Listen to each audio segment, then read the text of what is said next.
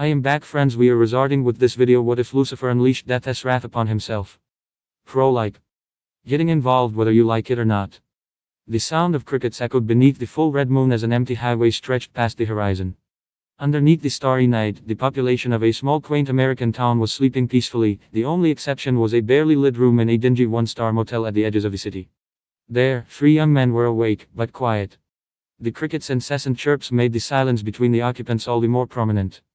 2 of them were in a bad shape, full of cuts, bruises and open wounds, paired with slumped, defeated postures.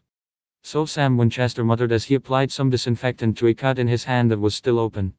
His tall and relatively thin frame could have been stunning, but the sagging shoulders and his uncombed brown shoulder-length hair gave him the image of a runaway teen. That was a complete failure, Dean finished his younger brother's statement. The elder brother wasn't in a better state either. If it was possible, he looked even more depressed. His face, which may have been described as handsome, now had the look of a man who had attended to his parents' funeral. It had been a day after the complete and utter fiasco that had been cathartic. The loss of Joe and Ellen, the memory of the mother with her slowly dying daughter, both sacrificing themselves by causing an explosion to take out the hellhounds that pursuing the Winchester brothers, was still fresh and painful, yet despite their heroic exit, the so-called mission had collapsed into chaos. Their actions were in vain. Lucifer summoned death, the horseman, said Castile, the third occupant of the room, in his usual monotone. This is bad. Unlike the brothers, Castile had no visible injuries, partly because of his angel status and also because he was absent for a large portion of the mission, courtesy of Lucifer himself and a demon named Mick. You don't say, Dean quipped, rolling up more bandages to rewrap a particularly nasty cut on his forearm. But I just said it, the angel stated, quirking an eyebrow. I'm not in the mood, Cass, Dean retorted and sighed. If it was any other time, Dean wouldn't have snapped, but considering the circumstances, it was a good thing he and Sam hadn't rolled upon the Impala in a demon hunting spree. Not that they weren't planning to. The angel remained silent, perhaps sensing the brothers' discomfort. As the heavy and comfortable silence returned to the room once more, Sam glanced between his brother and the angel before hissing as he applied another round of the disinfectant. There was a knock on the door. Which would have been fine if it wasn't 4 in the morning. Both brothers froze for a millisecond before Dean immediately reached for the cold, which, as they recently discovered, could not kill everything, and Sam for Ruby's demon-killing knife, which, despite the means of acquiring it, had been extremely useful. Yet Castile put up a hand, signaling the brothers to stand down, staring wide-eyed at the doorframe. This in turn caused Dean to frown and worry while Sam mouthed, "What is it?" Dean, however, went for the less subtle approach. Castile, what the hell? Whatever is behind the door is not human, the angel said with some dread, approaching the door like the wood could explode at any moment. The 2 brothers looked at each other in unison and blinked. Sam spoke up. What is it then? Ghost, angel, demon? Yeah, do you know if any of these would knock before trying to decorate the room with our insides? Dean quipped before quickly double-checking the Colt was loaded. None. Castile squinted as if looking through a hazy window and tilted his head. I'm not sure. Feels like a reaper, but more powerful. The angel took another cautious step, his gaze burning a hole in the door. Dean gave Sam a worried look. Reapers themselves were on the neutral side of things, not aligned with heaven nor hell. In fact, the one reaper which the Winchesters had met was one of the very, very few supernatural creatures they were on relatively friendly terms with, Castile notwithstanding. But now, Lucifer had summoned the Grim Reaper and brought them to the devil's side. Who was to say that the reapers wouldn't now turn against them? Along with the fact that reapers were normally invisible to living humans, fighting one would prove more difficult than your average demon, which was a Herculean task on its own. There were 7 more knocks, a total of 8, but the brothers and angel waited in silence. A muffled voice came from the doorframe. I know you were in there. Please open the door. I mean you no harm. Dean slowly approached the door and muttered perfect in his usual "you're probably screwed" sarcastic tone. His free hand clutched the doorknob before giving it a determined twist, throwing the door open and pointing the gun at eye level. Then he noticed the creature was shorter than him, the top of its head at the same level as the human's shoulder, and quickly brought the gun down, right between the creature's eyes. To Dean's disgust, the creature looked like a child, a teenager to be more precise. Not that he couldn't deal, the Winchesters had faced ghost kids and Lilith who possessed little girls. Also, Lucifer probably had no moral qualms about children. In order to quell his unease, the elder Winchester focused on the boys. Was he thinking of him as a boy now? More inhumane characteristics. For example, his skin was unnaturally white and taut. He wore a strange version of a black business suit with a cartoony gray skull as a tie. Actually, it seemed as if the boy belonged in an old black and white movie, the exception being his eyes, which were an inhumane double-ringed golden color. The same golden orbs were now observing Dean's gun with disinterest. Good evening to you as well. The tone in which the greeting was said was unnervingly calm for someone held at gunpoint. Is the gun necessary? The creature asked in a bored tone which was deeper than what any 15-year-old's voice should have been, increasing the hunter's unease. Yes. Who are you, what are you, and what do you want? You got 5 seconds. Dean made a point of loudly releasing the safety for added a dramatic effect, which the creature completely ignored, judging by his unchanged passive expression. Death the kid, Grim Reaper, your help. Dean did a double take. What? May I come in? The boy said, looking behind the brother. I believe pointing guns at others is not a socially accepted behavior, and we may be eavesdropped if we talk in the hallway. The older Winchester gave Sam a fleeting glance.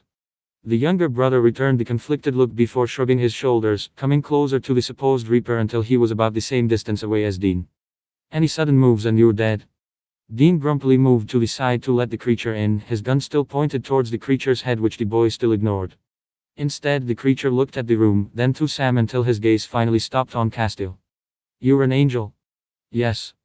Both fell silent and stared at each other. Sam and Dean, still in battle positions, exchanged weary glances. Okay, you gonna explain yourself, kid? Dean said, distancing the two supernatural beings from their stare-off contests. Right, yes, I should. The boy trailed off, briefly fiddling with one of his skull-like rings on his middle finger. The elder Winchester noticed how Kid looked worse for the wear. Some parts of his suit were worn out, leaves and dirt sticking out. Starting this century, Sam muttered.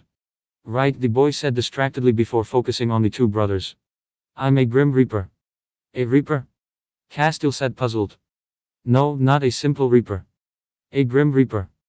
Dean brought his hand on the trigger, while Sam grasped on the mystical knife tightened. As in death, the Grim Reaper. Dean muttered in muted horror. It had barely been a day and death was already on their case. The elder Winchester cursed his luck. To their surprise, the boy shifted his gaze to the floor. No, that's my father you're referring to. Sam and Dean exchanged wide-eyed looks. I believe you already know this already, but apparently the apocalypse has started. Yesterday Lucifer performed and the kid shifted nervously, abhorrent ritual in order to use and control my father's power. He has unbound, and the Reaper's voice trailed off as he made a point to look anywhere but the humans and Angel, instead fiddling with his rings once more. Disgusting, he muttered distractedly. Finally, something seemed to click and the kid let out a small cough and straightened his back. Point is, I want to set my father free from Lucifer's spell. From what I know, I can either wait until the deed is completed and the world will end, an unfavorable scenario, or find a way to defeat Lucifer. Which is why I came here. And we're supposed to believe that? Sam remarked in patronizing manner, which caused the kid to glare at the younger Winchester. Sam, wait. Cass walked straight into the boy's personal space with his usual intense stare. The supposed Grim Reaper stood his ground, returning the gaze. Finally, Castile extended his hand towards Kid, but the Reaper took a step backwards, eyeing the hand with distrust. You are scared of angels? Sam teased the boy. I'm wary. I simply wish to see whether or not you're a Grim Reaper, Castile assured him. Then use your soul perception, the boy all but hissed, shoulders slumped and warily looking at the heavenly being. Dean frowned at Sam in confusion. Angels can only use it through physical contact, Castile stated. Sam shrugged and returned to his brother's previous action. The child gave him a long hard look. You're not lying, he said after a few seconds and slowly extended his arm. Go ahead. Castile lightly touched the other non-human's hand. A small light emitted from the angel's palm, whereas the boy's arm was surrounded by a black mist. Dean panicked, thinking the black mist was a demon, and raised his gun while Sam readied himself to lunge and stab the kid. However, the mist turned into black skull-like shadow and the kid's yellow eyes grew brighter until, for a moment, the stranger stopped resembling a child. Castile withdrew his hand. The shadows disappeared into the boy's frame, who now looked mildly annoyed. You're telling the truth, the angel muttered and turned to Dean. He's a Grim Reaper. So glad we got this over, the Reaper said in a deadpan tone. By the way, aren't the rest of the angels supposed to be fighting Lucifer? Dean let out a sarcastic huff as he sat back on the couch. Someone needs an update. The Grim Reaper turned to face the older Winchester. What do you mean? The other angels, Sam said as he lowered his knife and rubbed his brow. They were the ones that caused the apocalypse in the first place. The boy clenched his fists. You were joking. Sadly no, Castile muttered. It's the reason I decided to leave heaven. So you're a rogue angel? Castile nodded. Okay, let me sum this up, Dean piped up, standing up from the couch. Basically, Death has a kid, which is you, Death or whatever. The elder Winchester pointed at the Reaper. Lucifer summoned your dear old dad and has him bound, so you're trying to help us and beat the devil in order to get your Pennsylvania free. Pretty much. And it's Death the Kid, though I'm most commonly referred to as Kid, for simplicity's sake, the boy said, crossing his arms. Why go to us? Sam asked, his hand never leaving the knife. When Lucifer summoned my father, he summoned me too, being a Grim Reaper myself. You antagonized him, so I assume you were not best of friends. Sure thing, Dean nonchalantly said, but we were there and we didn't see you. Now why is that? My father's frame is towering.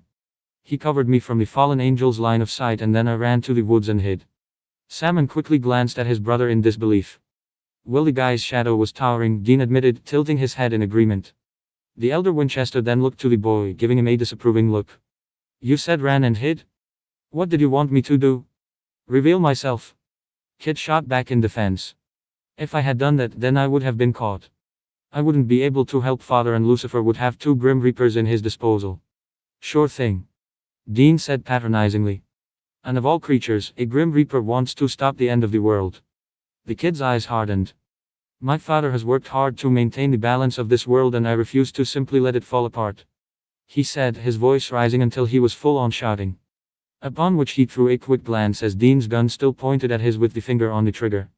The boy took a full breath and his whole frame relaxed slightly. I'm sorry, that was rude. It's been a long day. An uncomfortable silence stretched between the 4 individuals in the room. Kid looked at the 2 brothers expectantly, meeting Sam's distrusting frown with a blank look and occasionally glancing at Dean, who was content with looking out the window. Castile, on the other hand, remained silent, head slightly tilted and staring at the Grim Reaper. Dean broke the silence. We need to call Bobby again. Who is he? Is he an ally? None of your business, Sam quickly said. In reality, Bobby was a father figure to the Winchesters, no matter how they refused to admit it, and they weren't going to release their secrets on the first supernatural creature they found. That's a bit rude, though I can see where you're coming from, Kid said and took a seat on an empty armchair. But first, Dean and I are gonna talk. Now? Yes. Dean threw up his arms in defeat. Castile, keep an eye on little Helter Skelter. The young Grim Reaper quirked an eyebrow at the elder brother's weird naming antics, but remained seated while the Winchesters left the room. Dean. I don't trust that thing, the elder Winchester blurted. I mean, here we are, with death on Lucifer's field, and suddenly Dita's kid shows up and wants to help us. Please. I'm with you on this one, Sam agreed. It could easily be a trap. Give us up for his dad or something. The older brother kept glancing towards the door to the room. Something wrong? Sam asked, having noticed his brother's discomfort. I'm worried about Castile. You think he will be fine with? Cass is an angel, he's gonna be fine. Sam threw another quick glance at the door. So far nothing had exploded and there wasn't any freak light, so which, if anything, was a positive sign, but did little to soothe the Winchester's nerves. So, any ideas on what may kill a Kid Reaper? Wait, so we're planning on killing him? Well, yeah, Sam said as a matter of fact. What, Dean? I'm not hesitating. It's just that we don't know what we're dealing with here, Sam. So we do nothing? The kid hasn't attacked us. Yet. Dean shrugged. All I'm saying is that we should wait for now. Talk to Cass first, be cautious as hell, but I don't think we should kill the kid yet. Sam sighed. I suppose. Let's head back and call Bobby, he conceded, and the 2 brothers headed back into their room. Only to see Bobby in there. Dean gave the trio of Angel, Reaper and Human a loopy smile. Bobby. He said with a tight-lipped smile belonging to a slasher movie, how did you get here? The man gave a surprised look at the Winchesters before pointing at Castile in an exasperated gesture. Angel boy over there zapped me. The angel frowned in confusion at the man's outburst. I thought it was necessary considering our situation. The elder let out a frustrated sigh and wheeled around to face the others. Whatever, what's today's crisis? And who's the kid? Death Jr., said Dean, earning him another glare from Kid while Bobby froze on his seat. What? Evening, Mr. Singer. The boy politely said. Bobby gave a confused side glance to the brothers. My name is Death the Kid. I'm a Grim Reaper and my father is Death. Bobby remained silent, looking back and forth between the brothers, Kid and Angel. What? Pretty much what Wednesday Adams over there said, Dean explained, ignoring Kid's skull with proficiency that only years of practice could provide. So, Bobby spoke up. Your daddy is Death and you little Death, you're both Grim Reapers. The boy's frown deepened at the little Death comment, but he let it pass. Yes, you were correct. Wasn't the ritual in order to unleash Death only? Asked Bobby. Kid tilted his head in confusion. Unleash? Father and I were not restrained anywhere. You mean you've been on Earth this whole time? Sam uttered. Yes. Kid replied in confusion. Where else would we be?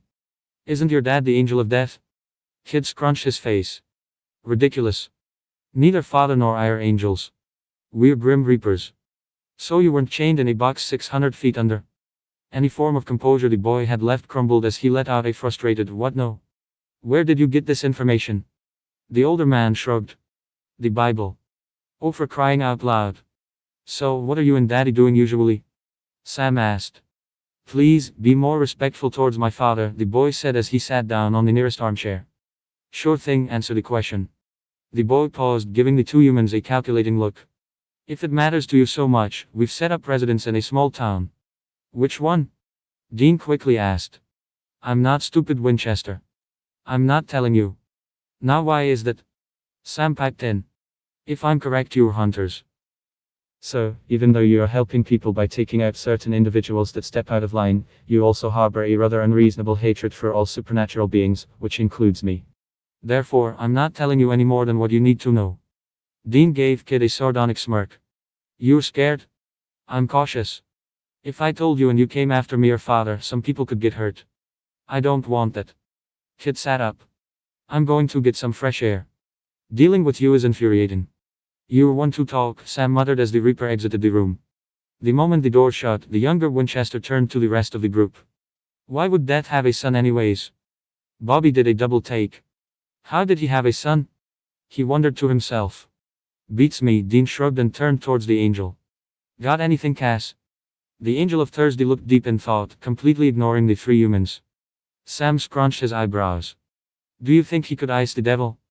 Death certainly can, Cass interrupted, causing the rest of the humans to look at him, but I'm not so sure about the child. I don't think we should trust him, said Sam. Can't say he inspires loyalty, Dean agreed with his brother. He threw a quick look at Bobby, who was looking at the floor intensely deep in thought. Castile, however, seemed to have a different opinion. It may not be such a bad idea. What do you mean? Sam asked. Death and his reapers mostly remain neutral in all matters except souls. Exactly. It's too suspicious, Dean threw in his 2 cents. Like Sammy said, what if he sells us out? I'm not that stupid. Dean and Sam whirled around, guns ready. Castile remained passive, while Bobby clutched his books a bit harder. At the doorframe stood the Grim Reaper, giving the humans and Angel a blank stare. How long have you been listening? Booby asked slowly. Long enough. You have loud conversations. So then Dean gave the teenager a sardonic smirk. Since you're all caught up, how about addressing the elephant in the room? This room doesn't have any elephants, muttered a confused Castile in the background. If you mean my intentions and reasons, I've already told you. I wish to rescue my father and maintain the balance. There's nothing to add. Fine then, Dean replied. And we're not taking you in. Then I'll follow you. Stalker. I don't have much of a choice. You people seem to be the only ones that know anything about this damn mess. I can't turn to father, certainly not to the Duma, and the angels are part of the Let's Destroy the Earth group. Sang Kid sarcastically. I realize you're not thrilled with the prospect of a Grim Reaper joining you, neither am I, but frankly I don't see any other way of helping Dad and preventing this world's destruction. Which would be nice and all to believe, Sam remarked, but there are some holes in your story, buddy. Yeah, Dean cocked his head to the side. How did you find about us in the first place? Excuse me? Kid asked in disbelief. Castile over there, Sam cocked his head towards the angel, zapped us away right before you and your dad were summoned. Which means you saw us for about a split second. Yet you managed to see us, identify us and track us. Sam let out a disbelieving laugh. Grim Reaper or not, you must have had outside help. Kid's figure tensed. There are certain ways to find information. Dean leaned forwards. Really now? What ways? Do they include an angel-turned-demon called Lucifer? No. Kid immediately replied before breaking eye contact. I made a promise to not reveal their identities. Whose identities? Dean continued with his line of questioning. The ones who told me about the Winchester brothers, namely you. Such a crying shame for them. I want to know who it was. Now, Dean demanded. Kid looked visible uncomfortable. That may not be the best of ideas. Dean cocked his gun. Don't care. Names. Now. Kid shot Dean a quick look. Fine, he said with clenched teeth. They were a mother and daughter. The three humans paled. I believe their names were Ellen and Joanna Harvell. Dean picked up the child by the collar and slammed him into the wall, gun shoved at the creature's temple. Pick your next words very carefully. Let me go. Kid trashed in the hunter's grasp. This is the exact reason why I didn't tell you who they were. Joe and Helen are dead. I know that. Then how did they talk to you? Grim Reaper. Fucking think. Kid hissed. Now put me down before I break your arm. Dean said, Sam worried. The elder Winchester threw a seething glare at the Grim Reaper, who countered with a scowl. Eventually the hunter let Kid out of his gasp, the bow landing gracefully despite the chokehold he was in a few seconds ago.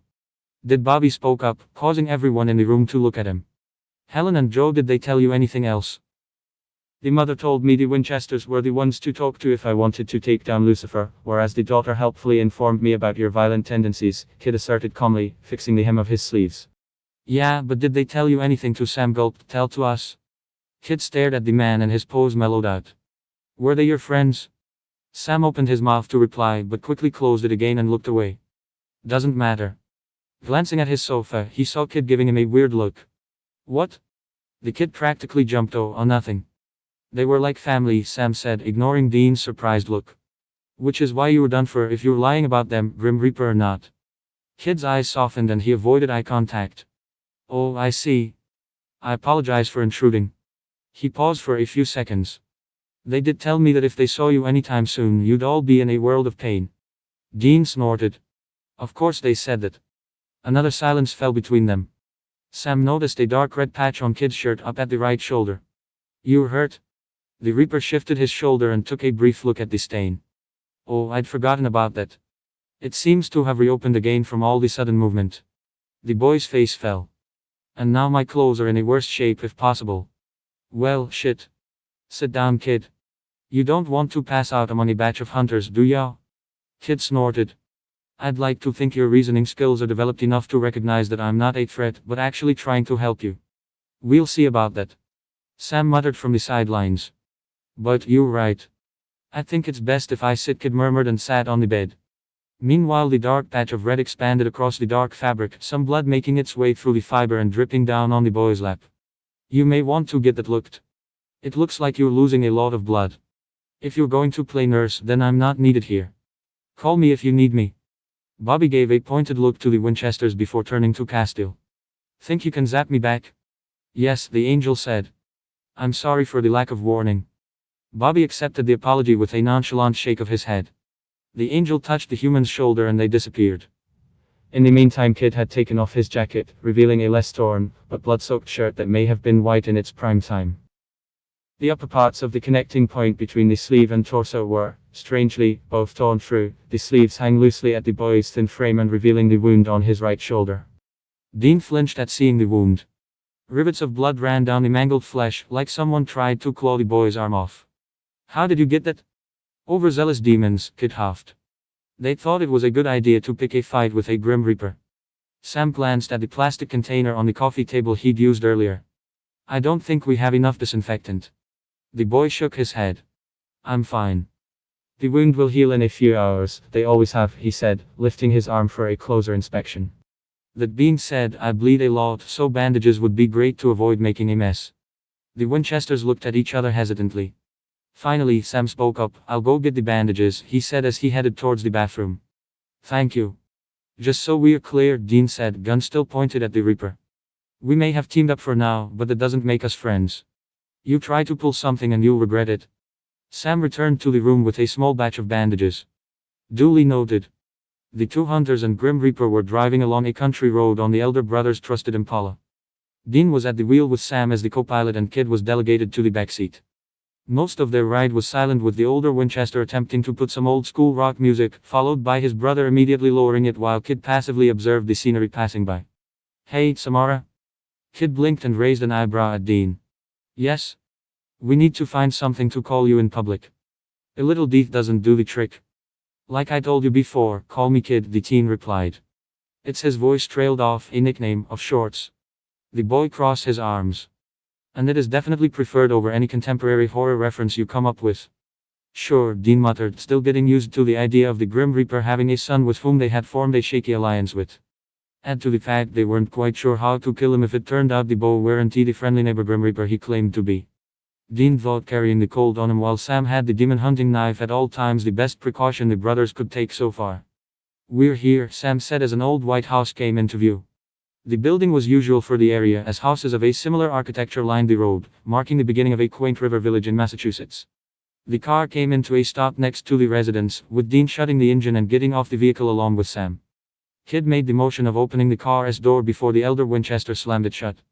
"You stay in," Dean said to Kid. "This is our business. I can help you." "No," Dean cut him off. "Our business, our rules. Stay in." The Grim Reaper let out a haughty cough before plopping back at his seat. "Fine." As the Winchesters got out of the car, loudly closing the doors and walking towards the house, Kid let out a frustrated sigh. The brothers were completely unreasonable. A bit of mistrust is perfectly logical when dealing with strangers, but these two thought Kid would attack them at any moment. The first part of the journey felt like an interrogation. The elder brother, Dean, kept giving him patronizing "yeah, I bet you relish teeth" looks, letting sarcastic remarks at the young Reaper's answers, whereas Sam, to the boy's immense relief, only glared at him occasionally. If they kept this up, Kid would attack them out of frustration. Not that it would help his situation at all. Unfortunately, it seemed these two humans and Angel were the only ones directly trying to stop the apocalypse. Speaking of which, Kid's thoughts returned to his father. The boy's frown deepened. At this point he knew little about the situation, so he could at best only give a rough estimate of what had happened to the Grim Reaper. Death was definitely sealed, and from what little Kid felt during the summoning, and few information mentally exchanged between the two Reapers, which went less like telepathy and more along the lines of "hey, here's a concept," the binding was absolute, strong enough to null his father's own binding to Death City. It was tragic in a way. The one time his dad was finally free from his self-inflicted prison, not that Death had ever referred to his situation in such a negative light and allowed to roam the world, he was bound to the devil's wishes. And the worst thing was that Kid couldn't do much. At first, his only option was to flee. Had he stayed, the young Reaper would have also been captured and, bravado be damned, Kid was a pragmatist at heart when it came to such situations. Lucifer was much stronger compared to the young Grim Reaper, especially when said Reaper was ready to put on pajamas and go to sleep, which was when the summoning happened. No, what Kid had to do was find allies, people that not only wanted to fight the devil, but also had the means to do so. Asur's defeat was a group effort, so effective that Kid hadn't completed his lines of Sanzu, which most thought would be instrumental for a victory. For Lucifer, however, the situation was different. The Duma did not deal with demons or other supernatural creatures as a rule unless one of them ate souls. This, of course, meant that most people there did not know how to fight demons and the like, which in itself ruled them out as potential allies. However, even if the Duma's technicians were to fight, Kid would be hesitant because this was the actual devil they were dealing with. Fighting against him would be suicidal to a human, even if they were in weapon form. And of course, this didn't even count the danger that the Winchesters could pose if they labeled the weapons as non-human and followed an aggressive course of action. Of course, Black Star would loudly protest if he heard that line of thought, with Liz ranting that she would come with Kid whether you like or not, brats, but they weren't here. They did not know the situation, and the last thing Kid wanted was to involve them in this cosmic mess. The boy shook his head. There was no need dwelling at the past, especially when it didn't provide new insights. For now he'd have to play along with the brothers, hopefully maintaining the alliance long enough for the Winchesters to get in their heads that Kid was here to help, not he whisked them in the middle of the night or whatever other melodramatic quips Dean threw at the Grim Reaper. Almost half an hour after the Winchesters had gone into the house, the brothers walked out and headed to the Impala, with Sam giving its residents one final wave. They were at a random burger restaurant, or dinner as they called them. Sam and Dean were sitting opposite of each other with Kid in between. Dean had just brought their orders, the older brother's food being an unhealthy burger and fries opposite to Sam's, which was a salad in a cup. Kid had ordered a simple iced tea. Unsurprisingly, the Grim Reaper's appetite hadn't been great since his father was kidnapped. The two brothers started talking about their beloved babysitter and childhood's memories, so Kid opted out of the conversation. Then Dean mentioned about normal life and Sam's face fell. Oh dear, there was more melodrama. Kid could practically hear the sad piano playing in the background.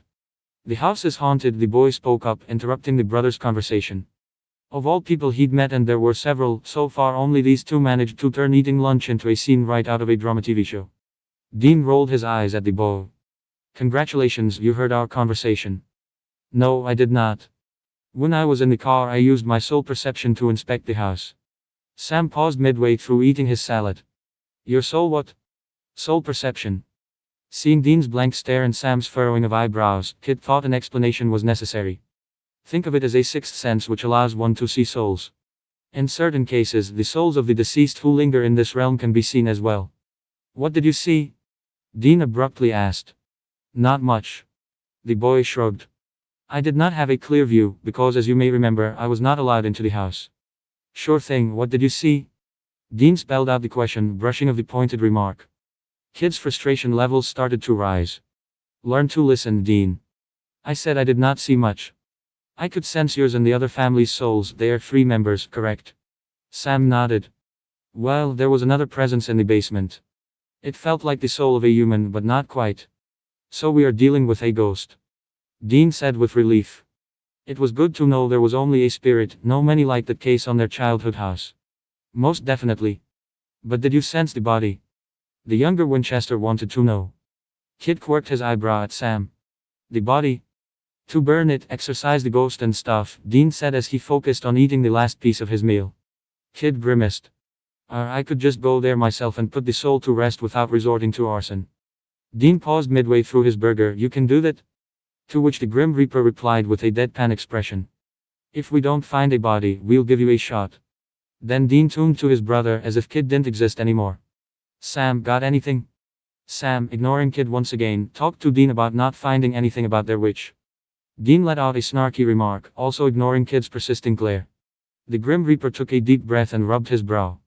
He would attack them later after he rescued his father. Thank you would be nice. Kid said through slightly gritted teeth. Even better, how about you include me in this part of the conversation?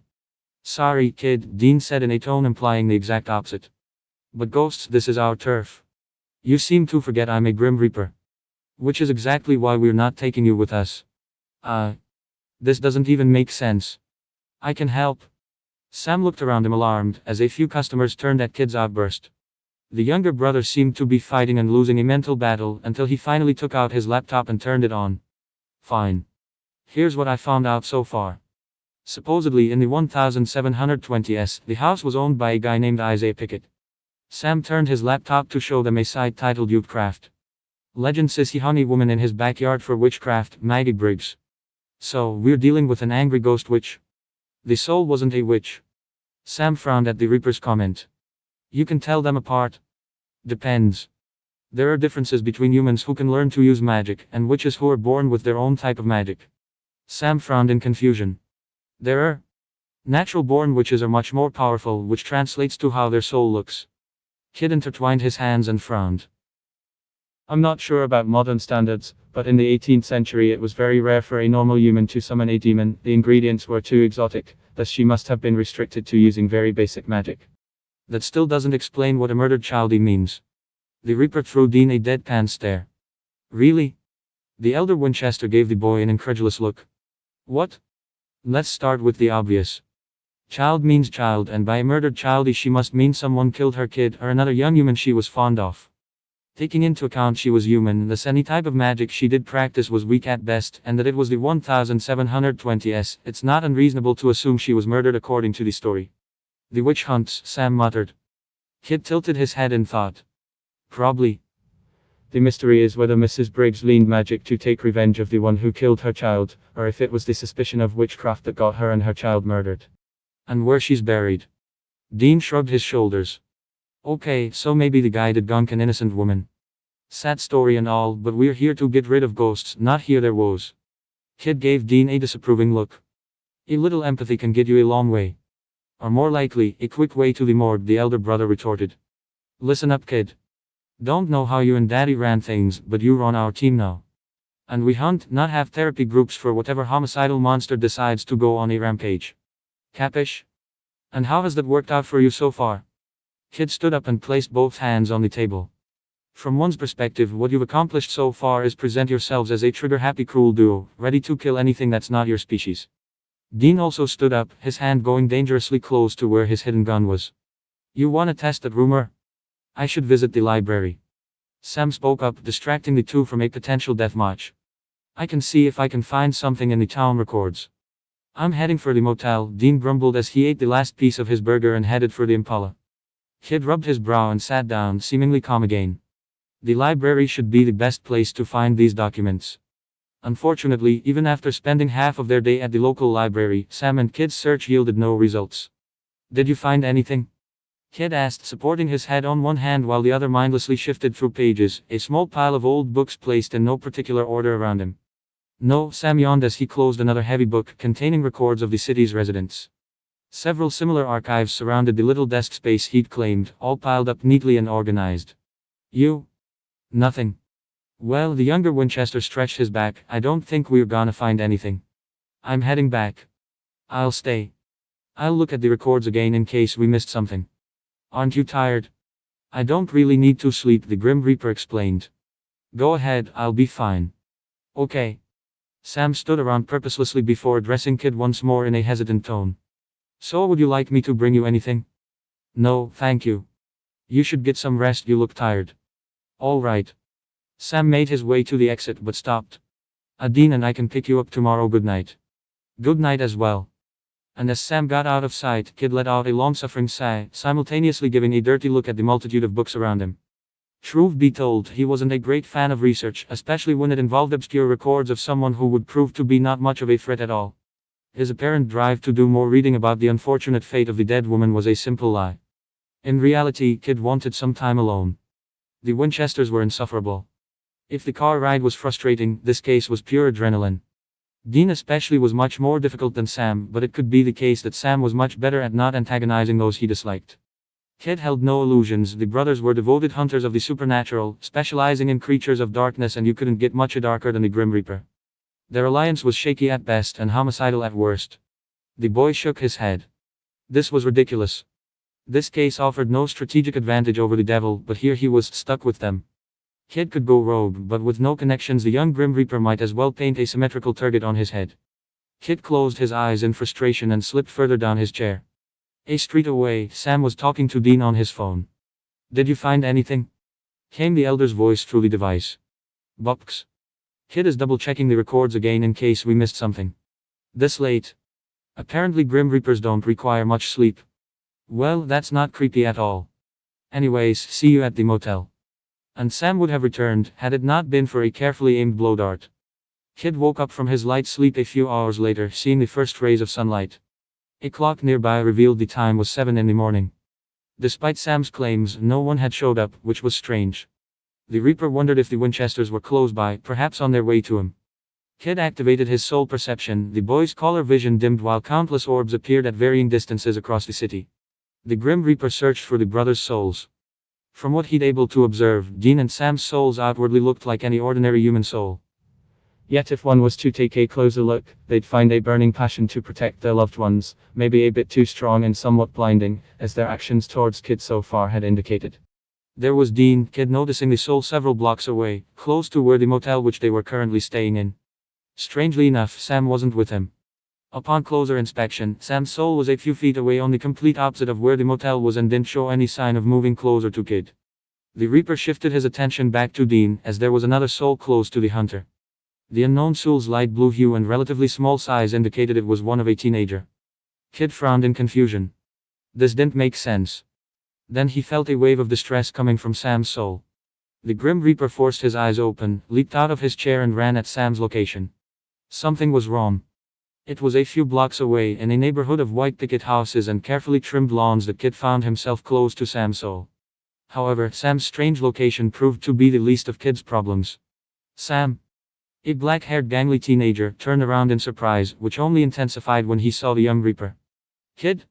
You recognize me? Oh, thank God. What happened? I sensed you were in distress and I came to meet you, but Kid did a once-over of Sam's form. That's not your body. Sam threw his arms in the air in exasperation. You think I haven't noticed? What happened? Kid gestured to not Sam's body. I don't know. The younger Winchester exclaimed as he ran a hand through his now short hair. Wait, you said you sensed me in distress? Soul perception. The Grim Reaper crossed his arms at the brother's raised eyebrow. Don't act as if you're not glad I'm here. Sam shook his head. Whatever. Do you have any idea what's going on? A Kid gave the teen a wide-eyed look. It could be a transfer of souls, probably is one. Witchcraft? The boy shrugged his shoulders. Probably. Damn it, Gary, Sam muttered. So any ideas? Kid rubbed his forehead, trying to calm himself down. You should lay low.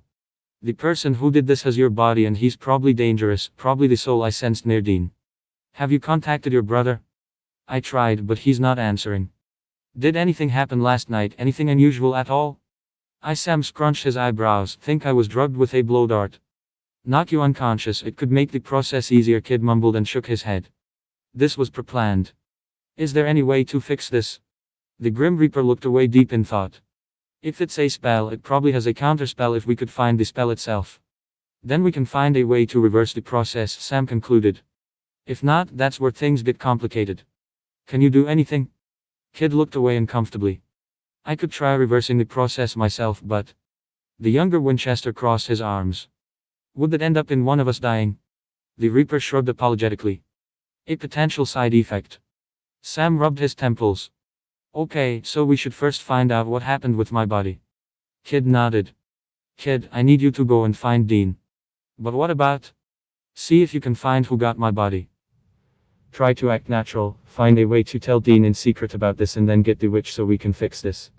Sam ran a hand through his now short black hair. I know Gary, the original owner of the body, practiced witchcraft. I'll try to find his book, see if we can locate the spell used. What if something happens? He may have accomplices. Sam huffed in indignation. He's a teenager and a nerd, the only accomplices he has are acne and sexual frustration. Nevertheless, Kid gave the brother a worried look. Whatever the case, be careful. I may not know you two for long, but I'm certain Dean will have my head if something happens to you. Literally. It was about 20 minutes later that Kid ran. He seemed to be doing a lot of that recently back to the motel. The young Reaper stopped outside the entrance to Dean's room. Ripley does the rem of his job one the brothers had half-heartedly acquired so Kid wouldn't look like a horror movie victim while simultaneously checking the room with his soul perception to ensure Dean and Sam's body snatcher were still there. He quickly ran a hand down his hair as well to fix stray strands into place, and upon making sure he was symmetrical Sanzu lines be damned, Kid politely knocked on the door. Who? To be greeted by Sam's body which was housing a different soul, the disconnect causing a small wave of vertigo to the young Reaper. Kid had to employ all his mental strength to not flinch at the sight. Kid, where you been, man? Thankfully, Dean showed up from the side and the boy tried his best to keep his face neutral. I got caught up at the library. Did you now? Yes, I did. Seeing Dean's persistent scowl, Kid folded his arms. Are you implying something? No, of course not. It's just that Sam over there, he gestured to the imposter, already found out where the witch was buried. Why were you at the library again? I did not know Sam acquired such data. Kid turned to Sam's body. I must say that is impressive. Where did you come across such information? The imposter hesitated. Research. You know, at the library. The young supernatural looked away. I was with you at the library. Oh, did I forget to tell you? Yeah, sorry, man. Kid's eyes would roll out of his skull if they could. This person was a horrible, twitchy liar. How had Dean not figured out the switch yet? I see. Please be more considerate next time. I may not need much sleep, but it is something I appreciate. Yeah, sure, man. Kid turned to Dean, inwardly wanting to scream at him for not realizing the switch, but outwardly gave the older brother a blank look. Since you found the body, the witch? She's dead. Kid raised an eyebrow. I meant dead, or you know what I mean. Sure. An uncomfortable silence fell between the three. So, Dean spoke up. Me and Sam are heading out to a bar. Good. Maybe then, Kid would manage to separate the two and explain the situation to Dean. I'll be ready in a few. The imposter let out a shocked laugh. What? Dude, you're like 13. Me and Dean, we're adults. We can drink and stuff. Oh, Kid had forgotten about that. Despite that city technically being in the US, certain parts differed greatly, to account for the large presence of international students, such as adopting the metric system, Celsius scale and changing the legal age to 18, not that Kid had bothered with the last part since he couldn't get drunk anyways. The elder Winchester shrugged. Nothing I can do. You look underage, Kid, and I don't think you got in Daho. Kid's sight was fixed on the imposter as the actual Sam had mentioned, Gary, as the two humans left the room. They'd get back eventually. Then he'd confront the imposter. The body snatcher was a teenager, that much he could tell from seeing Sam's current form. And from what little he'd picked up, Gary was an ordinary teenager. His eagerness to get drunk and Ado badass stuff revealed as much. Coupled with the picket fence house and a brief scan of the souls inside, his family was usual, if not a bit strict, in which case witchcraft would be an enticing prospect for a rebellious teenager. How Gary had recognized the brothers and why he was acting in that way was a mystery, though it could very well be that he didn't understood the implications of his actions. In that case, Kid thought to himself, a proper demonstration on supernatural creatures is due. Dark shadows appeared on the edges of Kid's form, the fluorescent yellow eyes glowing slightly brighter, contrasting the pale white skin. You want an exciting encounter with the supernatural, Gary? The Grim Reaper's lips turned up slightly into a faint smirk. You should have been careful what you wished for. It was several hours later, after Dean had come in and crashed on the bed, that Kid sensed Gary arriving on the motel. The body snatcher tried sneakily make his way across the motel, towards Dean's room, and he would have done so, hadn't it been for a thin figure seemingly materialized from the dark shadows. So you came back. Dean was starting to worry. Hey kid? The imposter let out a sigh of relief. You scared me, man. Why are you up so late? The boy pointedly ignored the body snatcher's attempt of small talk. We haven't properly met yet. Hello, Gary. Fake Sam's eyes widened. What? Gary. The Grim Reaper tilted his head in mock confusion. Is that not your name? Oh no. My name is Sam. Sam is the name of the original owner of this body, which you are not. Kid took a step forwards while the human backed away. Or Gary. Am I mistaken? Yes, you are. It was a rhetorical question. The imposter adopted a nervous smile, which he quickly dropped upon seeing no change in Kid's blank expression. What are you saying, man? Gary, you may have already guessed, but I'm not human. Not human? Fake Sam let out a nervous smile. That's crazy talk, dude. What are you then? An alien? Don't try to play coy with me. Gary stepped back as Kid walked towards him. You know of the existence of the supernatural. If I may say, you are part of the community yourself, though the means are sketchy. And how can you see that? I can see your soul. Kid tilted his head as if to look down on Sam's body. You are not Sam. You are a boy at his late teens, named Gary, who has been dabbing in the magical arts. How do you know that? The imposter cut himself off. I mean, what do you mean you can see my soul? He took another step back, eyes wide like a deer in headlights. Neither angels nor demons can see that much. Father and I are what you would call experts when it comes to souls. Yeah? Who's he? Death. Kid gave the boy a mocking smile. You may also know him as the Grim Reaper. The Reaper heard Gary actively gulp. Death? As in the horseman? We don't have horses in our house. Gary stumbled backwards towards the bed frame. Now then, may I ask how you perform such an underhanded trick? Kid said slowly. Playing with souls is not something I appreciate. Get the hell away from me. Gary, Kid insisted in a soft tone which sent shivers down the body snatcher's mind. Playtime is over. Tell me what you're planning and I may spare your life. The tension was palpable. The imposter's pathetic attempt of a rebuttal only fueled Kid's annoyance, causing dark writhing shadows to manifest at the edges of his skinny frame. For a moment, Gary's eye caught glance of one of the monstrous shadows, then quickly focused on Kid's eyes which seeming to glow a menacing yellow. Okay. The imposter exclaimed, shutting his eyes and turning away from the Grim Reaper. Okay. I admit it. I'm Gary. Then Dean jumped out of the shadows, demon-killing knife in hand. Fucking knew there something was wrong with Sam. Hello, Dean, Kid calmly commented, still focused on Gary. How nice of you to join us. The Winchester frowned. You knew I was hiding. Soul perception. The elder brother shook his head before refocusing on Gary. He marched towards his brother's body and put the demon knife right under the imposter's Adam's apple. Where's Sam? He's with Trav and Nora. They called me saying they've taken him hostage, I think. Gary fumbled on his own words, to the verge of tears. I don't know what they plan to do, I'm sorry. Where? Dean cut the imposter off from his frantic rant, applying more pressure to the knife. At Trevor's house, Brown Street 24. Kid cursed loudly before vanishing into the shadows. Dean blinked in surprise before turning back to the imposter. So, Gary, Dean threw the teenager a scathing look. Let's talk. Meanwhile, Sam, trapped in Gary's body and tied up in a chair, had inadvertently learned all about the situation. Gary and his two other friends, Trevor and Nora, were not only playing with witchcraft but also were talking with actual demons, as if the witchcraft part wasn't bad enough.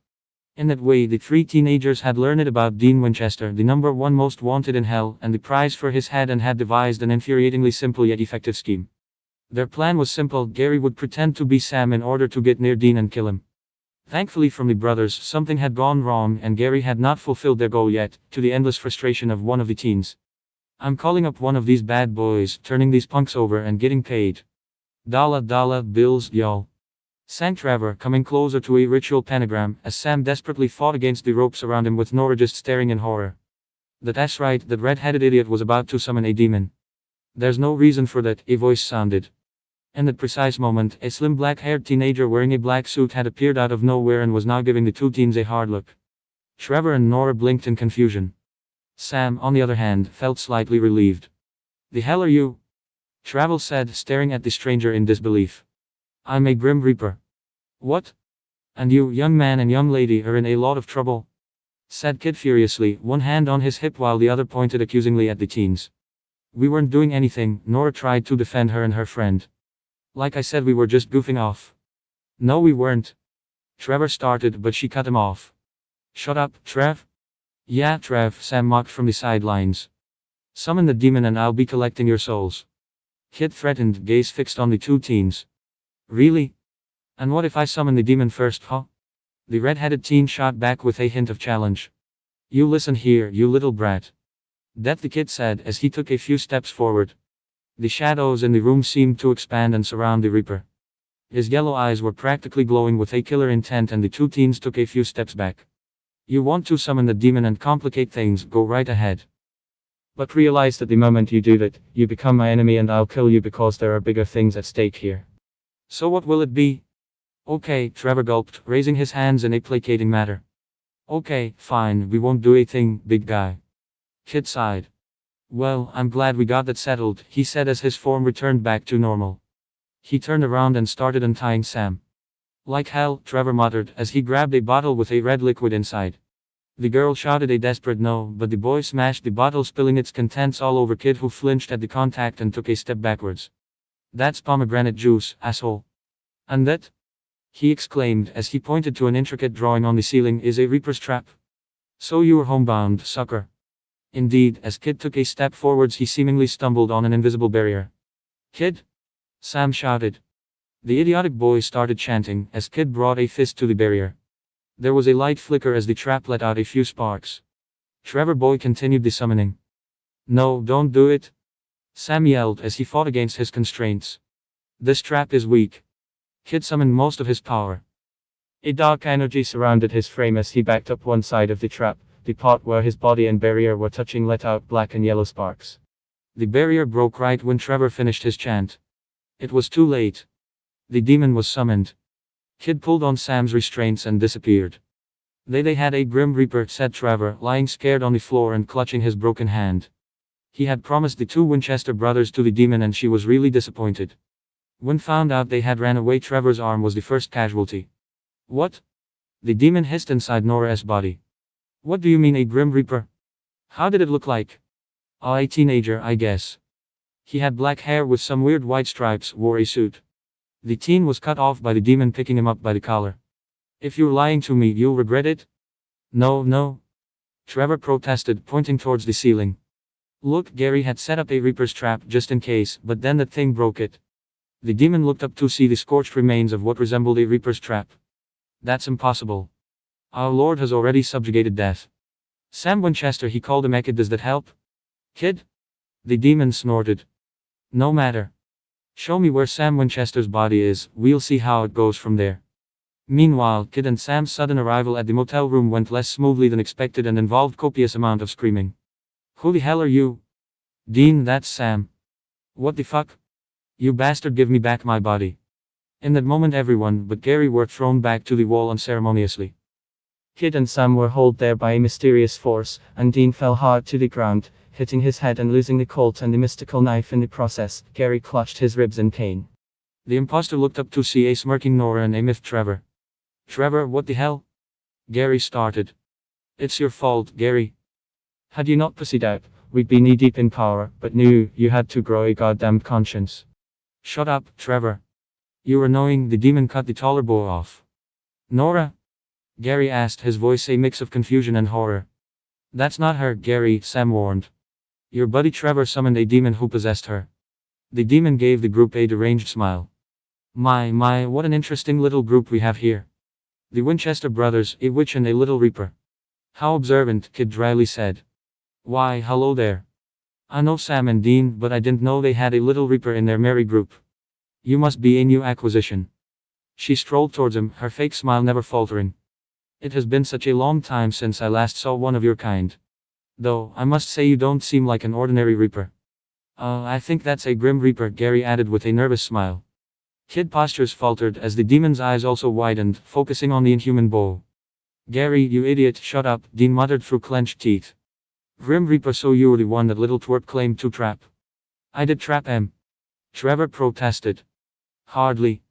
The trap was weak and asymmetrical. Kid shot back, annoyed. Hey. But there's a problem. Taking a few tentative steps forwards, the demon focused on Kid.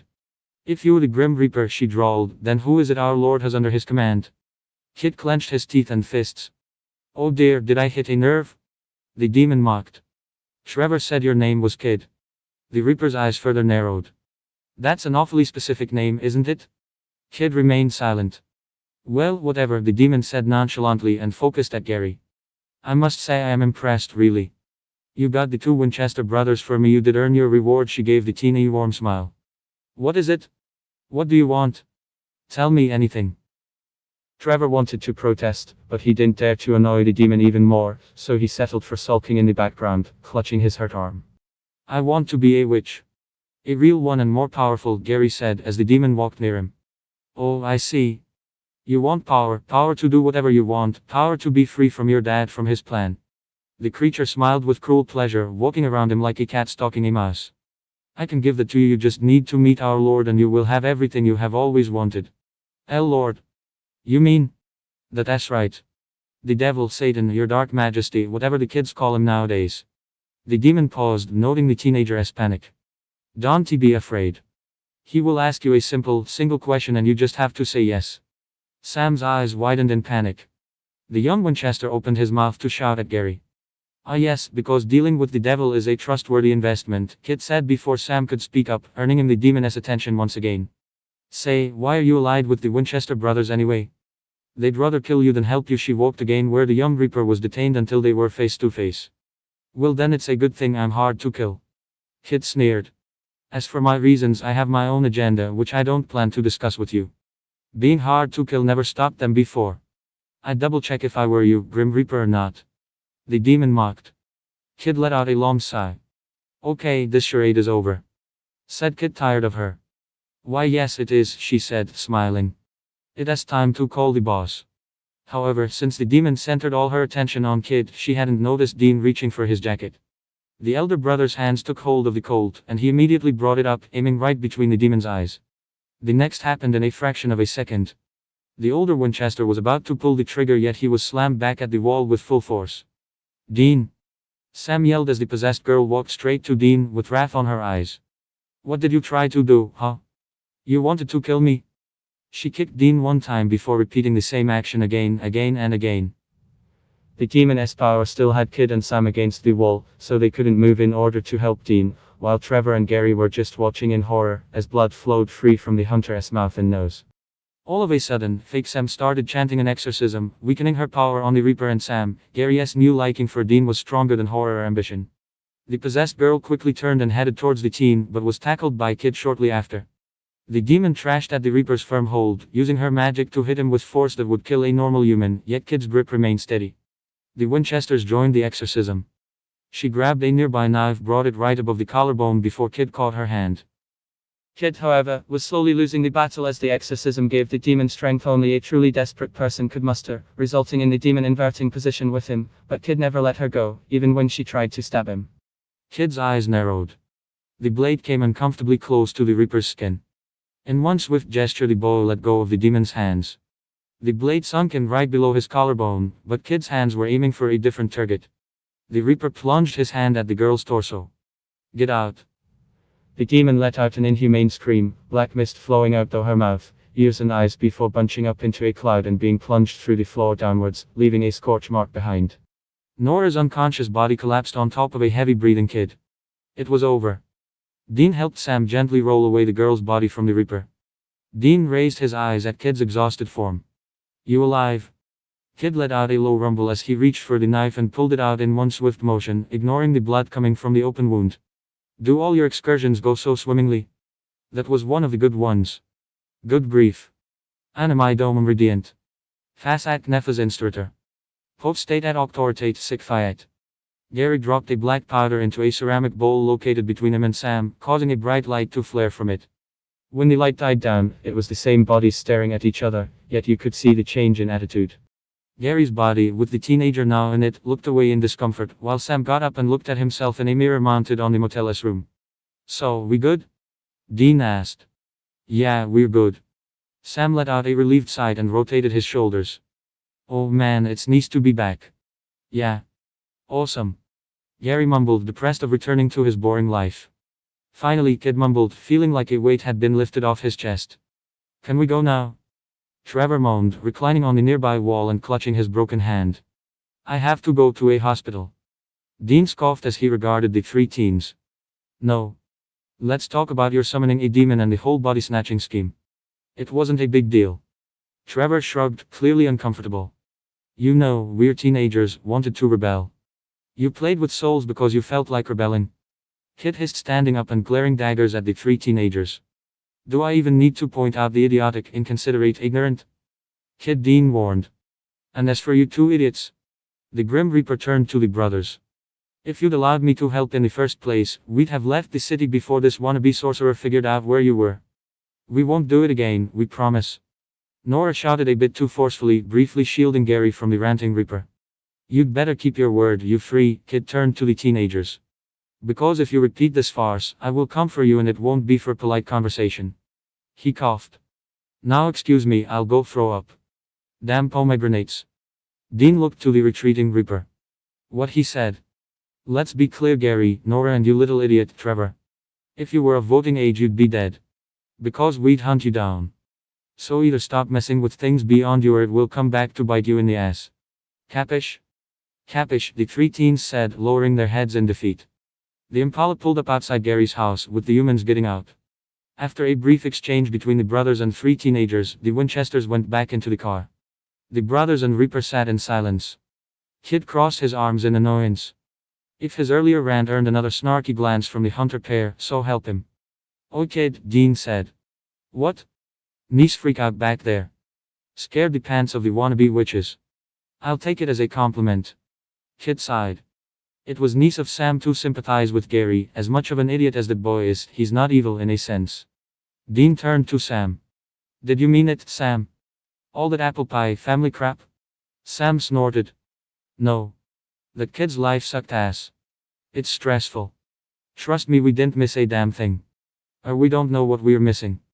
And with that, Dean started to drive. At least this motel had a few basic appliances he could distract himself, Kid mused as he stirred the dark brown liquid in a small pot. The motel room where the three were staying in had a small kitchenette consisting of a simple stove, a sink and basic weathered kitchenware.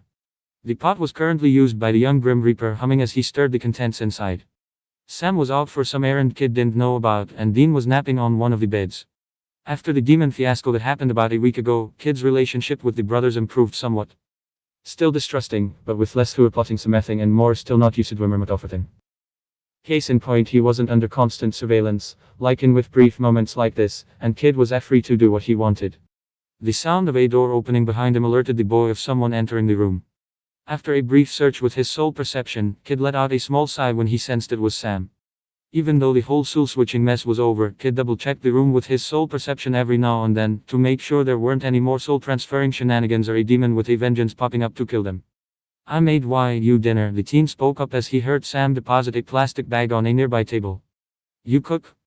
The human said and looked at Kid, surprised. Someone has to. Have you been living on fast food until now?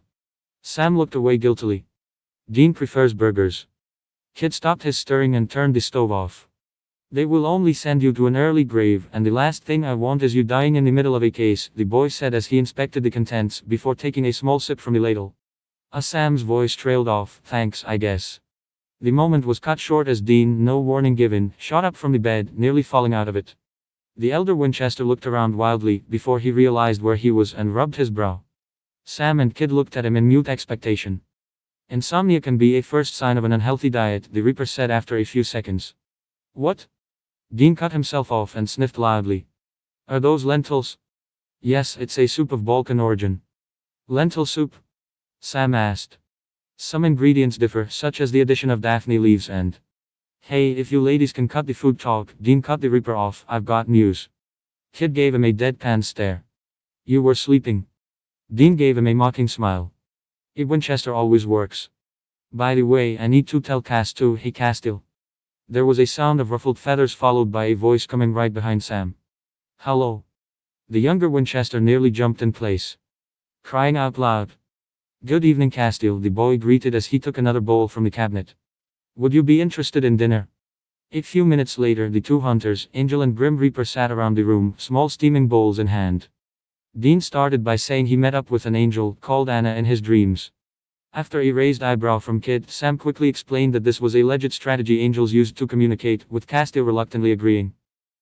Getting back on track, Anna claimed she wanted to help the Winchesters fight Lucifer, which brought some relief, only to be immediately shattered as Castile relayed Anna's true plans of killing Sam and spreading his molecules across the galaxies.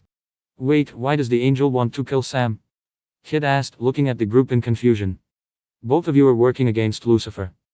Dean uttered, at loss of how to explain the brothers' conundrum. Enter Castile, the walking-talking deadpan exposition. Sam is Lucifer's perfect vessel. At the angel's dry tone, the younger Winchester looked away in a mix of frustration and desperation. There was a small pause. This, Kid eventually said, complicates things. You don't say, murmured Sam, before turning to the angel. Would that work? Killing me? No, Dean said immediately, getting the same reply from Castile as well. Sam turned to the Reaper. Kid? Well, you're not going to say yes to Lucifer, are you? What? No, of course I won't. Dean sat up straighter than before. Are you getting any bright ideas, Kid? Let me finish, Dean. Kid sighed and turned to the younger Winchester. Sam, you claim you won't say yes, and I have no reason to believe you do otherwise. But what if I do say yes? That's up to you. Not much we can do. Except kill me. Well, with that logic, we might as well kill everyone, the Reaper said in exasperation. Anyone can do harm if they wish to. However, as I'm sure you're aware, most people have a conscience, morals, what have you, which is how this planet is kept in a relative degree of order. He gestured to Sam. In your case the stakes are higher, but the probability of you willingly saying yes is quite low. That's true, Castile voiced his agreement. Also, if Anna does succeed in killing you, Lucifer or I and Dean will find a way to bring you back, Sam. And the angel hesitated, make sure Anna doesn't get to you ever again. That's Sam looked away unsure how to respond. Thanks, I guess. Castile gave him a stoic nod. Then he took a small sip of the soup. This is nice. Thank you, Kid replied. Dean, who had raised his eyebrows approvingly at the two supernatural creatures, leaned back against the armchair. So what do we do? Do we start making angel wards, get Castile to polish his angel blade? The angel sighed. I'm afraid it's more complicated than that. Of course it is, the older Winchester drawled. So what do we do? We find her. Poke the bear? Sam asked, his expression revealing he wanted anything but getting close to the female angel. More like restrain it, Castile said. If Anna is coming after you, we have to be prepared. If we're lucky we can restrain her, trap her momentarily. Sam tilted his head in confusion. And we find her how? We can. The angel paused deep in thought. Be right back. And with a whoosh, he was gone. It was about 15 minutes later, after Dean and Sam had finished their dinner, that Castile showed up, mystical artifacts in tow. Wordlessly, he deposited an old worn ceramic bowl in the middle of the coffee table, and dropped a mixture of dry leaves and some other unknown substances into it. Finally, he took a handful of ash, placed his hand over the bowl and started chanting. Zada Asakuzits Ralai Estates Laji Rosa. He let the ashes fall into the bowl. There was a cackling sound and red flames shot over the container, getting dangerously close to the curtains. Don't burn the place down, Kid muttered from the background. Castile stepped away from the table and leaned on the back of a chair, eyes closed and breathing heavily. The brothers looked worriedly at the angel. Oh no, you've got that look, Dean mumbled. What did she do? She traveled back. Sam frowned. What? Anna traveled back in time. The angel gulped. 1978. We weren't alive then. But your parents were. Castile cut Sam off, alarmed. She'll try to kill your parents so that Sam never gets born and the apocalypse never takes place. Does that mean she's scared of facing you free? The Reaper placed his hands on his hips. I have to say, I'm impressed. Okay, so she time traveled, Dean spoke up. Big deal, we go after her before she screws up the past. No, I should go alone. Cass, these are our parents. We're going with you. I can't do that, Sam. Cass, Dean warned. I'm serious. I barely have enough energy to go back in time without even mentioning bringing passengers along. It would exhaust me. The two brothers sat in silence while the angel sank further back into the armchair. If I may, Kid carefully spoke up. I think I can help. Father and I can do limited time travel. Helps with collecting the souls. I thought it is the Reapers that do that, Castile said. The boy tilted his head to the side. Reapers signal the soul to leave the body. Then the soul follows instinct and lets itself into the afterlife. Some souls, however, grow too attached to this world and forget how to move on. We help these souls pass on. That's sweet in its own twisted way, Dean commented. Well, can you help? Sam asked Kid, who in turn faced Castile. You said you were cut off from heaven's power. Perhaps I could provide it. Dean looked expectantly at the angel. Will it work? I don't know, Castile turned to Kid. How much power can you provide? The boy shrugged. Not much, I'm afraid. I'm not aiming at your Grim Reaper, but it's better than relying solely on your own.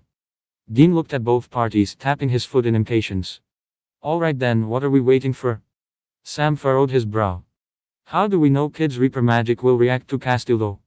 Well, I could help as a middleman, Kid said, make sure no side harms each other and Castile could focus on the spell itself. Dean nodded. Sounds like a plan. So how will we do this? Dean, Sam, you hold my hand. The angel nodded at the Grim Reaper. I'm ready. Kid closed his eyes and let out a deep breath, calling the dormant power inside of him.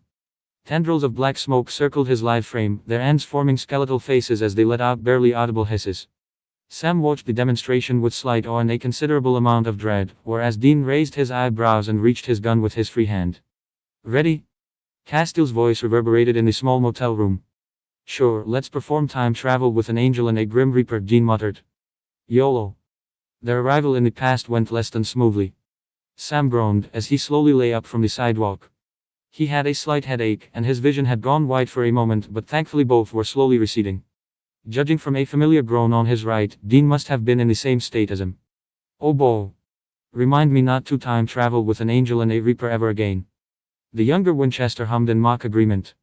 He and Dean slowly stood up and scanned the sidewalk, looking for their two inhuman companions. They found Castile slumped on the side of a car a few meters away, with Kid sprawled on the pavement. Ugh, what? The brothers heard the angel mutter as they approached him. Cass?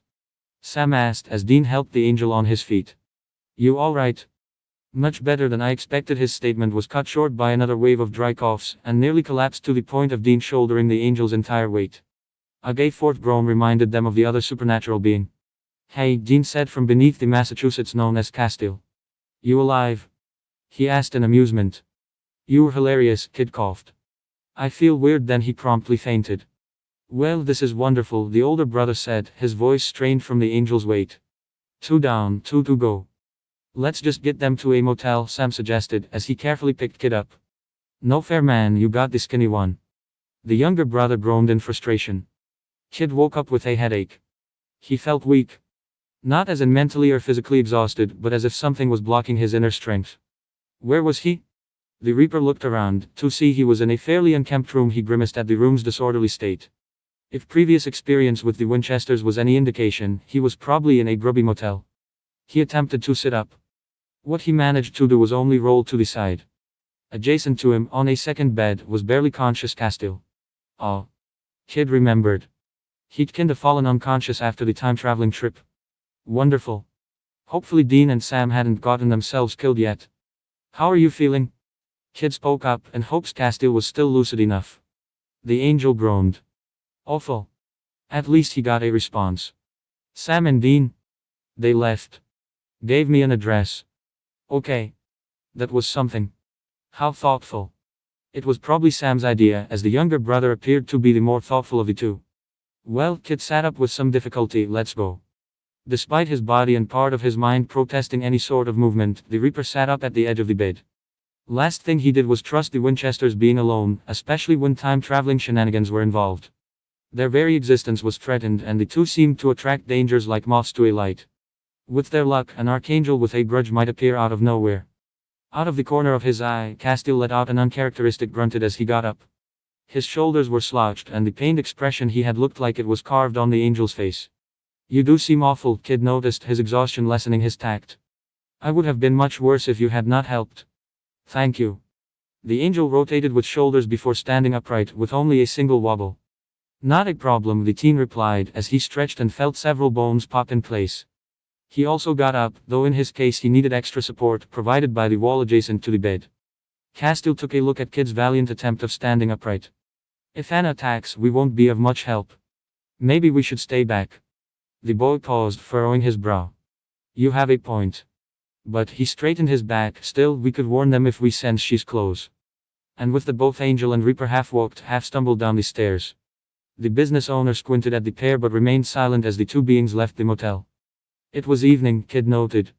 According to what the boy remembered when they arrived, besides the sudden exhaustion, was the summer sun smack bad in the middle of the sky. Now, the sun was setting and a cool gust of wind ran through the entire city, rustling the trees in a nearby park. Speaking of the park, Kid felt a sudden urge of energy at that location. Now, if he didn't have a headache, he might be able to properly see the cause of the disturbance. The time travel must have taken its toll on him. Well, thankfully, soul perception wasn't very energy intensive. Kid looked back at the park, this time with his sixth sense active. And stopped dead on his feet. What is it? The angel asked, who looked worriedly at Kid, then looked around in alarm, as if Anna would pop up out of nowhere, angel blade in hand. I sense two angels. Kid's statement made Castile's earlier suspicion all the more possible. They're over there, the Reaper gestured at the general direction of the trees. Is it Anna? I'm not sure. I should be able to identify them, but we were both weakened by the trip. Castile looked towards the park. We shouldn't engage. On a level, Kid had to agree. He didn't want to find out if an angel's smiting applied to Grim Reapers as well. Probably not, but one could never be sure. I'm not planning to. Though this brought up a valid point. Did the female angel know Kid was on the Winchester side? If not, she probably wouldn't attack him on the spot, giving him some legroom. I have an idea. Not sure if it'll work, but I need you to stay back. To say Castile did not look pleased was an understatement. Anna is strong. She may kill you. Kid gave the angel an amused smile. I'm a Grim Reaper. Easy to kill is not one of my characteristics. Kid briskly walked his way towards the two angelic souls. There was no point in being subtle. The angels' souls were a beacon of light, and the young Grim Reaper's soul carried its own distinct wavelength. Sneaking would be as effective as painting a plane carrier in the middle of the Atlantic in forest paint. They'd both sense each other when they close enough. Kid simply had the advantage of seeing them first. As he approached them, Kid sensed one of the souls to teleport away, leaving the female angel behind. Good. When he reached the small clearing, Anna already had her sights on him. You look awful. Kid frowned. That was rude. The angel wasn't in a perfect condition either, there were dark circles under her eyes and she had a slight hunch. Miss Anna. The angel gave Kid a long look. I'm a Grim Reaper. That's the kid. Death's son. I see. You're from my time. Are you allied with the brothers? Well. Kid's cover was up. Yes. You want to kill Sam Winchester. He's Lucifer's vessel. The one who bound your father. I know. Then why are you here to stop me? Killing Sam Winchester will accomplish nothing. It's not his time and he has friends and family that will protect him at all costs. He is already against Lucifer and I'm sure he will not give his consent. You're certain? You'd be surprised by how much information a person's soul reveals. And if I keep going after Sam Winchester, you'll die. By you? Kid shrugged. Maybe. If not by me, then by someone else.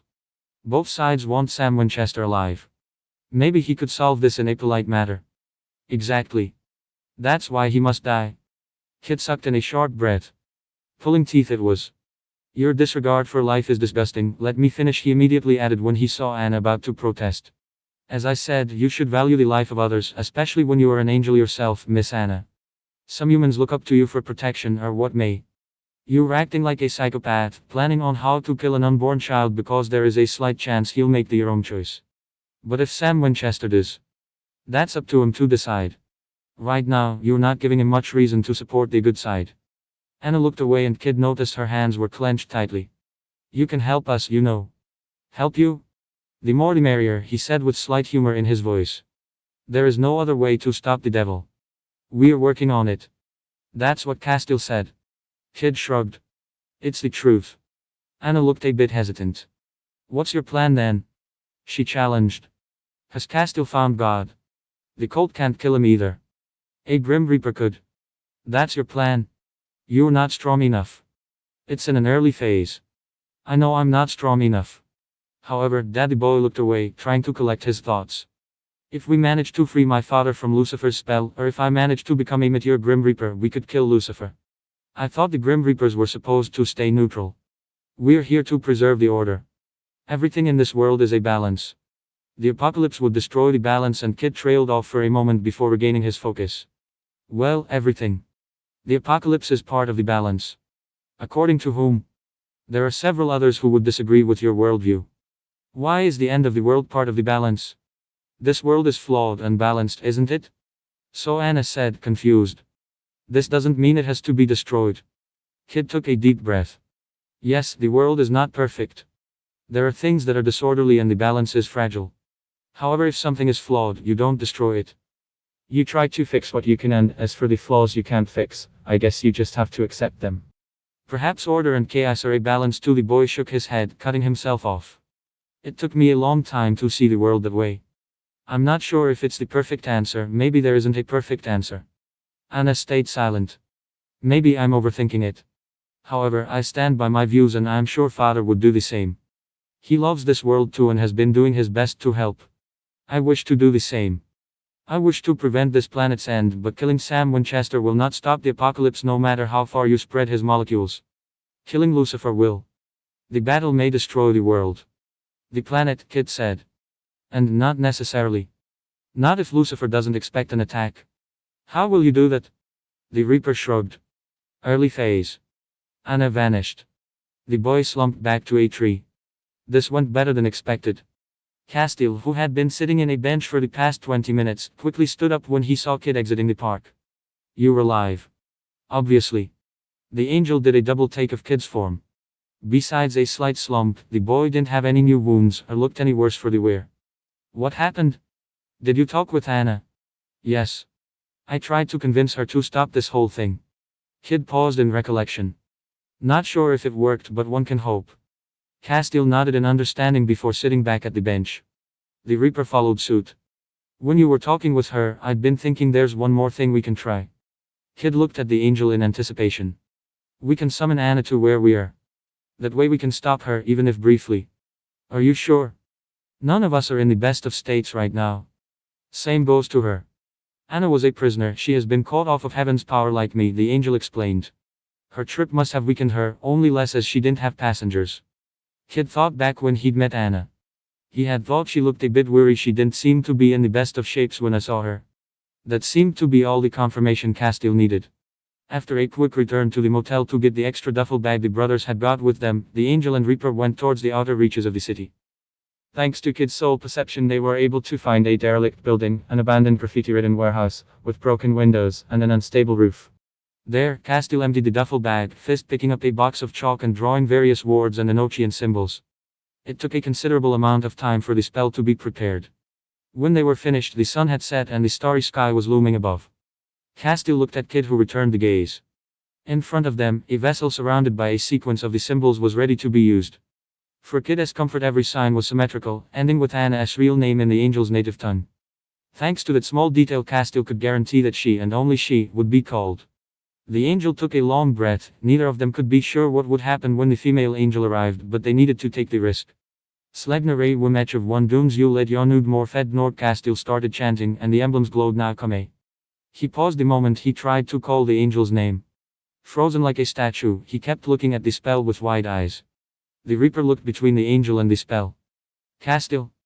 An archangel is here, he whispered and took a step back. Oh no. Castile? Kid asked again. Whatever had caused the angel such alarm couldn't be good. It's Michael. And he's angry. Black coils of mist surrounded her frame, and she vanished. Her side went black for a moment, then she was in a complete different place with two male figures in front of her.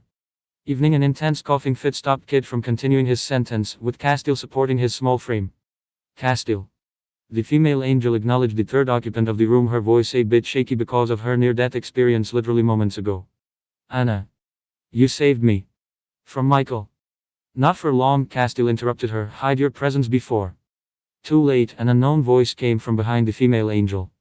Anna turned around and immediately took a few steps back, as Castile tensed and Kid lifted his gaze to the Archangel. Michael, Castile stated in mute horror. The Archangel gave them the three an amused look with his standard patronizing smirk. Anna, Castile and a Reaper? Kid raised his hand in acknowledgement, the other hand clutching his stomach as he let out a few pained coughs. Doesn't your kind normally wear glasses? You tried to kill me, Anna said with a hint of disbelief. You want to kill one of the Winchesters, Michael responded matter-of-factly. It's important. Sam is Lucifer's vessel. I know. Then why? The battle must happen, Anna. But the world. We will bring heaven to earth. As for you two, Anna. The angels turned to Kid. It is as I told you before, Kid gave her a weird look. You cannot stop the apocalypse. It's part of the balance. Castile gave Kid a sideways look, ready to protest, but Kid lightly jabbed the angel. Castile's eyes widened as he composed himself and addressed Michael in an unsure tone. Yes, we were trying to tell Anna that. Surely you can forgive her. She did not know. Anna was thoroughly confused but managed to remain calm. I did not know. I'm sorry. It will not happen again. Michael gave them a huge fake smile. I'm so glad you understand. I'd hate to have to kill you. Now excuse me, brother, sister, Reaper, but I have a vessel to return. For a brief second, the shadow of enormous multilayered wings appeared behind Michael. There was a whoosh and the Archangel was gone. Kid comically slid down, letting out a huge breath.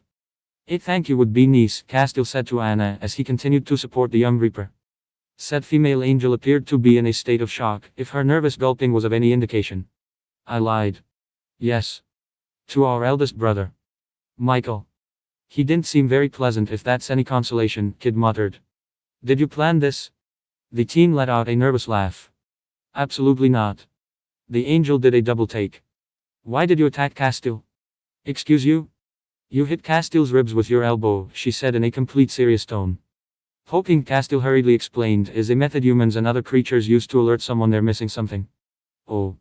I thought the Grim Reaper didn't like you much. Kid glanced at Castile in confusion. The male angel shook his head. Let's just meet up with the Winchesters. The moment Dean saw Anna, his eyes went comically wide and he instinctively covered Sam with his still functioning arm. As for the younger brother, he resigned for a look of shock mixed with horror. The hell is she doing here? The younger Winchester shot a glare at the female angel. What happened with Michael? Well, you three look like shit, Dean jokingly said, his anger barely concealed over his jovial tone. Comment much appreciated, Castile deadpanned in a rare display of sarcasm. We need to find a way to get back. Michael is away and Anna is on our side. No shit, the elder Winchester replied as he faced Anna with hostility. Sorry for not welcoming you with open arms, but you sorta broke mine when you turned me into a ragdoll. I apologize. Dean, however, was having none of it. Sure thing, tell it to the wall, cause I'm not listening. Would you stop that for 1 second? Kid's protest got swallowed up by another coughing fit as the Reaper backed up against the wall, struggling to remain upright. Dean frowned as he took in Kid's sickly appearance. What happened to you? He spent too much energy. I believe that's affecting him. Castile looked at the brothers. And you two don't look well at all. What happened? Well, Uriel popped in and freaking Michael appeared, the elder Winchester said in a bitter tone. We had a delightful conversation and then he left. Sam. I'm alright. Michael, he said some bullshit about destiny, but I'm okay. Sam looked away. We should head back to the motel. We can talk through things there. They were back at the motel. Dean was currently nursing his newly healed arm, a peace offering by Anna which took plenty of coaxing to accept. Sam was going through their bags, sorting through their supplies. Kid was sprawled on the bed with a forearm over his face, while Castile was zoning out in a nearby armchair. Anna was standing upright near the room's entrance, shooting awkward glances between the room's occupants and looking completely lost. Well, this is it, the elder Winchester mumbled. This is what? Sam asked. Team Free Will, Dean announced louder, so the other three supernatural beings could hear him. One ex-blood junkie, one dropout with $6 in his name, Mr. Comatose, Bo Wednesday Adams, and Glenn Close. I don't understand that reference, Anna muttered. The bothers didn't grace her with a reply. Sam shook his head before addressing the angels and Reaper. So do any of you have any juice left?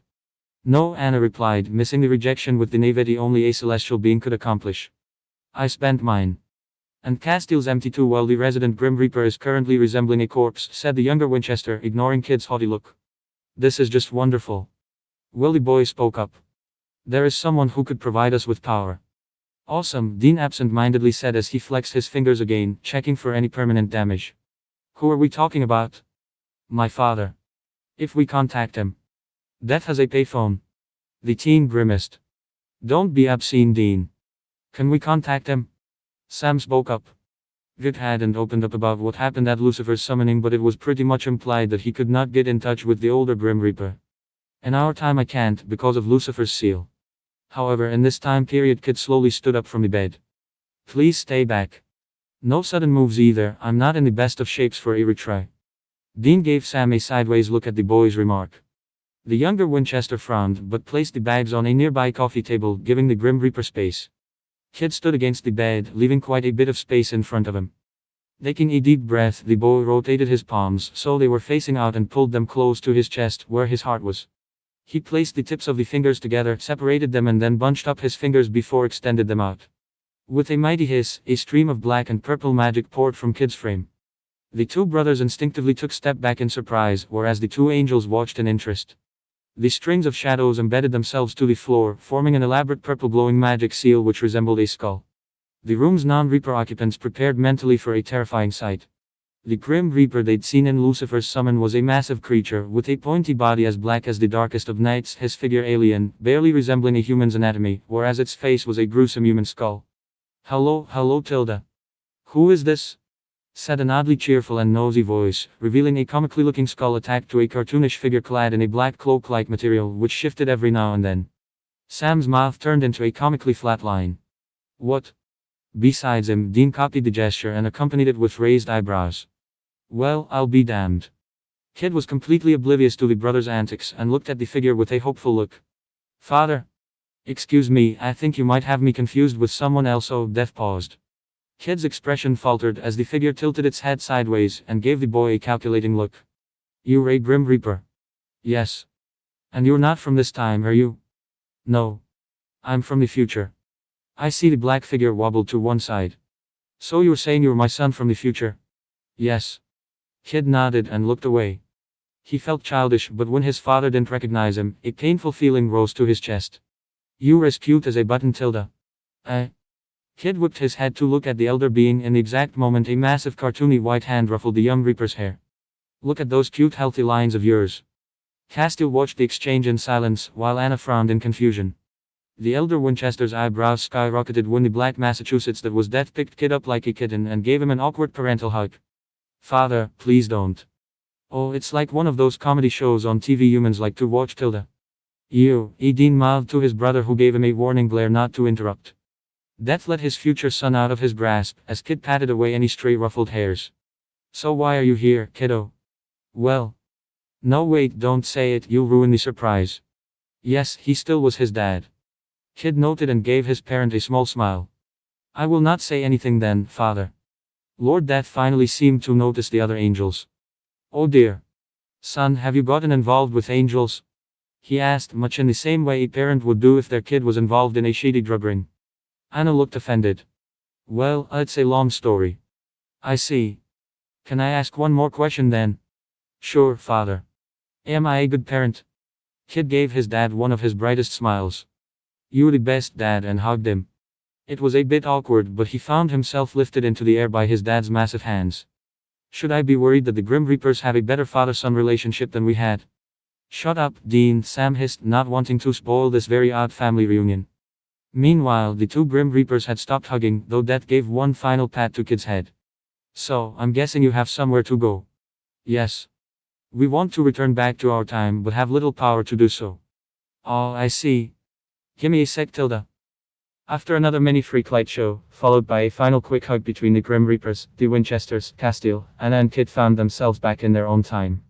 Anna quickly excused herself and left, while Castile wondered bit to make sure the brothers were alright before making his exit as well. So that's your old man, Dean said after a moment of silence. Yeah. That was a some hug? Kid made a face. Father is always overeager when it comes to these things. Usually I get a bit annoyed, but... The young Reaper hesitated. I guess I'm starting to feel homesick. Things will work out, Sam immediately said, then paused. That's why I'm here. To make sure things work out. A heavy silence fell between them. Dean and Sam looked awkwardly at each other while Kid fiddled with his cuffs. Well, if you don't mind, I'll go clean up the counter, the Reaper eventually said and stood up. There may be some leftover soup, I should store it for lunch tomorrow. As Kid left and busied himself with cleaning up the kitchenette, Dean approached Sam, their voices obstructed by the sound of running water. So, what do you think? He seems nice. For a cloaked skeleton. The older Winchester poured himself a healthy dose of brandy. And the guy's been enslaved according to Kid. You do feel kinda bad. Dean let out a short laugh. Look at us getting all weepy of a family of grim reapers. I couldn't see a family semblance though, he added as he remembered the two reapers interact. Sam snorted in agreement. Well, we didn't learn much, other than that Michael is a jerk. An angel being a dick. Dean huffed. Color me surprised. He took a sip of his drink.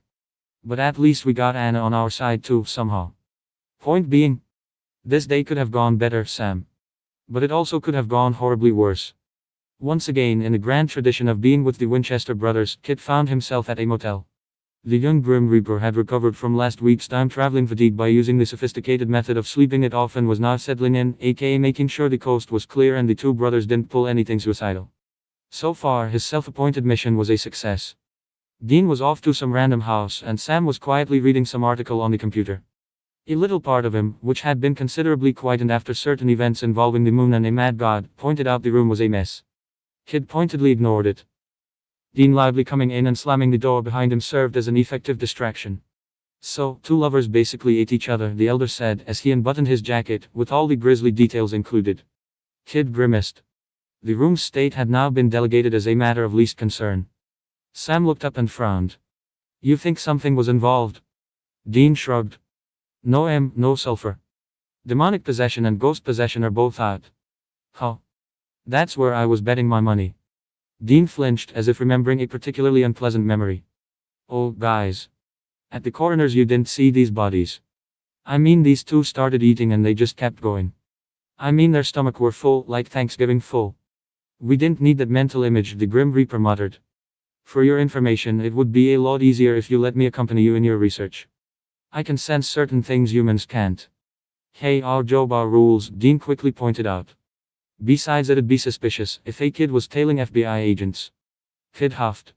Excuse you, I have excellent negotiation skills that could be useful to your investigations. The younger Winchester looked away from his computer to the Grim Reaper. Useful to what? Well, I once convinced an amphitheater full of witches hell-bent on imposing 1 million death sentences on me to cooperate. Sam raised his brows, impressed. Seriously? How'd you do that?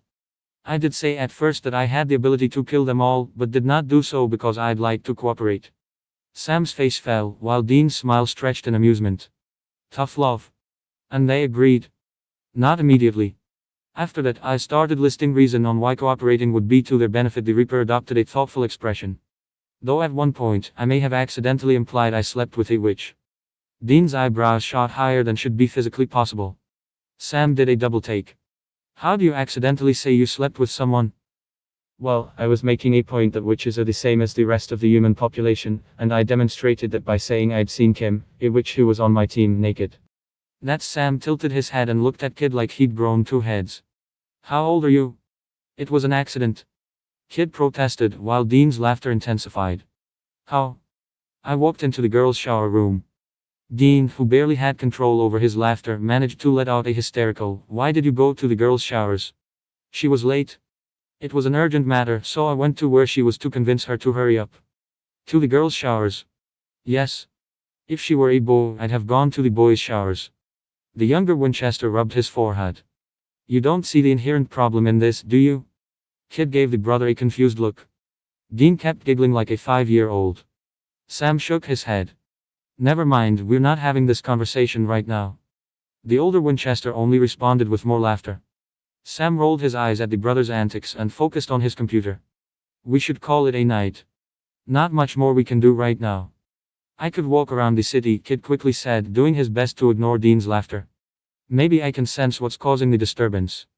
That, and he also wanted to get away from the room until the shorter hunter got over his giggling fit. Don't do anything stupid or draw attention. And don't sneak in anyone's shower. Dean teased before dissolving to more laughter. Duly noted, Kid muttered as he stood up and headed towards the door. I'm just gonna go through some files. You go ahead, and their voices were cut off as Kid closed the motel's door and left. They were in another small town in the middle of nothing as usual. Not that Kid minded, after all Death City was built in the middle of an actual desert. Reclining against a wall, Kid breathed in the afternoon air. The sun was setting, bathing the skies in a warm orange glow. This town had a strange aura. It was very subtle, Kid hadn't noticed it at first. Yet now that he was alone, he could feel it in the air. The teen wasn't sure what it was, and he couldn't exactly describe the feeling. It was something between dread and proximity. As was Kid walking through a large office building, he felt something calling to him. Swiftly turning his head, Kid focused on one of the floors. He sensed 3 souls, 2 of them in great distress. The feeling was getting more intense. A gunshot rang out, and the Reaper felt a soul pass on. Oh. So that's what it was. The feeling persisted. The 2 souls left were next. On cue, 2 gunshots rang out. One soul moved on, the other one didn't. Kid frowned. He'd have to settle it at a later date, maybe when Sam and Dean left for whatever research they wanted to conduct. Police was bound to arrive soon, and the last thing the Reaper wanted was to be accused of murder when he wasn't even a proper citizen of the state. It was around evening when Kid came back. Sam was resting at the bed on the verge of sleep, while Deer was watching some soap opera doctor show with a soda in hand. Did you find anything? The younger brother asked. There's an unsettling presence in this city, Kid said. Also, there was a murder and 2 suicides. Geez, you should work at the morning news. Dean soon broke into another smile. You didn't sneak in anyone's shower, did you? Can you please let this go? Never, the older hunter responded between laughs. This is grade A blackmail material. He even mimicked the motion of a chef being presented with high-end cuisine. Ugh, I don't know why I even bother with you. Because of our dashing good looks and warm hospitality. The Grim Reaper gave the older hunter a deadpan look. So, Sam addressed Dean, you were just gonna sit here? It's Valentine's Day today. I don't know about you two, but I'll give this place a once-over. Sam frowned at the Reaper. Kid, this is a motel room. Which makes it even worse. The service here is unacceptable. I mean, the room itself is disorganized. Why is the dresser on the northwest side? The teen cut himself off, eyes wide. Sam frowned. Kid? The Reaper looked away. I meant, he stumbled on his words. I need some fresh air, the boy said, and promptly exited the room. Dean followed the Reaper's action with a raised eyebrow. What was that about? Sam shrugged before addressing his brother. So, what's the deal with you and wanting to stay in on Valentine's Day? What, is something wrong? It's when a dog doesn't eat, that's when you know something is wrong. The moment he walked out, Kid leaned against the wall and took a deep breath. In the back of his mind, the same intrusive thoughts he had for many years banged against his skull. The room was a mess, they claimed. It was disordered, asymmetrical. Kid sharply turned his head and focused his attention elsewhere. His thoughts traveled. After the fight with Asura, when the truth about the Kishin's connection to the Grim Reapers was revealed, Kid had a small falling out with his father. Yeah, they'd all returned safe and victorious, but a lot of the secrets were laid bare, especially when it came to the Grim Reapers. It wasn't even like when they normally fought. Both Grim Reapers were very stubborn individuals, add to the Kid's occasional streak of teenage rebellion, and the two had had their fair share of fights. In most cases it was about hilariously domestic matters, like that one time it had miraculously snowed in Death City. Kid, having never seen snow before, wanted to rush straight out into the streets. Death had insisted Kid wear at least 6 layers of clothing, much like a Balkan mother going on about the dangers of the air drafts. The argument escalated. Death ended up accidentally using his scary voice, and Kid stood his ground, far too used to his father's antics. Their arguments also had the unintended effect of causing a storm upon Death City. Such occupancies happened enough times to have their own nickname, Reaper Storms. Still, it was a blessing in disguise, as Death City got little rain. Really, the only victim in such occasions was Spirit. The poor human could nothing but try and placate the 2 death gods, which was like trying to make a hole in water. So in most cases, he found a relatively safe corner, magazines in tow, and tried to ignore the aura of dread inadvertently emitted from the 2 upset Grim Reapers. Instead, things had been icy. Kid still loved his dad, but if he'd have to put it into words, he didn't look up to him as much as he did. Finding out your father is inadvertently or not the cause for the earth almost going stark raving mad is that for someone standing. Asura had ended up stark raving mad because he had allowed his fears and obsessions to take control. Kid was nothing short of horrified when he made the connection with Asura's obsession on fear and his own obsession on order and symmetry. To be honest, it had all started at the whole Book of Iban fiasco. The old one he's come across at the deep forbidden passages of the book. The experience had caused Kid to reevaluate a lot of his behavior.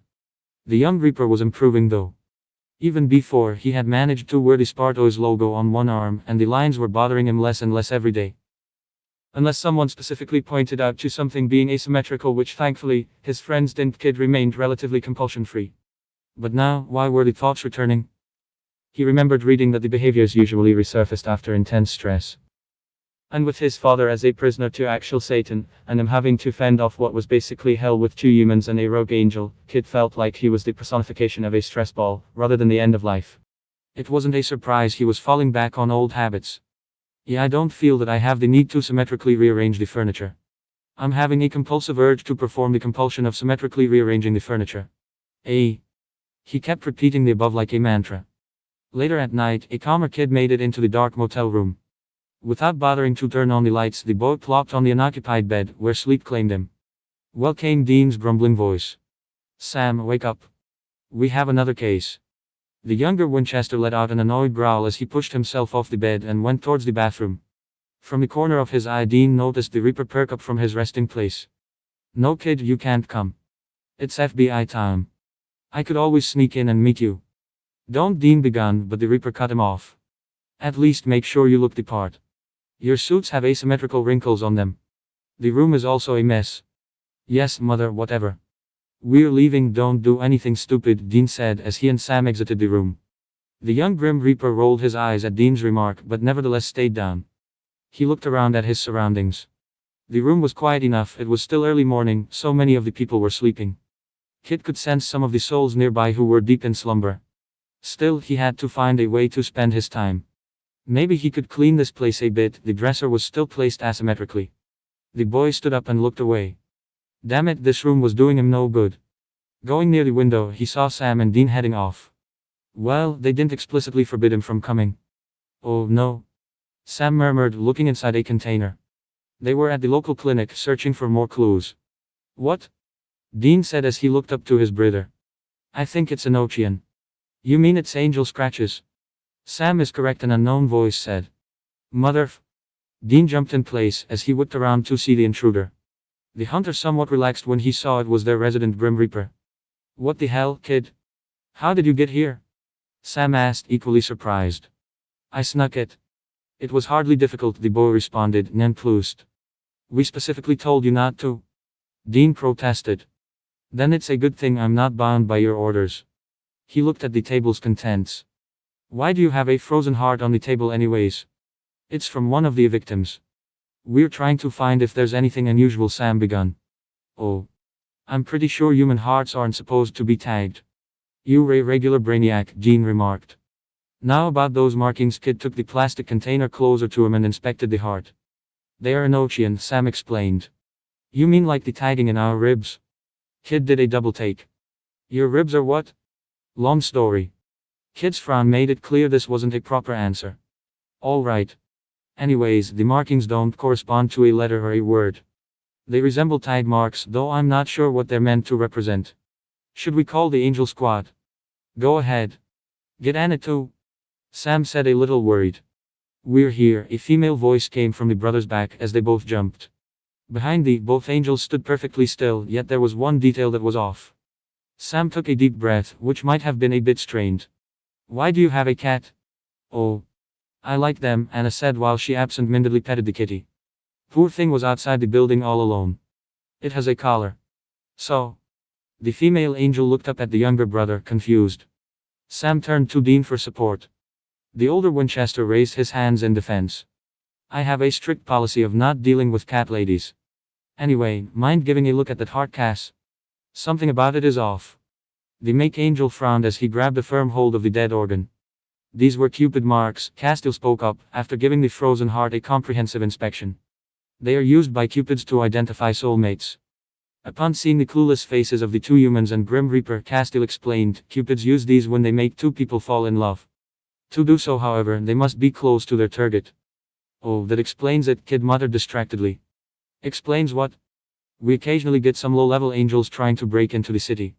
Father and I usually chase them off. Anna looked horrified. You hunt Cupids? For a moment, Dean got the mental image of Kid and the shadowy thing that was death, chasing angelic baby-like Cupids with broomsticks. Kid, ignoring Dean's sudden joyful expression, turned to Anna. What, no? We chase them off. They keep coming in and trying to cause chaos. They're cupids, Sam said indignantly. They're troublemakers and trespassers. The young Grim Reaper crossed his arms. Why shouldn't we kick them off? Dean opened his mouth in protest but found himself with no argument. You know what, I'm not gonna argue with you on that. Let's just get back on the issue at hand. As their conversation continued, Kid couldn't help but notice how messy and disorganized the room was. Better focus his thoughts on something else. The people here were the ones who committed the homicide and suicides last night. In that last instance, a soul hadn't passed on. Using his soul perception, he found no soul that hadn't moved on. It was strange, the incident before was definitely a homicide. The bodies should have been brought to this building, and so should any lingering souls, as they were still bonded with the body. Maybe the soul naturally passed on and he was stressing over nothing. Again. A cupid has gone rogue, Castiel's voice eventually caused Kid to focus on the conversation. That would explain why people with tag marks are killing one another. Kid looked hesitant. The aura I felt doesn't really resemble a cupid. It's a starting point. He could be one of the baddie's lackeys, Sam offered. Right, Dean said before turning to Castiel. So Cass, where do we find a cupid? It was a few hours later that the motley crew of humans and supernaturals found themselves in a crowded restaurant, trying to fit into a table intended for 3 people. Next time, Dean, I'm making the reservations, Sam grumbled. His big frame contrasted to the others, making him stand out in the crowd. The fact that he was being squished at all sides did little to improve matters. And where's Anna? She's petting cats. Castiel absent-mindedly said as he browsed through the menu. I'd like to get a hamburger. I'm sorry, can you just? Kid reached out and placed the decorative vase right in the middle, then rearranged the glasses. Right, Sam muttered before turning to Castiel. So, how do we find the cupid? He grimaced. We don't have to flirt with people, do we? I hope we look inconspicuous. Sam, we're 3 lonely dudes and a kid. We can't give off any more bachelor vibes even if we tried, Dean joked. Wait, the angel said as he looked at one end of the restaurant. Do you sense that? Sam and Dean exchanged confused looks. The Grim Reaper looked where the angel pointed. Is that a cupid's soul? We got one already. Dean said, looking around. Sam copied his gesture, though he was aware at a subconscious level that he couldn't sense souls. Kid frowned. It doesn't feel threatening. Whatever, someone call the cat lady, Dean quickly said. We're going cupid hunting. Turns out, to summon a cupid you just had to be at their approximate location and then just say the equivalent of hey, let's meet up and have a fun time, hey. Zodakoma Mahara. Manifest yourself. Castiel, of course, had opted for the more modest approach. There was a bout of silence. Okay. Sam said in confusion. Where's the cupid? Kid's eyes widened. Dean, behind you? Hello, you? Dean was the cupid's first victim. And you? Next on the list was Castiel. The angel had a resigned look, as if he had already accepted his fate. And look at you. Followed by Sam. And the lady, of course. Anna, who had appeared shortly before the chant, tried to make a beeline for the exit but was caught up in the cupid's trap. And the little kid? Kid put up his hands and took a step back. Oh no, sir. The young Grim Reaper was engulfed by over 100 pounds of naked angel Massachusetts. Being shorter because of his age, Kids had barely reached above the cupid's chest, giving him a very comprehensive feel of the minor angel's anatomy. And then the angel lifted him up, revealing the Grim Reaper's flustered face and disheveled hair. Help. Is this a fight? Are we in a fight? Dean said in alarm. This is Castiel started, both looking to where the young Grim Reaper was bodily lifted in a bear-crushing hug. Their hands shake. I don't like it, Dean said. No one likes it. Eventually the Grim Reaper was let go. Kid scuttled behind the brother's frame. Do you get why we chased them off now? Should someone go talk to him? Sam said as Dean gave Kid an empathetic look. I lack social skills. Castiel should go talk to his kin. The angel gave the Grim Reaper a betrayed look. Good idea, Dean immediately said, patting the angel on the back and giving him an encouraging push. Give him hell, Cass. Turns out, Castiel was terrible at giving hell and just as bad as being subtle. Dean tried to intervene, but then it soon turned into a heated discussion about fate. I mean, it was bound to happen at this point. Kid didn't know much about angels, but he did notice their focus on the destiny and all that yada. Sigh. If only the universe was disorganized. Oh dear, Dean punched the cupid.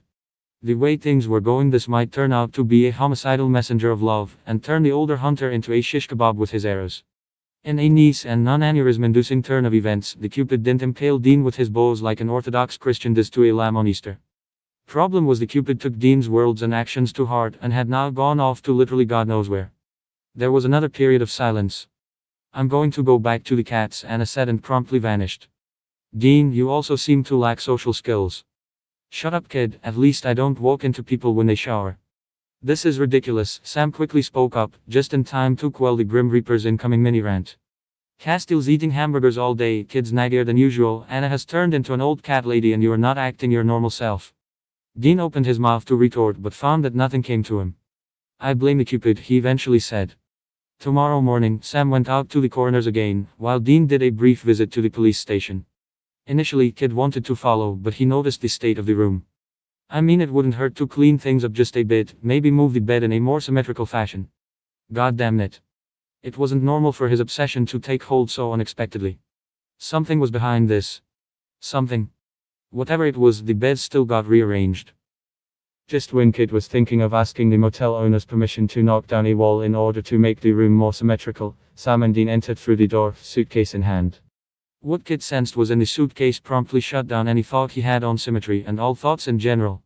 The Grim Reaper stared at the briefcase as if bewitched. Sam, Dean. His wavering calm voice was a warning sign on its own.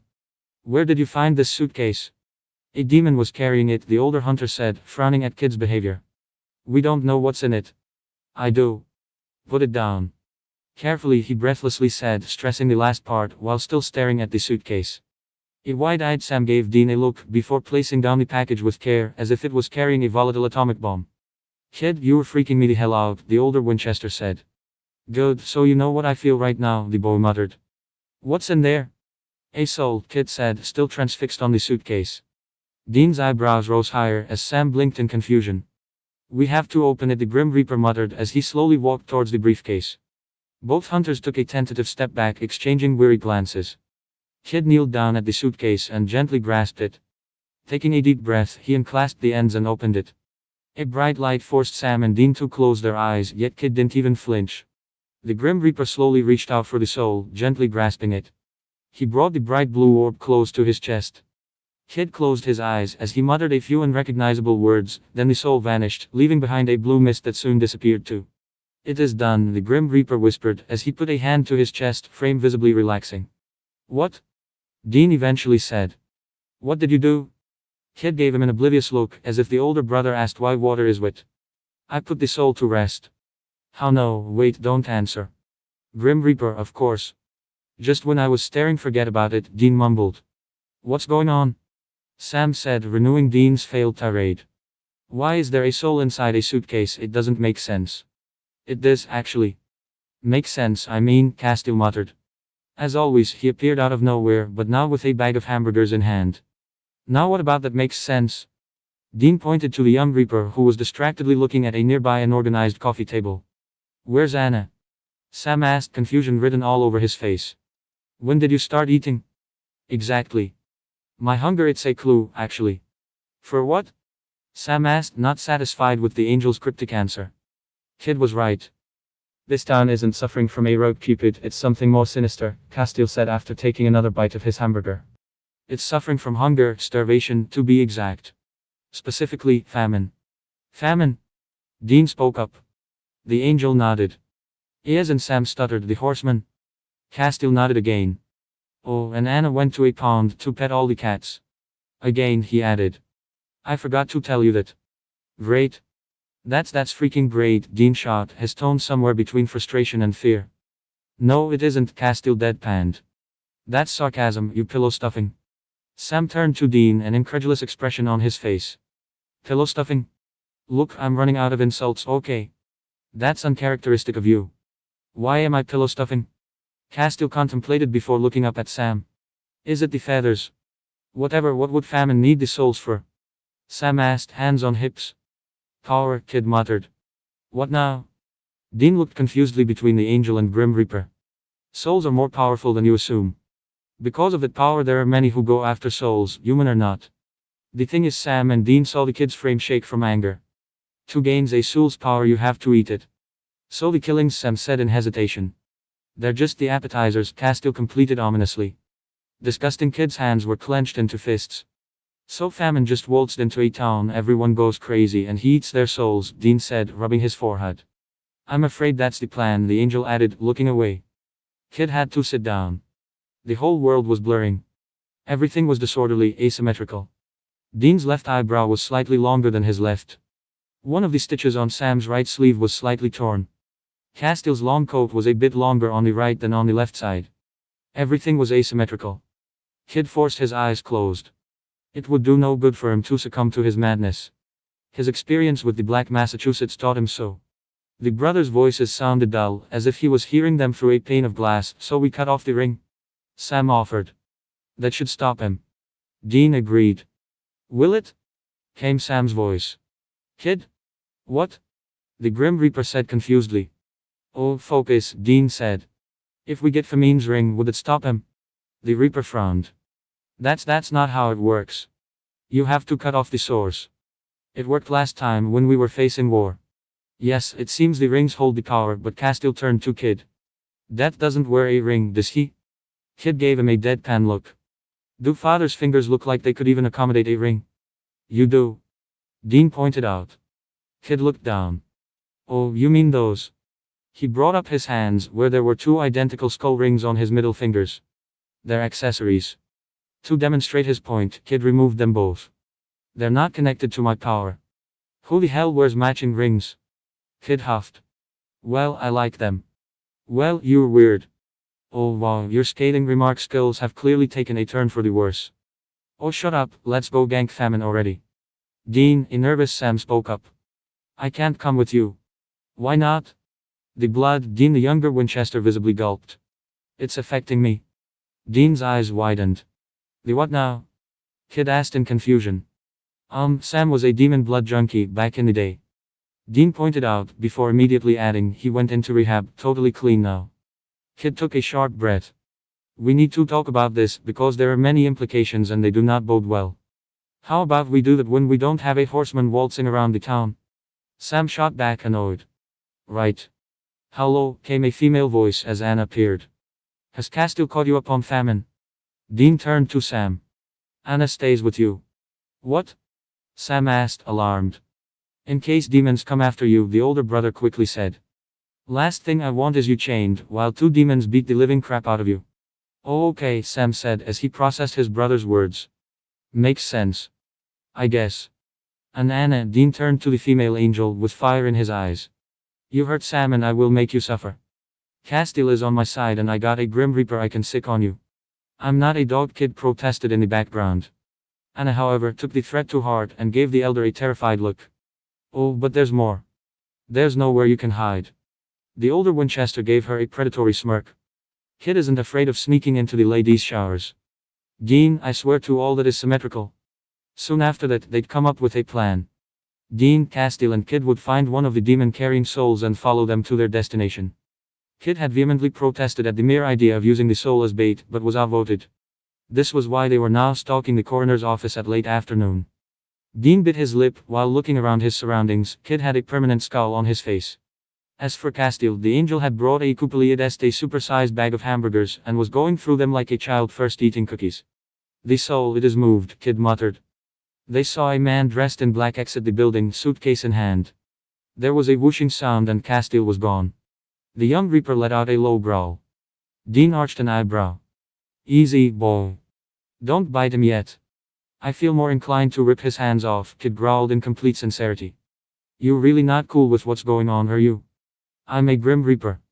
Souls are our responsibility and the very thought of messing with them makes my blood boil. Huh? So like a bull in the collar red? Kid didn't respond, his gaze focused on the demon going inside a fancy black car. The three followed the demon to a family dinner. The atmosphere was heavy and night came quicker than it should have. What was worrying was that Castiel had teleported into the restaurant, planning to do a brief recon and report his findings. Problem was it had been several minutes and the angel was nowhere in sight. How are things with your soul-seeing thingy? Soul perception, Kid nonchalantly corrected him. Something's off. It is probably due to the horseman's presence. What's it like?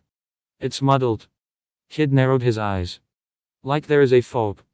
I can detect Castiel's soul, but not Famine's. It was strange. The Grim Reaper hadn't encountered such a phenomenon before.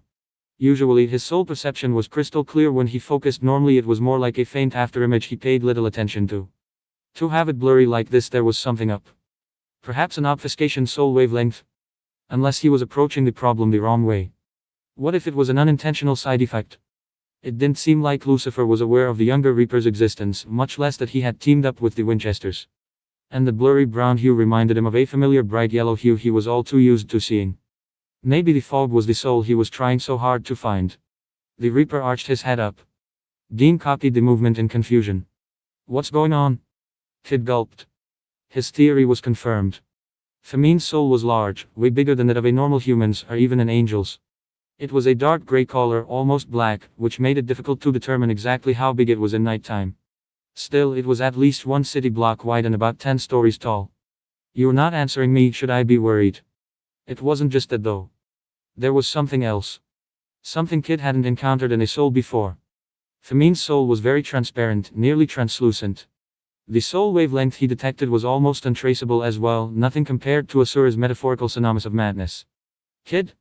Was it a quality of the horsemen's souls? It didn't make sense, his father and Kid by a technicality were horsemen, yet their souls were a prominent yellow color. So, was there something else at play? If so, then what? Kid?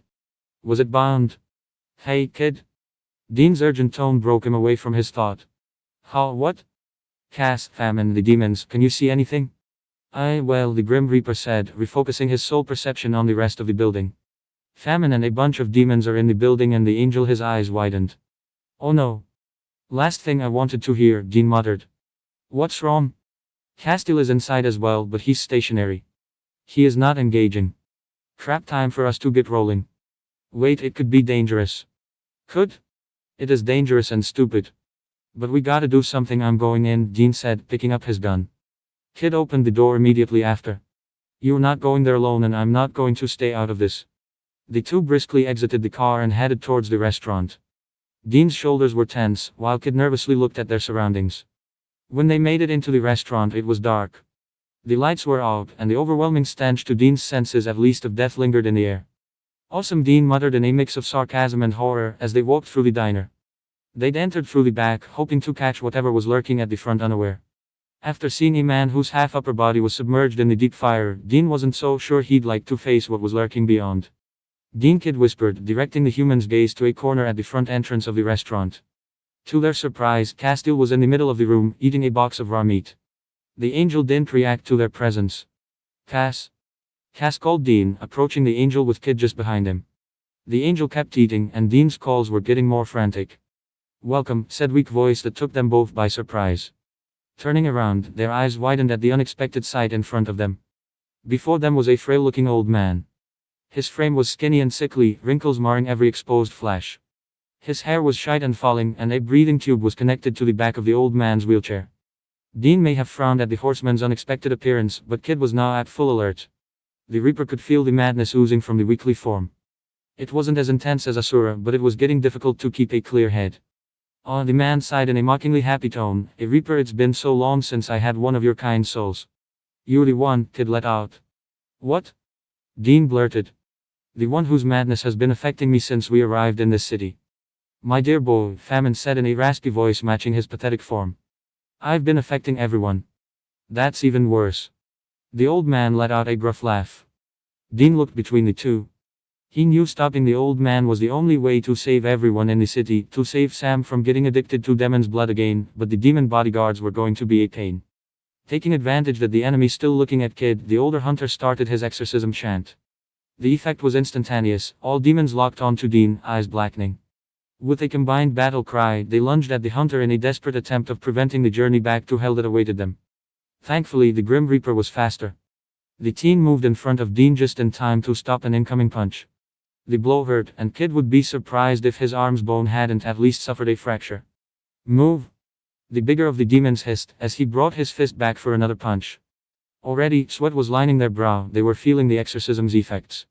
Another demon came close to Kid, as it attempted to tackle the hunter. No, you don't. Kid hissed, dodging the punch and grabbing the second demon's arms. As he twisted both appendages, low kick sent the hellish creature to the ground, and another kick, this time to the demon's face, stopped him from getting up.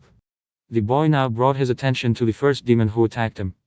The possessed human was still standing. Time to amend it. Cursing loudly, the demon lunged at the Reaper. Kid moved to his left, evading the attack. It was for a second, but that failed move caused an opening, allowing Kid to go after the demon's legs with a circular kick, making his opponent fall.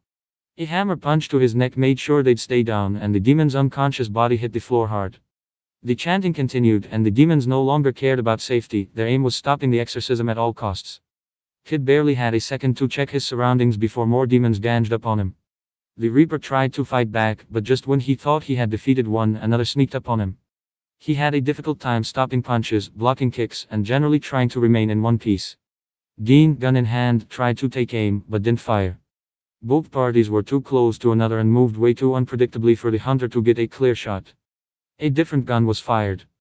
Dean, thank his lucky stars or more likely, entire constellation instinctively dodged, the bullet missing his left arm by a margin. The gun-wielding demon did not relent though and kept firing at the human. Shit. The hunter fell to the ground just in time to prevent a fatal wound, but his exorcism was interrupted. Dean looked up to see the gun-toting demon preparing to fire again. The hunter quickly kicked a near table and took guard behind it. Dean whined Kid while he was locked in an arms contest with a demon whose body was as wide as a wardrobe. The distraction proved to be crucial, as a kick from his opponent sent Kid back and on his knees, as the air was knocked out of him. Oh, the Reaper coughed, as he looked up to see demons surround him. Fuck me. Kid? Dean yelled, yet his voice was muted by gunshots, as if the gun-toting demon was trying to turn the table Dean was hiding in into its Swiss cheese version. Faintly, the older Winchester could hear the sounds of battle not far away from him. What was worrying was that Kid's voice was the one in pain. This was going catastrophically bad. The only thing the hunter could now hear were the bullets flying above his head, making his ears buzz. A part of Dean's brain that wasn't busy trying to find a way out, or mentally cursing at any and all higher entities, felt guilty for letting Kid fight alone. Meanwhile, a few meters away, Kid was thrown into a table, breaking it in half. The unsettling part came when he fell into one of the corpses scattering the place. This one belonged to a plump woman, and had Kid been less stressed about fighting against a horseman, he might have checked if her soul had properly passed on.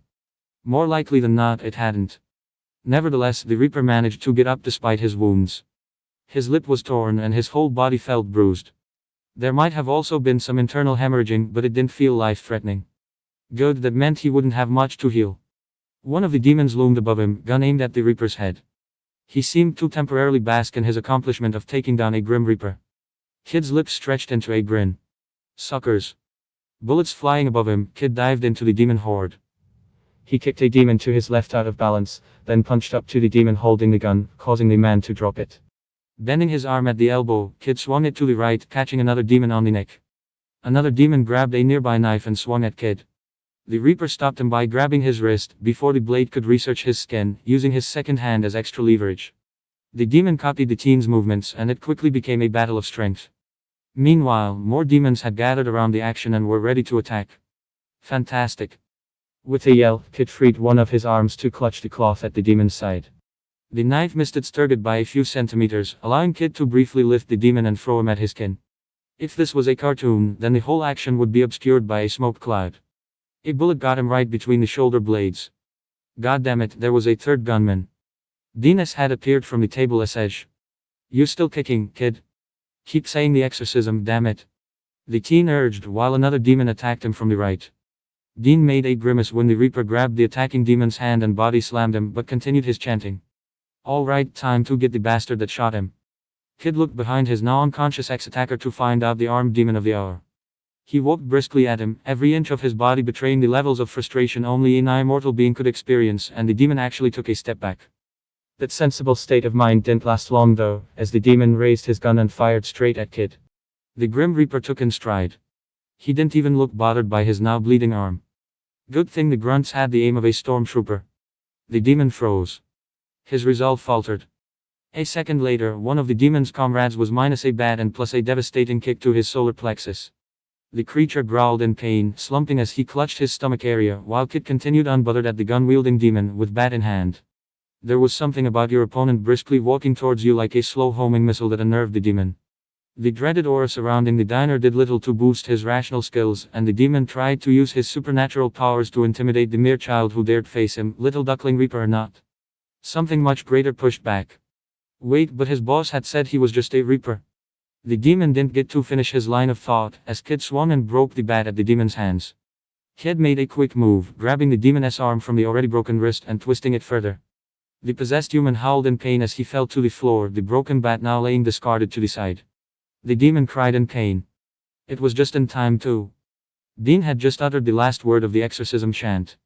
As their burrowed bodies spasmed in shock, black mist exited the possessed humans through their faces' orifices, gathering into a thick mist-like structure on the ground. Enough. Both human and Reaper were thrown into a nearby wall. Dean hit the wall with his back, while Kid did so with his side. Both grunted in pain, Dean from the blunt trauma and Kid from the aggravated bullet wounds that hadn't yet healed. At least we got those demon bastards, Dean muttered, coughing out blood. The older hunter watched with sadistic glee as the black mist symbolizing the demon's souls twisted and twitched on the floor, right as the portal of hell opened to take them back to their eternal prison. There was a deafening crack as a black substance covered the demonic opening and the hell portal collapsed into itself. Wait, what? Dean yelled. That wasn't supposed to happen, you couldn't just close a one-way portal to hell just like that. I'm hungry, the horseman muttered. Besides an outstretched index finger, he hadn't moved at all. Even during the battle, he seemed disinterested at best and impatient at worst. The demons, they're useless, as always his index swayed in cyclical motions, as if copying the movement of the demonic souls, or maybe the souls copied his motion. Might as well the finger froze, and the souls followed suit, have them. The Grim Reaper's eyes widened. Oh no, Kid muttered as he stood up, ignoring the lurching pain at his side. No, no, no. He was too late. Famine gestured towards his mouth and the souls now swirled upwards, forming a hurricane-like structure. They gathered and bunched up, before the ends of the spiral headed into Famine's mouth, the horseman gesturing to it.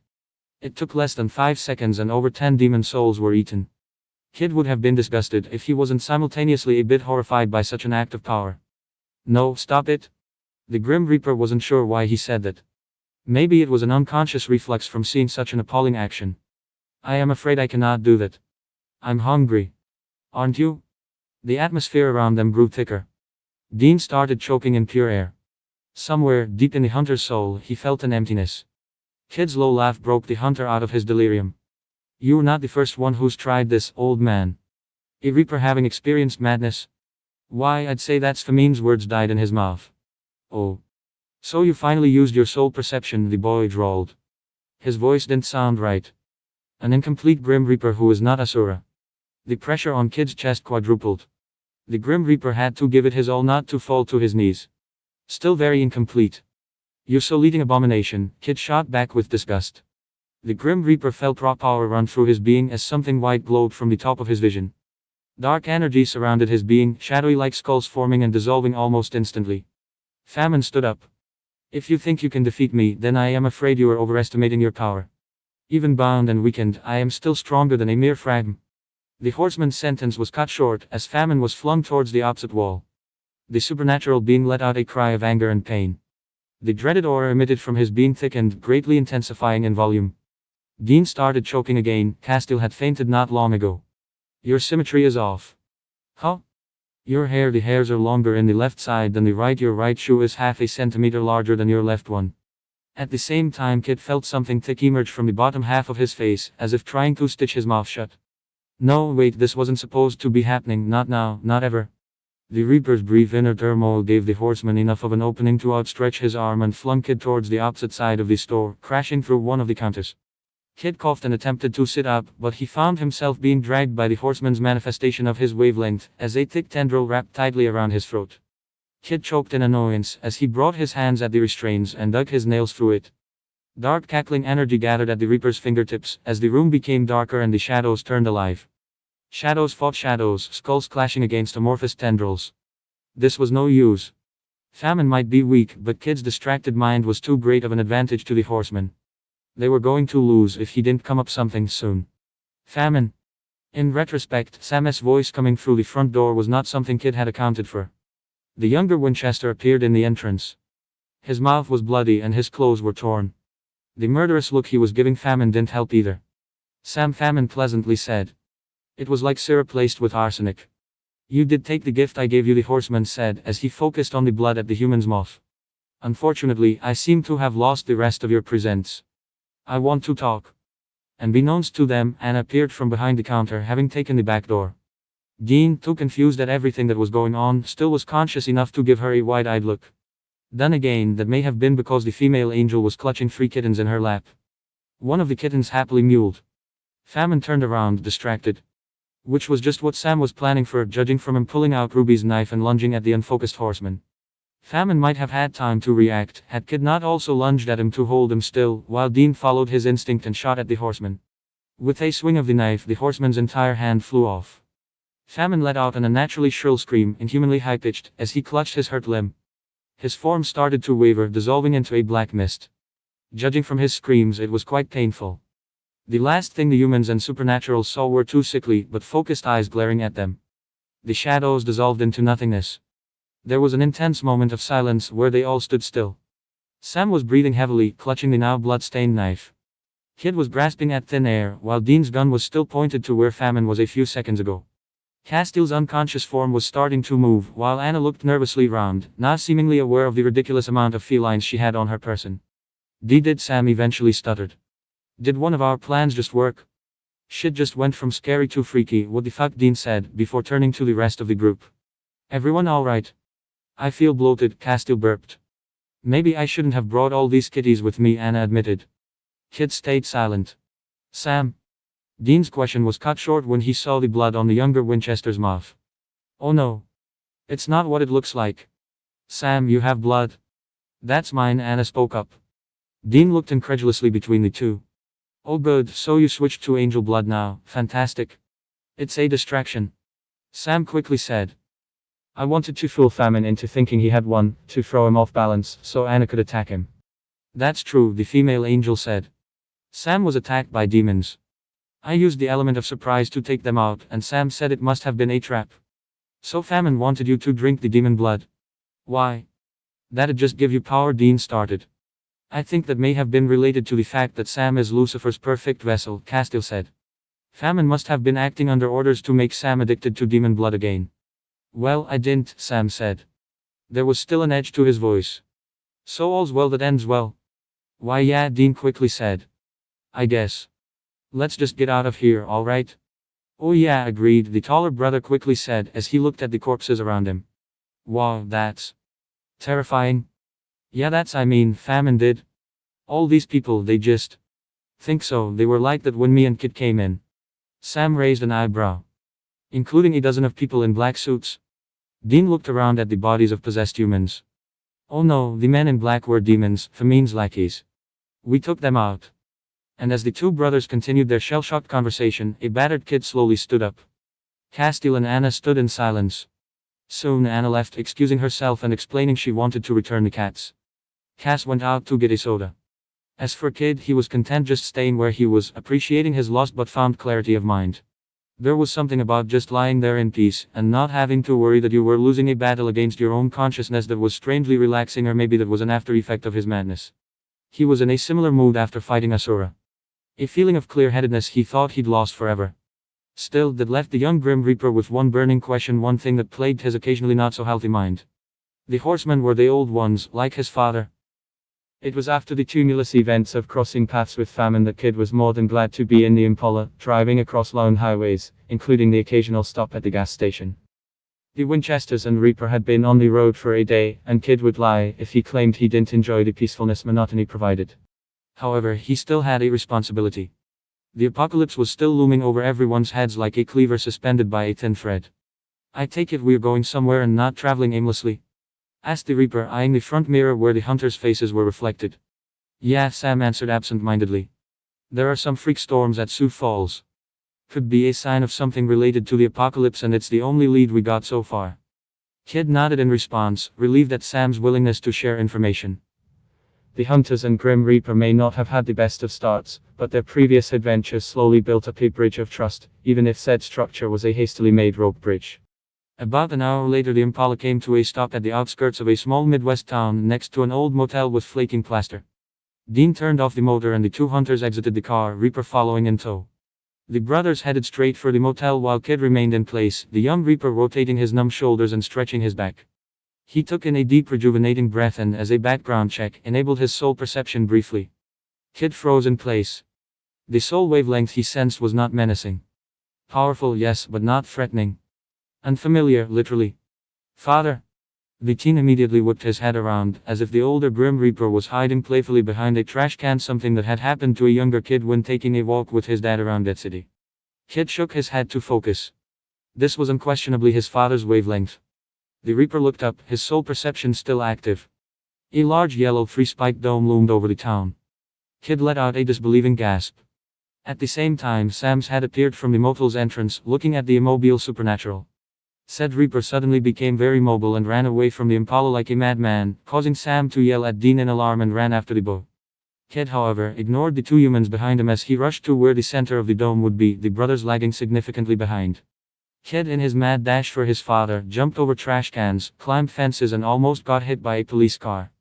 Yet the boy recognized his shenanigans with a mild scowl, every obstacle costing him precious seconds, decreasing the time he could potentially use to find his parent. The Reaper ran through the cemetery's gates, the location being fortunately deserted on this summer noon. Foliage and tall trees provided ample shade and the older Grim Reaper was nowhere in sight. Kid focused more on his soul perception, cursing at his immature powers. Though the young Reaper could easily perform soul perception, as it came more naturally on him than on any other Meister, including the prodigies Maka and Stein, his sixth sense was limited in range. What made up for it, however, was that the kid could sense a soul in greater detail, including Kishin progenitor marks and inner layers like a cut onion. And right now, the deepest layer of his father's soul was a few meters away and obstructed by an elder tree. Father. Kid let out inadvertently, his need to see his dad overpowering his more analytical and cautious side as he sprinted around the tree. Kid? It was surreal. Their kid was expecting to see his dad after months of struggle, yet said parent was standing casually over a grave, with a hint of reluctance in his hunched frame, less than a month after Kid teamed up with the Winchesters. Dad. And in one of his least composed moments, Kid's face split into a wide smile as the young Reaper ran and enveloped Death in an awkward hug. Well, it was more like he was enveloped, but the sentiment was still there. The boy felt a hand softly brushing against the top of his head as another wrapped around the young Reaper's thin frame. Kid Death's voice was sad but elated. I was so worried. Death pulled his child closer. Are you okay, son? The teen couldn't help but laugh in relief.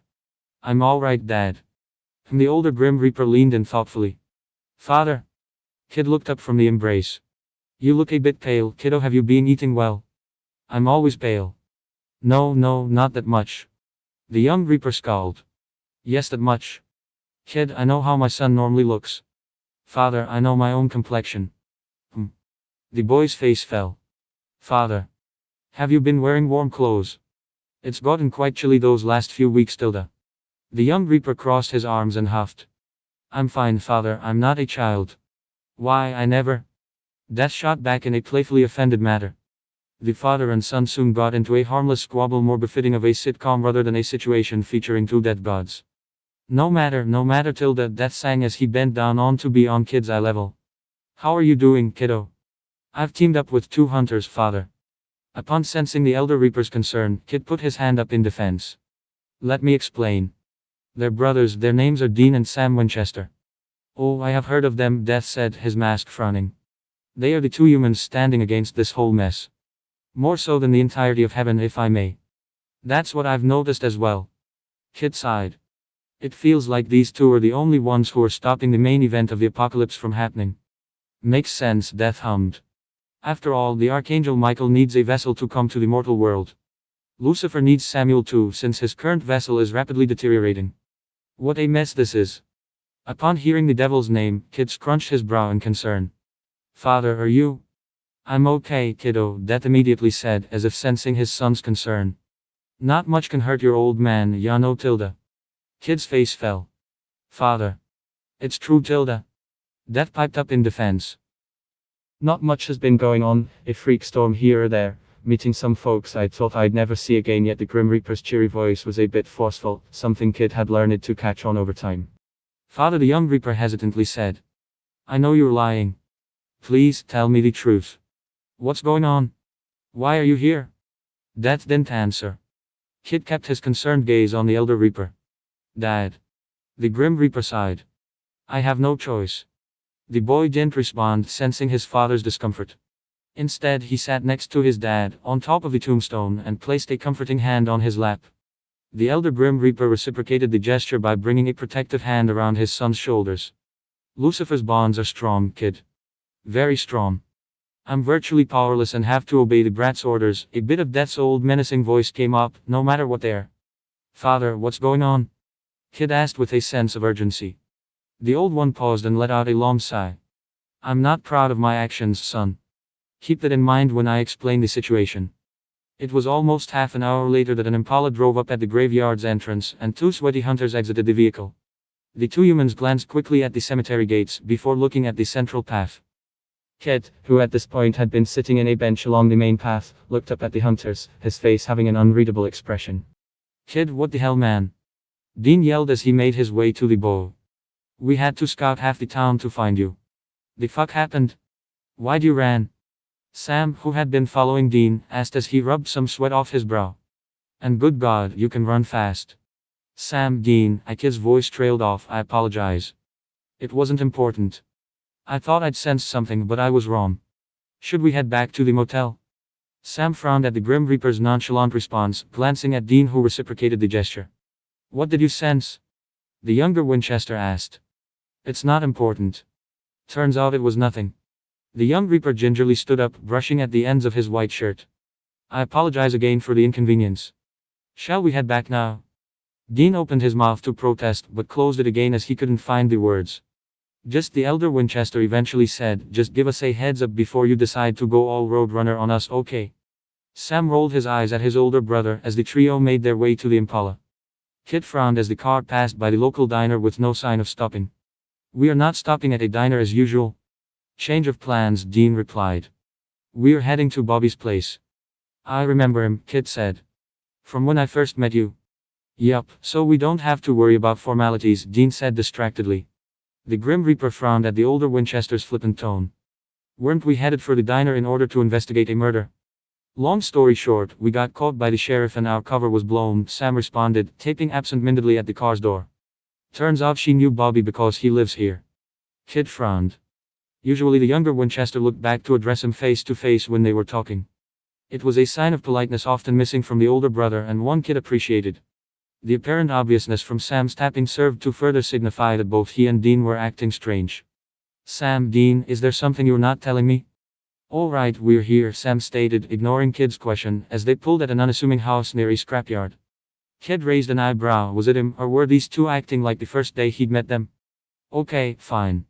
If they were having an issue, Kid doubted he'd be able to change their minds. They were stubborn. As long as he didn't have to worry about their resolve or them attacking him, Kid could play along. He'd just have to be patient. Again. We'll go in first, Dean spoke up as he gave Sam a look. Gotta make sure Bobby doesn't accidentally shoot you or us. As the two left for the house, Kid frowned. The alienation would probably bother him. The Winchesters were troubled but a decent bunch. They weren't, say, like Maka, Black Asterisk Star, Subaki or Soul, and they were leagues below Liz and Patty. But, Kid could see himself working with them and admired their determination. Having a working relationship with them would help ease the burden that was the apocalypse. The young Grim Reaper wasn't much of a people's person, but he appreciated the company of humans. It was a shared characteristic between the two Grim Reapers. Meanwhile, currently waiting for a certain individual to open the door, Sam and Dean were having their own private conversation. Kid's acting weird, Sam stated. Yeah, he made it obvious by running to a graveyard the moment he went out the car. Dean walked around the house, trying to peek through a window but being disappointed once he saw drawn curtains. Couldn't have asked for a bigger red flag. So you believe Digger's testimony? When I heard it? No. After I find out our resident Grim Reaper is acting weird and running to cemeteries. I'm suspicious. Sam frowned. You don't think Kid is involved, do you?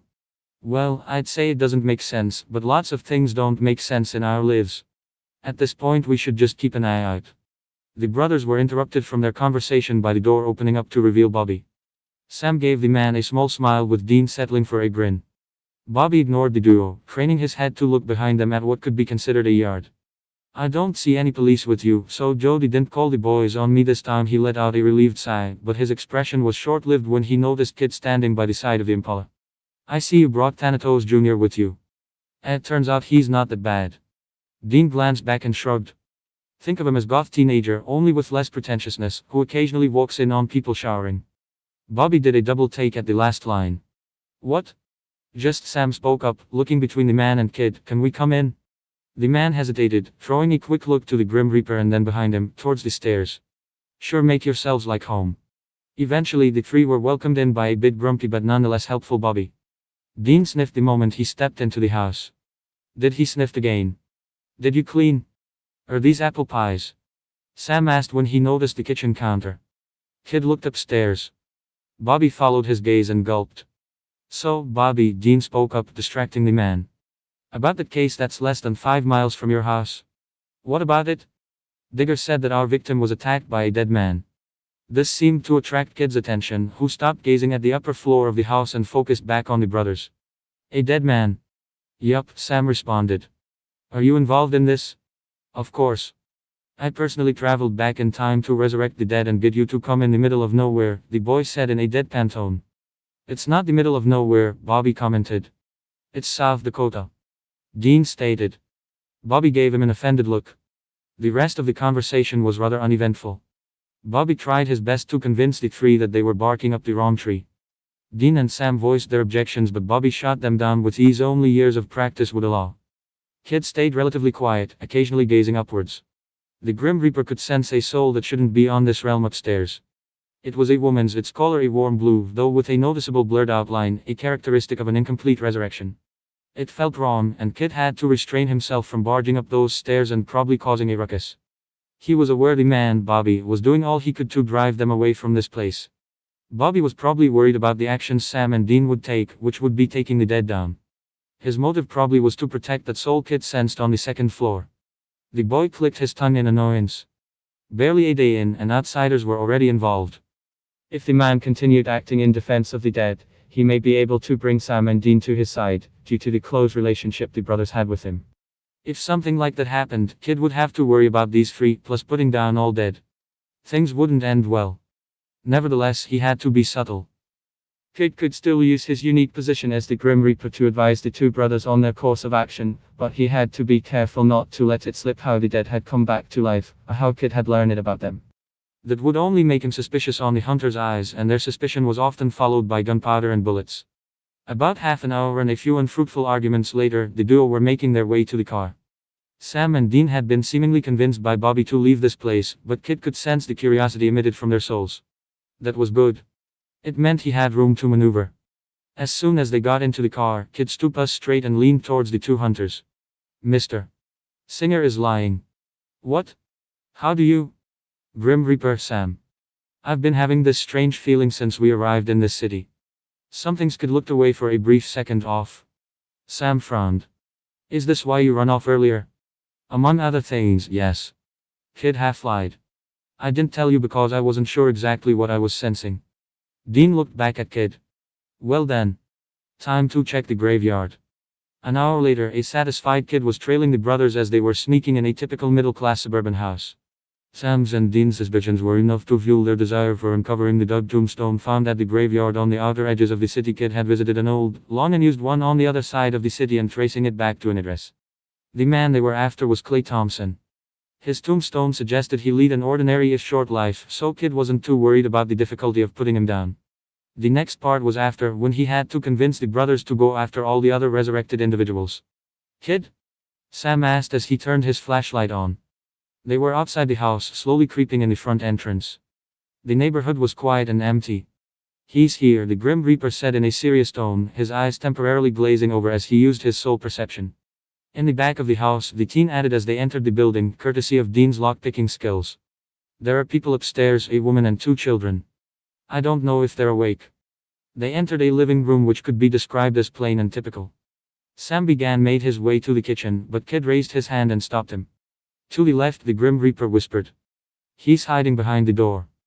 Dean nodded as he stepped forward.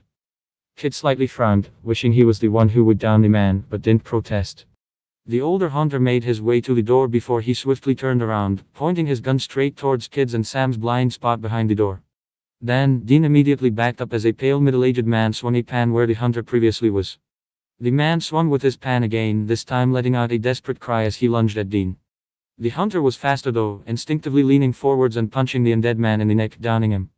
Kid stepped forwards as Dean pointed his gun at the man's head and Sam readied his shotgun. No, don't shot, the man stuttered, hands in the air. If you want money, there's some in the vault. That's him, Clay Thompson, the Grim Reaper said, scowling at the undead man. He took a decisive step forwards, towards Clay. Let's get this over with. Whoa, hold on there, Carrie. Dean Kidd gave the hunter a pointed look before refocusing on the thoroughly confused man. He should be dead. Yeah, we got that the first time.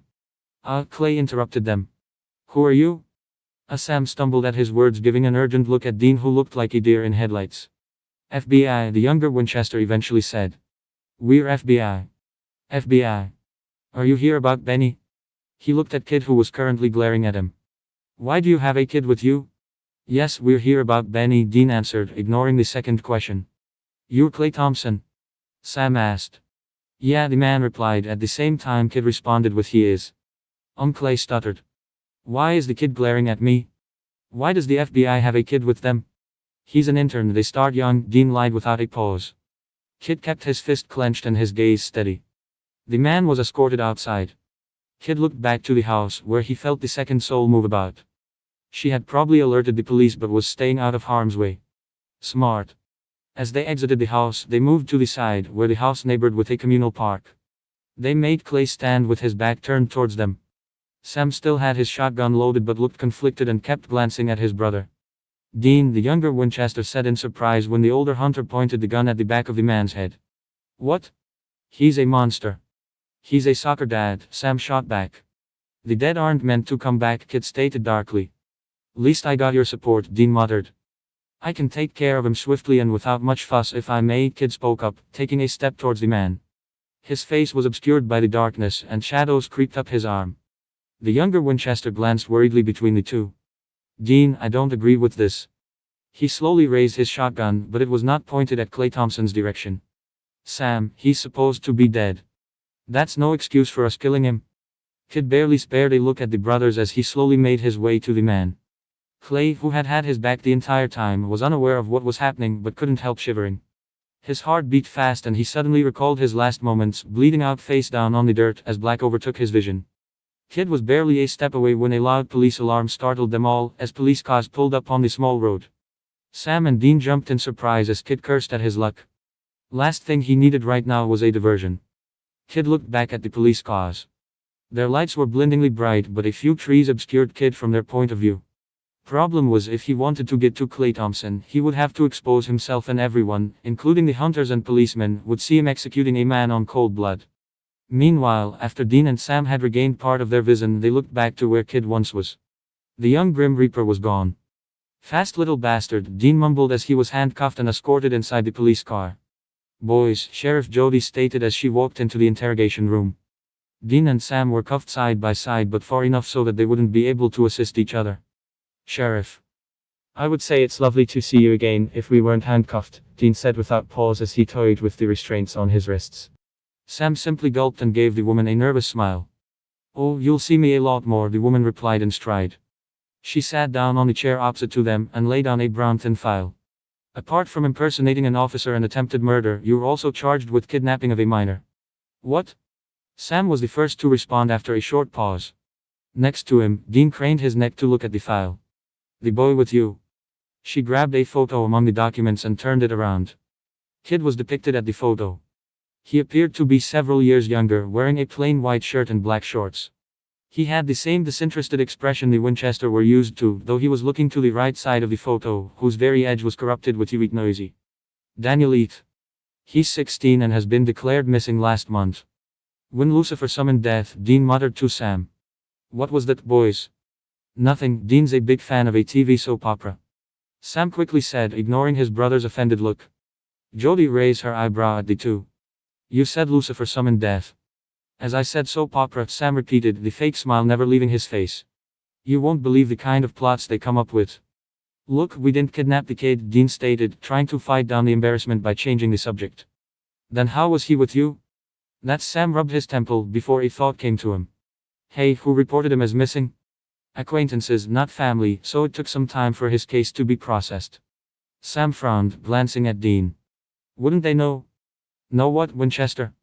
Sharp ear, Sheriff, Dean replied with some strain in his voice. Jody gave them an unamused look. Don't change the subject. Boy's got some family drama going on, Dean smoothly replied. Besides, his family hasn't reported him missing, so. That's what puzzled me as well. Only relative I could find was the boy's father Doodlebop Pete. Jody gave a small glare to the brothers who almost laughed out loud. Was also reported missing around the same date. There are no records of a mother or any other relatives. Regardless, you show up with a kid that's missing and start causing trouble. That's suspicious by any book. She looked to her file. We don't have a photo for the father, which is strange. The case is registered at Nevada. That's quite far from here. Dean stated as he scanned over the file. Taken a sudden interest in the Silver State. None of your business, Winchester. The case caught my eye. Officer, Sam hesitated. We know the kid from way back. The sheriff raised an eyebrow, unconvinced. There's some family drama going on, so if we could just talk to these acquaintances, I'm sure we can clear this whole misunderstanding up. The woman gave them a long look. Dean gave her a grin, whereas Sam had a look of utmost sincerity. The sheriff sighed. Very well. I've already notified a pair of acquaintances when I first saw him. Almost hit the kid with my car this morning. They said they're arriving tomorrow, so we can sort this out then. Does that mean we get to leave? Dean asked hopefully. I don't think so. You still have all the other charges, Winchesters. You'll be spending the night here. It was early morning when Bobby passed by the police station. After a conversation with Jody the hunters were not privy to, the sheriff let them out half-heartedly. Reaper Jr. not with you? Bobby said as soon as he met with the Winchesters. Dean frowned. Not even a hello? The man quickly turned around and made his way to the exit. We need to get back to my place. Now. Sam glanced at Dean as the two brothers followed after Bobby. The dead have come back to life, Sam said. Clay Thompson. I know, Bobby cut him off. Now let's go. You have explaining to do, Dean started. Save it for brunch. Bobby eats brunch. The younger Winchesters whispered at his brother. Bobby cooks? Dean asked back. Eventually the trio made their way to Bobby's place in silence. The old man avoided meeting his gaze with the Winchesters throughout the entire ride. So, Bobby said as Sam helped him off the car after unfolding his wheelchair, Jody told me you tried to kill Clay. Kill the guy was already dead, Dean protested. Did he look dead to you? He wasn't the poster boy for being alive, the older Winchester shot back. Guy even admitted he died and committed a murder. Benny was the one who killed him anyways, the older man said dismissively. Bobby, that's not how we do things, Sam said. Why didn't you tell us? Because I know your MO. Boys. It won't do in this case. Bobby, Dean stated. They're zombies. Nothing good can come out of it. The older man opened his mouth to protest but sighed. He looked at the two, then glanced behind his back from where they came from. More importantly, where's the Reaper bow? Hey, don't change the subject. It's important, Dean. Please answer. Oh, by the way, Dean interjected the older man. Another thing Jody told us was that the kid is registered as missing in Nevada. Did she tell you that since you two are such good pals? I don't know what you're talking about. Jody's got a little boy, so maybe the case caught her eye. Funny, that's the same phrase she used, Dean said, leaning forwards. The case was registered in Nevada, Sam pointed out. What are the chances that a sheriff in North Dakota heard about that? Unless someone pointed her to the direction, Dean added. Someone who was already looking for information. Bobby looked between the two. Whatever you want to say, just spit it out, he bluntly said. You've been doing research behind our backs, Sam eventually said. On Grim Reapers no less. So not only did you know about the zombies, you think a horseman is involved. Bobby let out another defeated sigh. You got me. Why didn't you tell us? I'll explain, Dean, just be patient. Now, where's the Grim Reaper? Sam glanced at Dean and crossed his arms. He made a run for it, he admitted. We don't know where he is. Bobby nodded at the information. I guess it can't be helped at this point, hopefully he doesn't, the man's voice trailed off. He doesn't what? Sam asked, startling the man from his thought. Just, Bobby gulped as he looked over the kitchen window. Just come inside. So far, Kid had scouted the city trying to identify as many undead as possible. Upon seeing their numbers were in the hundreds, he had to take a step back and rub his temples in frustration. The fact that the townspeople had readily accepted them and made them part of their social circles made things even worse. If Kid wanted to act, he may have to end up put down the undead in front of their families and loved ones. That would certainly end up badly. In the back of his mind he was also slightly worried about the brothers. They had been arrested, but the sheriff was not one of the reanimated ones and Kid doubted the two would face any real repercussions. Plus, it allowed Kid to act freely for a short period of time, without having to make up excuses for his absence. Still, it was obvious to the young Grim Reaper that he couldn't act as he was planning to, silently culling those who should have never walked the earth again. There were too many, and they were protected by their social circles. To act rogue would invite resistance, and Kid was aware of the extreme lengths humans went to keep loved ones alive, both amateur and professional, the latter being two armed and angry brothers. That was it then. If Kid wanted things to be dealt with efficiently, he had to ask for a specific help. The Grim Reaper stood up from the bench he was sitting in, looking around the blocks. He activated his soul perception and began looking for the Winchesters. It was time to spill the beans. Time to share the full story of what Father had told him at the graveyard. "I raised the dead," Death admitted after a small period of silence. His voice was quiet, barely audible among the rustling leaves of the graveyard. Kid didn't respond, looking up to the elder Grim Reaper in shock. Raising the dead was as close of a taboo when it came to their power as death gods. This was one of the first lessons Kid had been taught, around the same time when he realized the important part Grim Reapers played in maintaining the world's balance. "Father, your hand was forced," Kid eventually responded wholeheartedly. The boy could only begin to comprehend the regret and the guilt that burdened his parent, and he felt it was important to emphasize to his dad how he would not break his own moral code willingly. "You would not do such a thing if it wasn't for the damned archangel." Language. "Sorry," Kid responded, losing some of his previous bluster. "But I insist on reminding you of your unwillingness, Father. It is not your fault." "Thanks, kiddo," Tilda Deaf replied, some of his previous cheer coming back to his tone. "That means a lot to me, you know." Tilda, his voice trailed off in a nostalgic mirthfulness. When he spoke again, his tone was slow and steady. "It is important for us to balance out the laws governing this land versus the unique circumstances of each soul." Kid nodded, having heard this before. The power to resurrect had been used, but sparsely. Even in those times, it was mostly forced upon unique circumstances. One such example was in Sid's case, which was also one of the less risky ones. The man's soul had persisted upon the world of the living, and his body had been rendered mobile by Stein. The only thing that had to do was place the soul back in the body, and Sid's sheer willpower restored the connection. Even then though, the man complained of stiffness and frequently had to visit Stein to ensure his body wouldn't break apart, not to mention he had to follow a strict training and meditating regimen to ensure his mind wouldn't go rogue. It was not an easy existence. "It's all about finding the right balance," the young Grim Reaper agreed. "That's one way of looking at it." Death's frame slumped. Needless to say, in this case, Lucifer did not wish for a proper resurrection, only a crude imitation of life to be used as intimidation. Kid nodded absent-mindedly. The Grim Reapers could not restore life. They were only able to end it. In order for them to resurrect someone, they would have to undo their act of harvesting the soul, and things could go horribly wrong. The Grim Reapers could try and minimize the damage as much as they could, but it was like trying to transfer water via a strainer.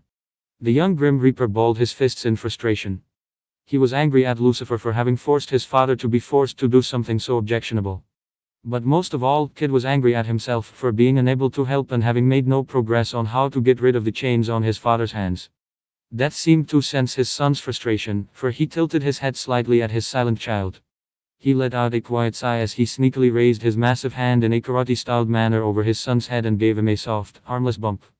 This was apparently enough to break Kid from his thoughts by sheer force of confusion. Kid reflexively fixed his hair as he looked up at his father, much like a kid getting caught red-handed stealing cookies from the cookie jar. "Now there, don't go blaming yourself for things you're not responsible for, kiddo." "I haven't been doing much," Kid objected. "I haven't figured out how to reverse Lucifer's bindings, or even formulated a coherent plan on taking his down." The boy clenched his fists and looked away. "I'm failing my responsibilities as a Grim Reaper." "No, you're not," Death answered bluntly. "Though I don't know exactly what you've been up to this past month, you've kept a low profile and gathered up support. That's definitely not a failure." Kid didn't respond, opting for silence. Death gave his son a long look before patting him lightly at the back. "As for your other concerns," the older Grim Reaper let out a small sigh. "Kid, Lucifer used an ancient ritual. I'm afraid there isn't anything that can be done on that front. I can't just leave you bound to the devil." "Unfortunately, you may have to," Death said nonchalantly. "Lucky for us, the binding will be off the moment Lucifer kicks the bucket or is sealed away, and both of these things are possible. After all, you and I both know that no one is truly immortal, similar to how no one is immune to fear." Death cut himself off before letting out a small cough, as if to clear his throat.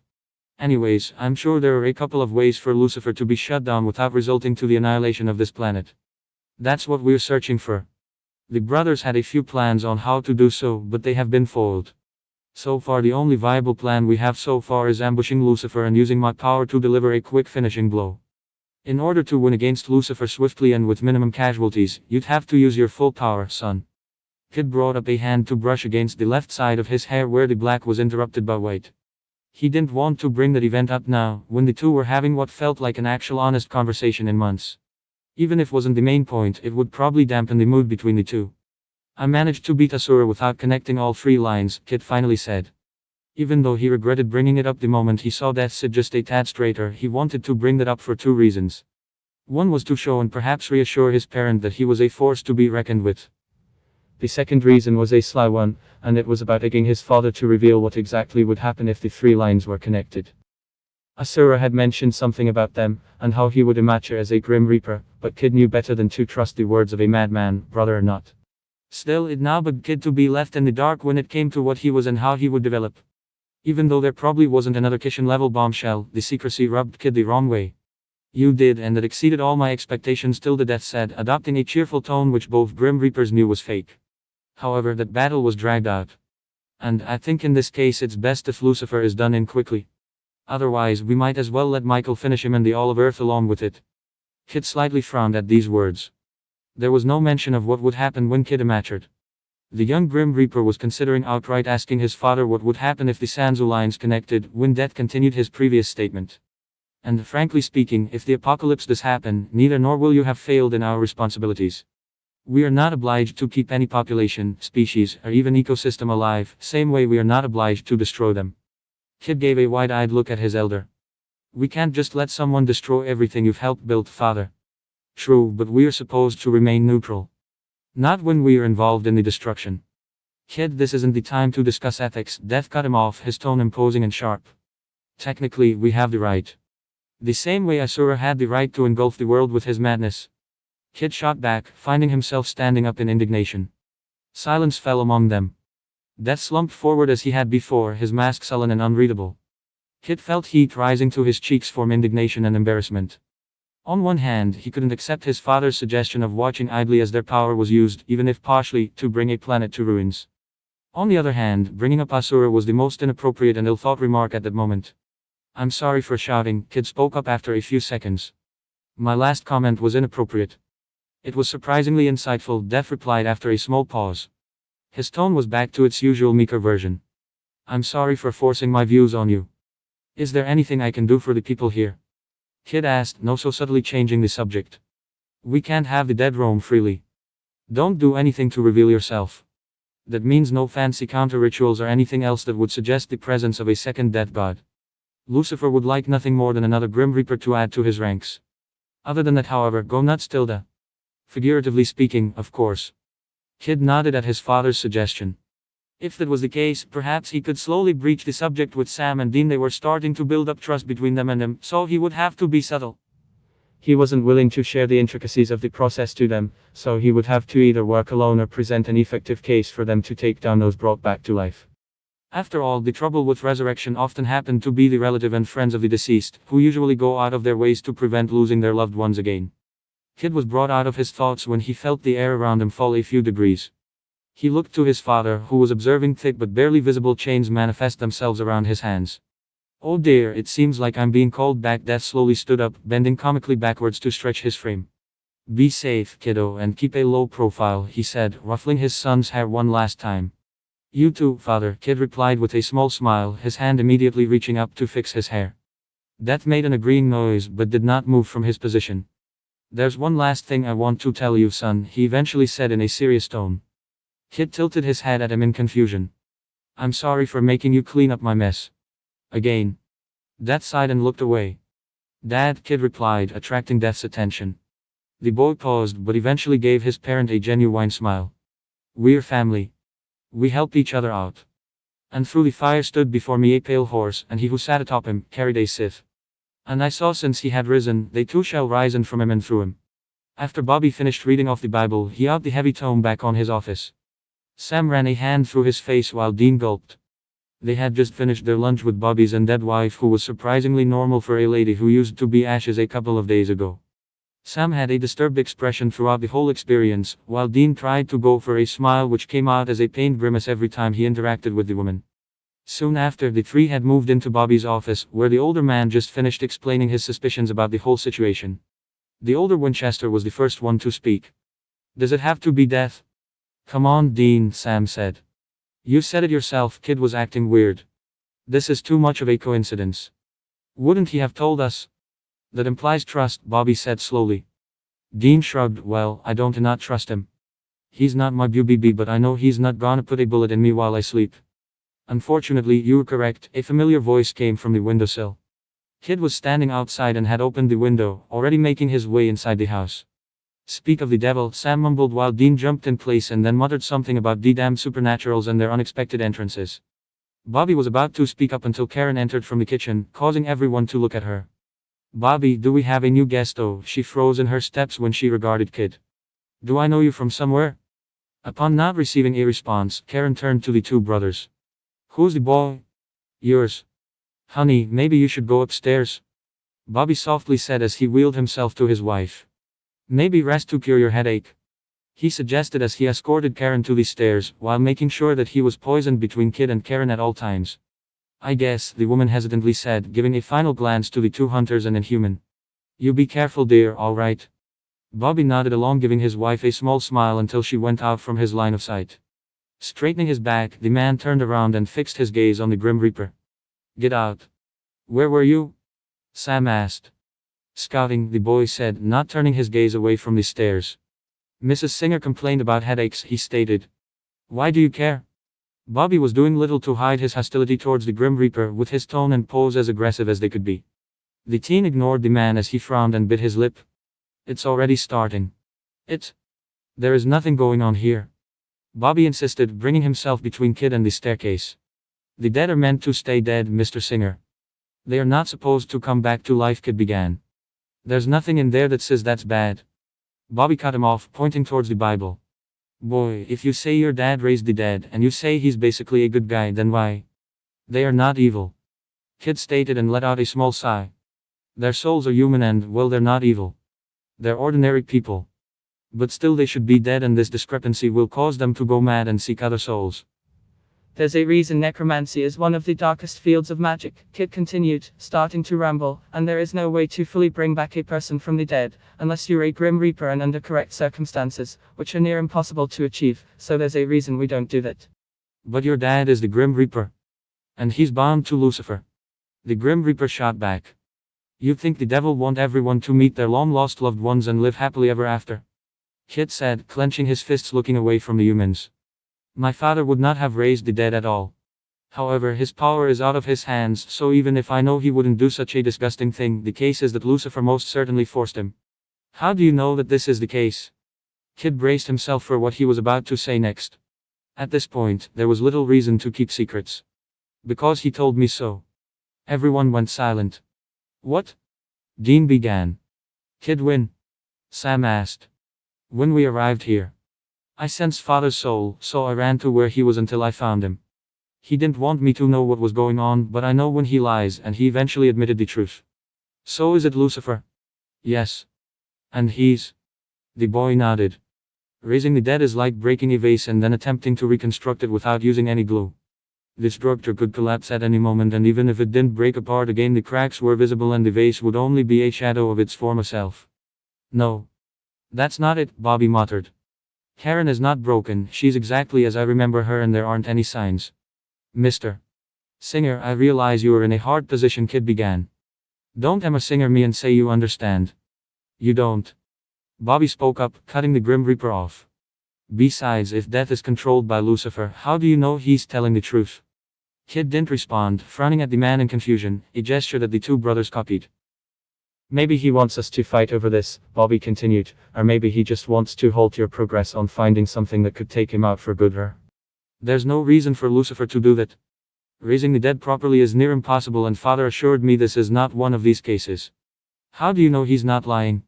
Father wouldn't lie to him. Kid cut himself off just before he completed the sentence. I have good reasons to believe Father is telling the truth. You look like you choked there, Sam commented, raising an eyebrow at the Grim Reaper. That's none of your business, Winchester. What is important is that the dead were raised to bring chaos into this town, Kid stated. But he's the one who did it. He's following orders. Kid shot back. Death cannot create life. So how do you exist? Kid was taken aback. He didn't answer immediately, looking conflicted. That is information you are not privy to. Silence fell between them. Sam and Dean looked lost as Bobby and Kid glared at each other. Well, the older man sighed as he wheeled himself towards his desk. I didn't want it to end this way. Dean looked up from where he was sitting and frowned as both brothers stood up from their seats.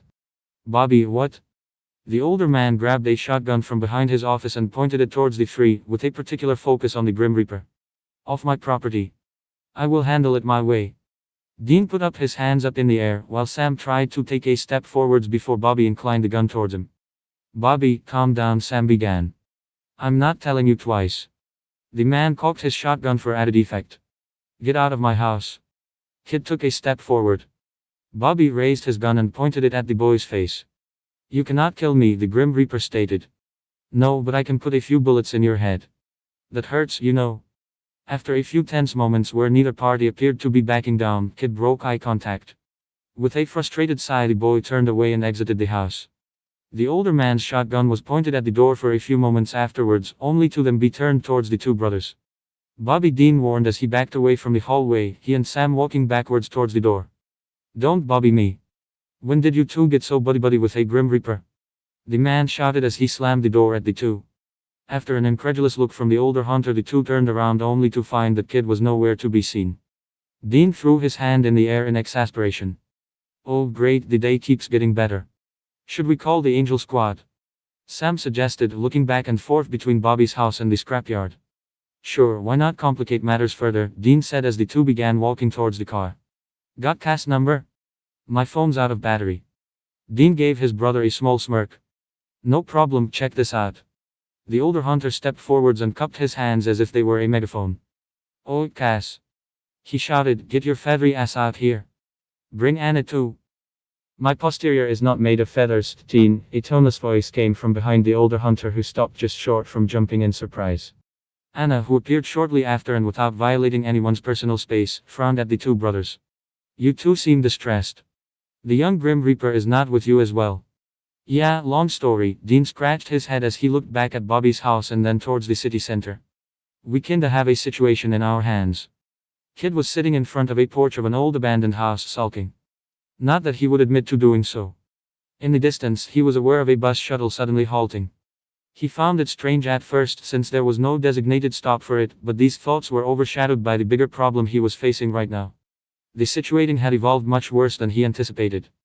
Not only was the undead problem big in scale, Kid had just lost any support he had, namely Sam and Dean. The Grim Reaper's confrontation with what the two apparently considered a mentor only helped undo whatever trust they had been building up with. Kid wished he could blame the whole thing on human short-sightedness, but he wasn't that arrogant. There were probably ways he could have handled it better, ways which he would probably come up a few months from now and feel frustration on his inability to come up with them sooner. Motherfucker. A young female voice came from a bit of a distance away as two teens hastily crossed the road and ran towards the young Grim Reaper. The voice was very familiar, so much so that it broke any train of thought Kid had as he looked up to see the two approaching figures. And promptly froze in place. Liz. Holy fuck, that's really Kid, sis. The second girl yelled, throwing her hands in the air and letting out a joyful laugh. Patty. When they were close enough where they could see each other's faces clearly, the older teen walked, or more accurately stomped her way towards the boy with murder in her eyes. Death. The Kid. There was a brief moment of silence where Kid gaped at the two in shock. He blinked a couple of times until they marched up 8 in front of him. Elizabeth. Patricia? He repeated as if unable to believe his eyes. Kid even activated his soul perception to make sure his frustration hadn't turned into madness and caused him to see things. There was no denying it. Patty and Liz were standing right before him, their expressions one of giddiness and rage respectively. Liz especially looked like she was about to kill a man or a particular skinny Grim Reaper. You little shit, the older sister started, her tone a mix of disbelief and anger. You're here. Yup. Patty announced. And you're not dead, so woo Tilda. You bet your skinny ass I'm here, Liz growled, her voice rising steadily in crescendo and emotion. I did not live through running from ghosts in a demonic pirate ship or fight goddamned Asura just to be left behind. No, wait, let me explain. Oh, you're gonna explain this shit alright. Liz was full on screaming at this point. What the flying fuck happened? You and your dad just disappeared. Do you know how much everyone freaked out? Very? Kid timidly asked. Very? More like a metric crap ton. Oh, okay, I get it, Kid said, raising his hands in a pacifying gesture as he tried to calm down the teen. Judging by Liz's expression, it didn't work. Do you? It's been over a month, Liz yelled, emphasizing each syllable. For all we knew, both Grim Reapers were Mia, except there was no action. You might as well have disappeared in a fucking puff of smoke. During her tirade, the older sister kept walking forwards while Kid backed up until he hit the abandoned housed wall and they reached a standstill. When they stopped, Liz towered over Kid, even though she was only a bit taller than him. Now, Liz, I get that you're angry, but don't off. Kid stopped halfway through his remarks because she had pulled him into a tight hug. I did not expect that, the boy mumbled as Patty enthusiastically joined in on the hug. Liz's hold on him tightened, as if to make sure he wasn't going to disappear again. We were worried, you selfish little twat. Her voice cracked, allowing to show exactly the anxiety and fear her anger was trying to hide.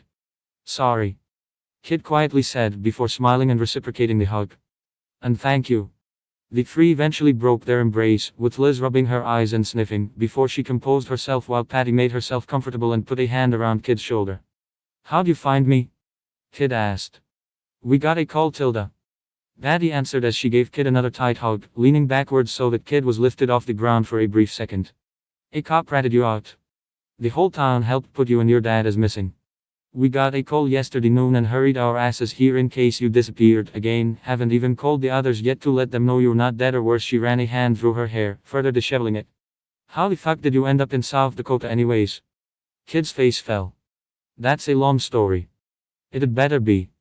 I don't wanna find out. I traveled half a day just because you felt like taking a vacation. Though caustic, her remark lacked the righteous anger her previous ones had. Speaking of which, Death's gone missing as well. We know you two may be together, but from what I can see that's not the case. I know where Father is roughly, Kid admitted, all his frustration from before piling up upon his psyche again. Father isn't in this city. At least not anymore. The older Thompson stood up when she heard the Grim Reaper's words. Then what are we waiting for? Let's go get him. Oh, are we gonna go look for Kid's dad? Yeah, more road trips, Tilda. The boy's frown deepened at the sister's remarks and he clenched his fists but stayed silent. There were so many things he wanted to tell them and just as many things he had to tell them, with the categories often being mutually exclusive and with time running low. He didn't even know where to begin. Liz frowned when she saw Kid's expression. Oh crap, this can't be good. She sighed as she sat down by the old porch. Come on, lay it on me. What's wrong this time? Father had been bound by Lucifer, who performed an ancient ritual so that he could keep Father under his rule and instigate the apocalypse. Kid started, figuring he might as well explain how the whole situation came to be. There was a small pause. Liz blinked. What? Father's been. No, stop, I heard the first time. Liz rubbed her temples.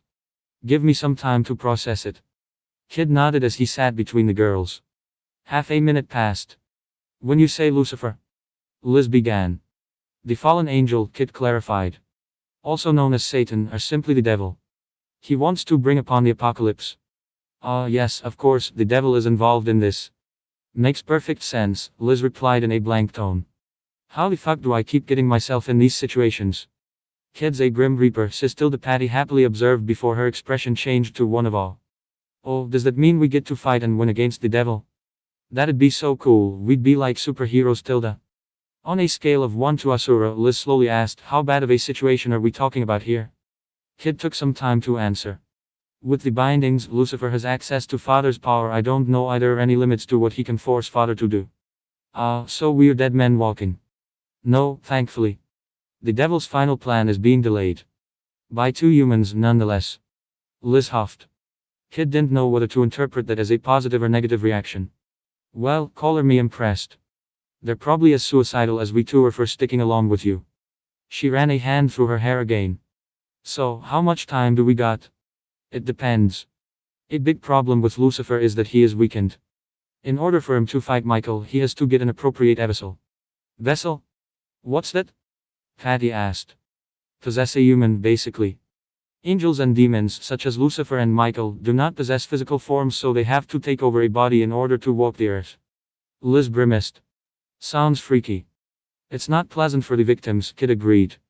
When it comes to Lucifer and Michael, a normal human body wouldn't do for them, it'd collapse if they were to use their powers. Okay, so what's going on with our Cain and Abel pair and their vessels? Liz asked. Well, the bad news is that there are 2 humans suitable for the 2. The good news is that they're brothers and they're both quite determined in putting a stop to this madness. Liz nodded along with the explanation. And you know that about the vessels, huh? I'm currently working with them, or was at this point. We recently had a falling out, Kid begrudgingly admitted. The older Thompson took a deep breath before speaking up. Fuck, is this why we've been getting some crazy news stories out late again? The whole thing sounds like Asura 2.0, a mad, scary deity wants to destroy the world and yada yada. Anyways, we can't have you fight the apocalypse alone, we can head back to the academy. Liz, Kid interrupted her, Don't. Liz said incredulously. What the fuck do you mean, Edent? Did I not just tell you how everyone was having many heart attacks about you disappearing? Her old anger had resurfaced and she adopted her angry fight from a few minutes ago. Why didn't you call us? I do not want to get the Duma involved. Why not? Liz, if the Duma fights back, they'll become a target to Lucifer, Kid cut her off bluntly.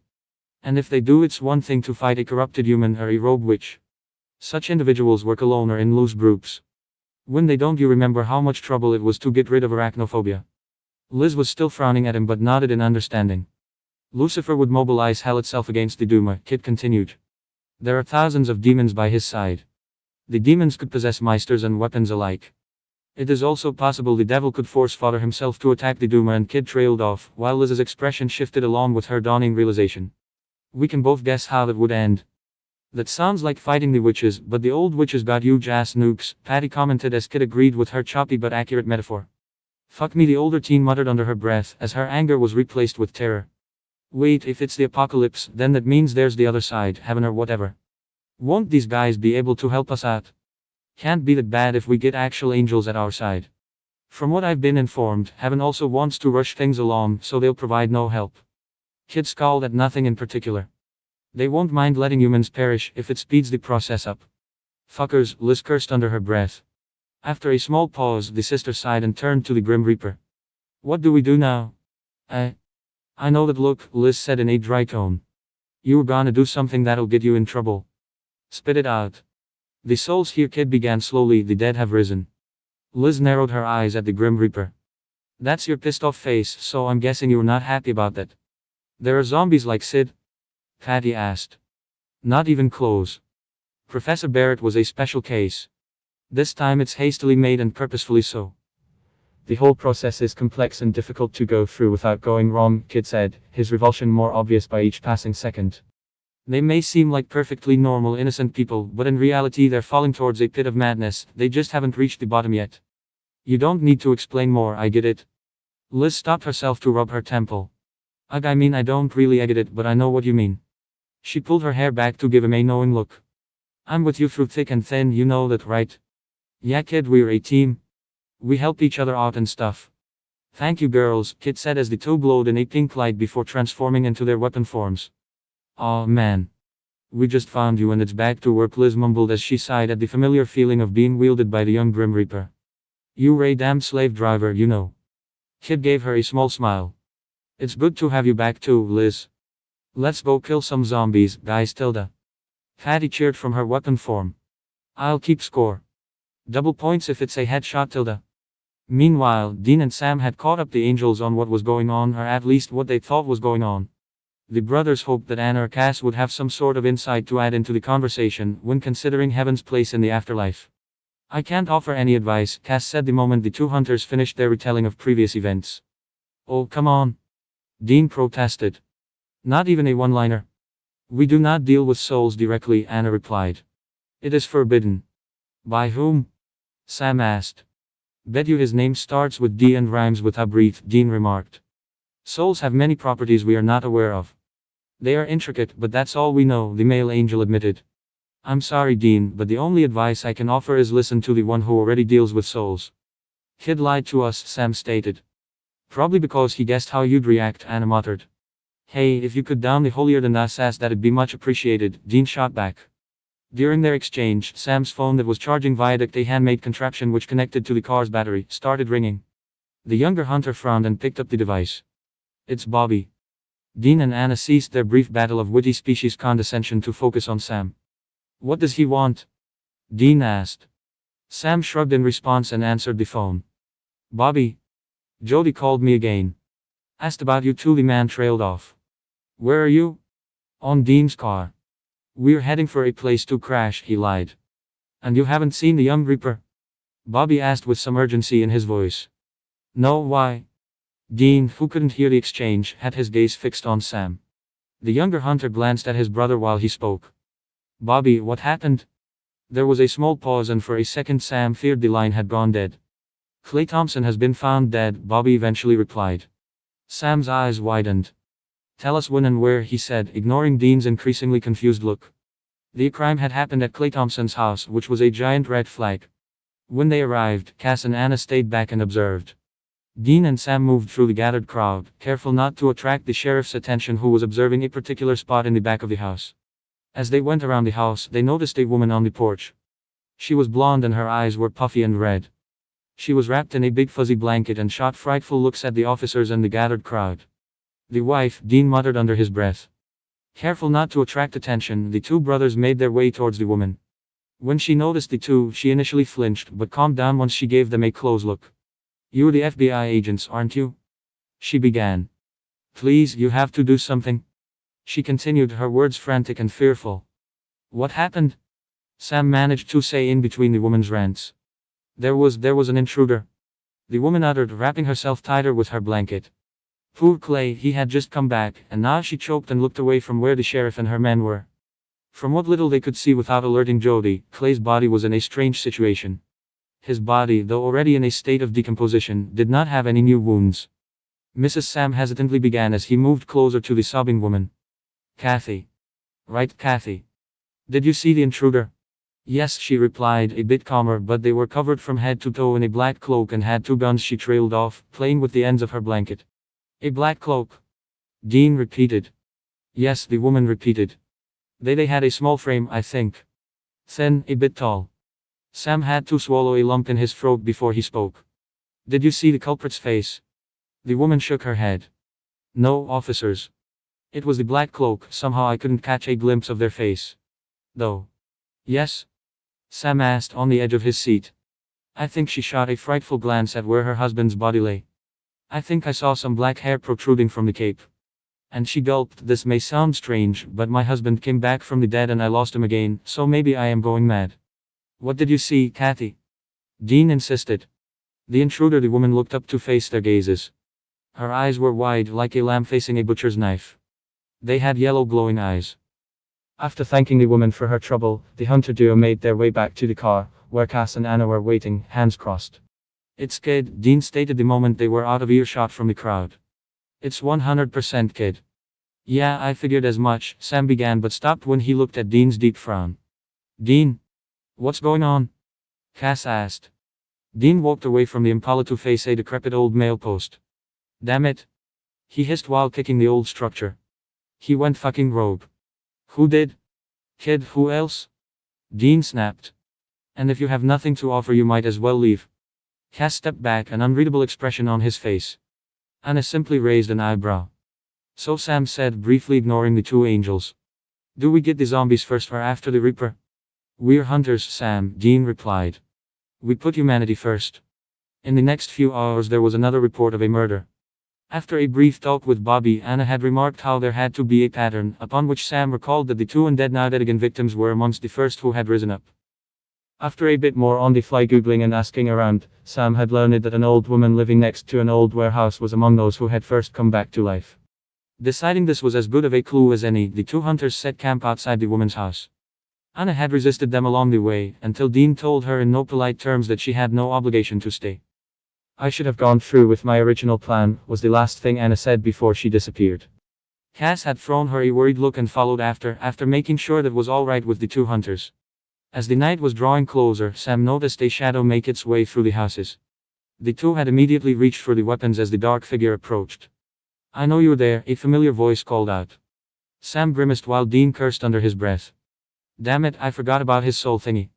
The older hunter gritted his teeth and exited his cover, gun in the air. Good, so you know what we're here to do. The Grim Reaper was wearing a black cloak and his face was obscured by a white mask which bore an uncanny resemblance to a jawless human skull.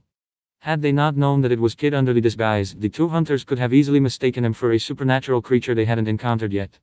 Stop me, I presume, the boy said as he faced them and moving. His hands were beneath the uniform black cloak, yet the brothers knew he was wielding 2 guns from the woman's confession.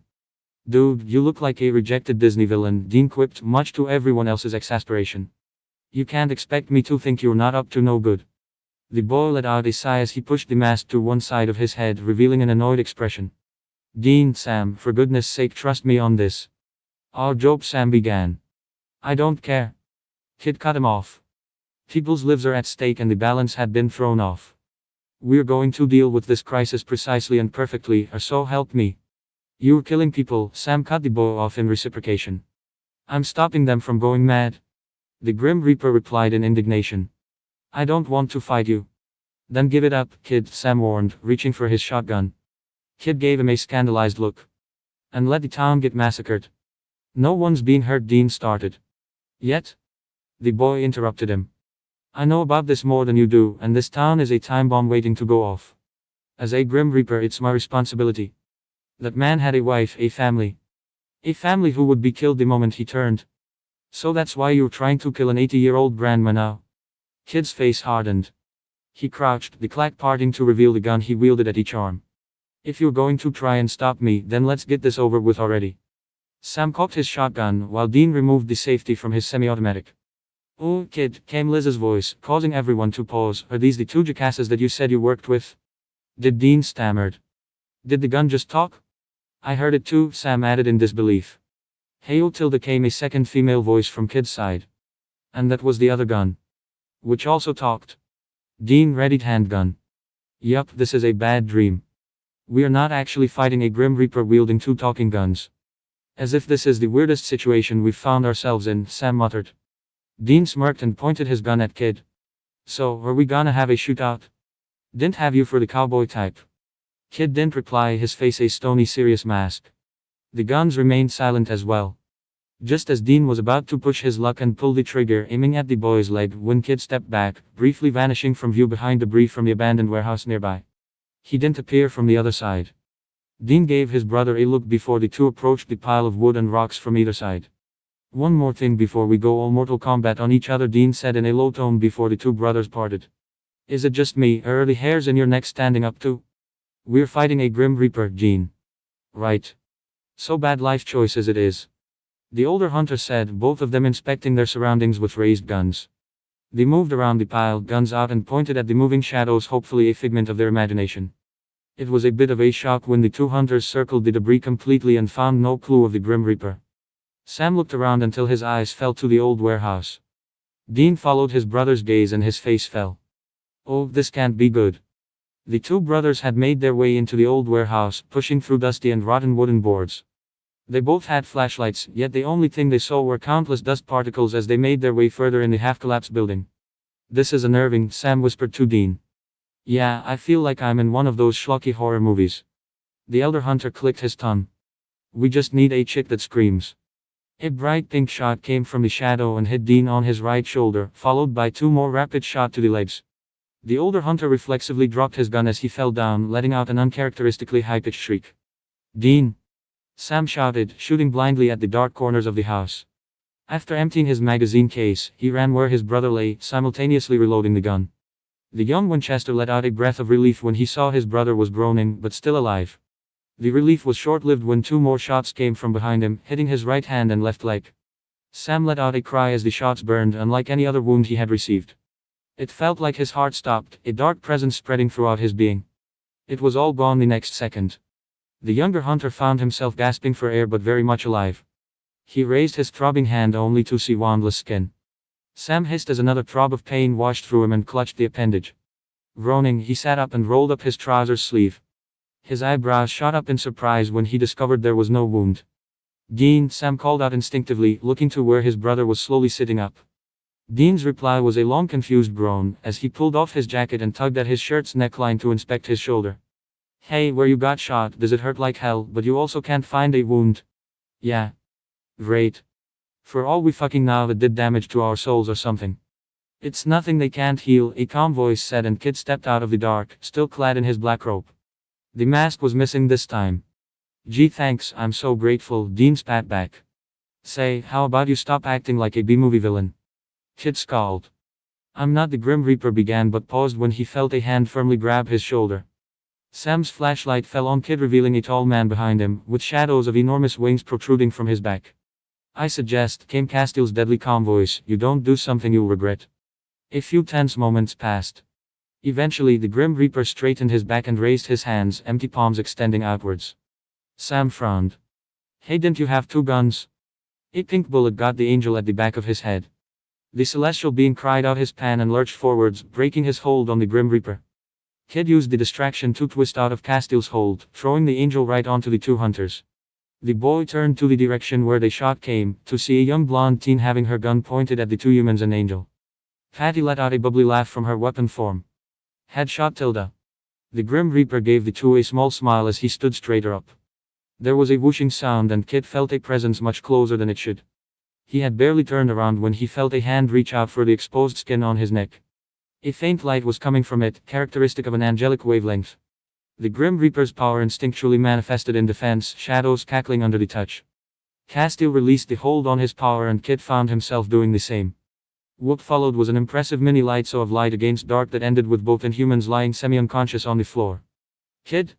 Liz yelled as the two sisters headed to the fallen Grim Reaper. Castiel? Dean shouted as the brothers headed to the kneeling angel. The Grim Reaper stood up with difficulty, first on all fours then on twos with the help of the two girls. Liz hissed when she saw bright streams of light eat away through the boy's skin. Crap, you alright? We got a dose of each other's wavelengths. The boy hissed as he brought a hand to his neck where majority of the glowing wound was. The torn tissue around it was slowly mending, dark lines slowly overtaking the white and leaving only smooth pale skin in their wake. On the other side of the room, Castiel seemed to be in an equally bad state. The angel was breathing heavily and had barely managed to sit up. He was clutching his arm in pain and from what was visible he had suffered the most damage. The skin was blistered and covered in a dark subdermal substance. Castiel, Sam said in worry, as he eyed the wound and grimaced. The angel made a false start and then took a short breath. I need some time. Don't die on me, pal, Dean said with a slight bit of hysteria in his voice. He'll live, Kid spoke up from where he was, attracting the brothers' attention. His soul is fighting against a Grim Reaper's wavelength. It'll take time to heal. The Grim Reaper was tactful enough not to mention that in all cases such a thing had happened, aka when Kid found himself in such danger that he instinctually fought back, the attacker ended up dead. Dean looked between Castiel and Kid, conflicted. He supported the angel in one hand while he reached out for his fallen gun. Don't even think about it, buddy, Liz growled as Patty was engulfed in a bright pink light before manifesting in her weapon form in Liz's free hand. Sam threw his brother and the angel a worried look before he turned to the other trio. Let's all calm down, he began. What happened? He asked, hoping to ease the tension. From what I got, they both freaked out and blasted each other, Liz answered. I did not freak out, Castiel calmly protested. Dude, I saw you little wing trick. I've been hanging out with Grim Reapers long enough to know that when someone is posturing, it's because they don't want to fight. How did they attack each other? Sam asked. Soul wavelength, or our soul's power in layman's terms, Kid grunted as he leaned onto the sisters for support.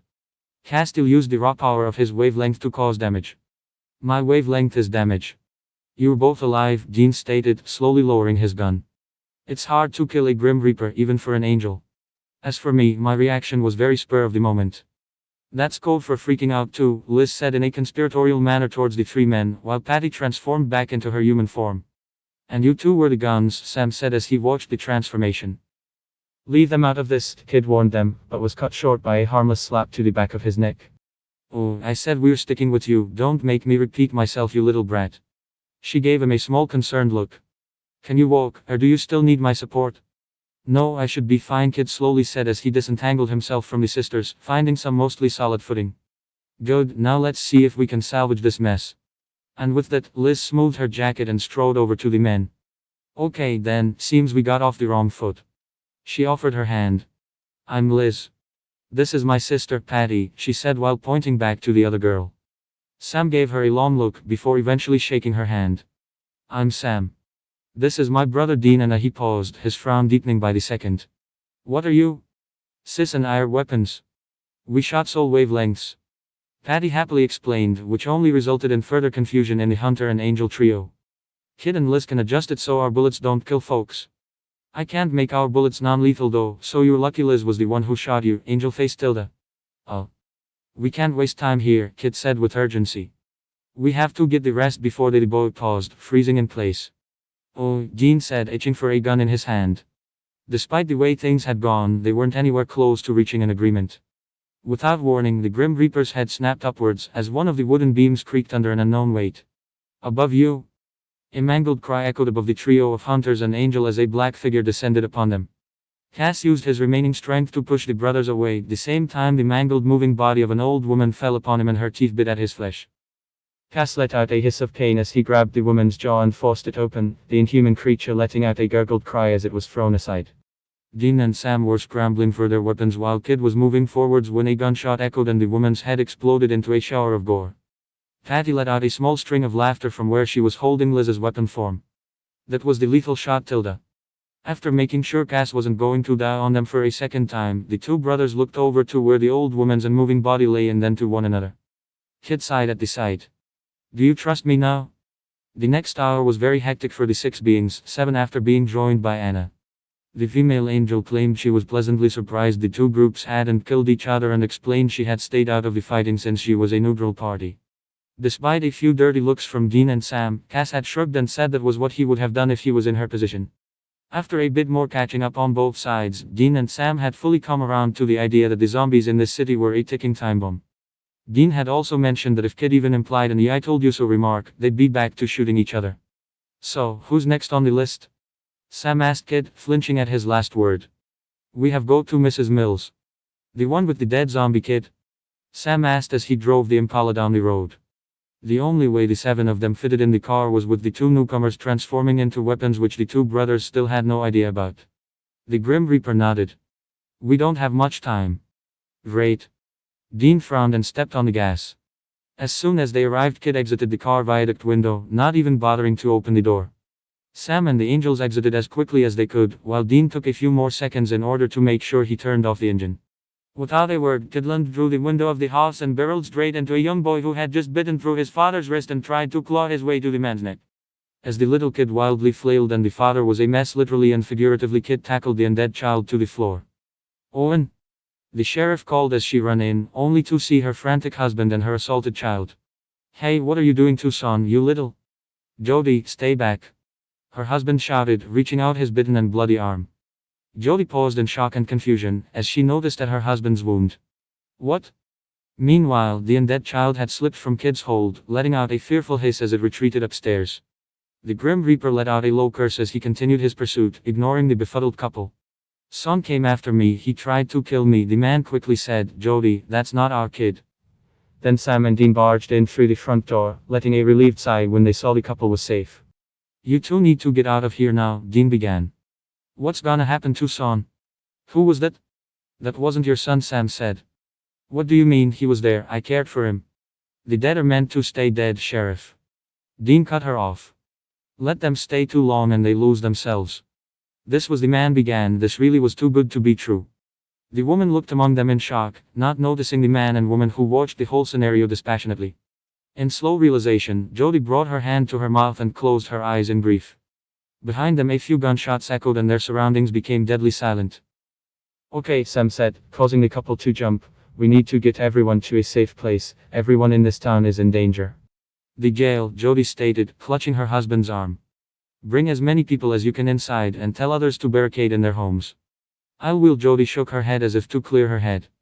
We'll get the place ready. We'll get the car, the husband offered as the couple numbly made their way to a well-kept convertible. As the car moved away, the 2 hunters looked back towards the house where a dark figure emerged. The 2 chose not to comment on the small blood stains on the edges of the black cloak.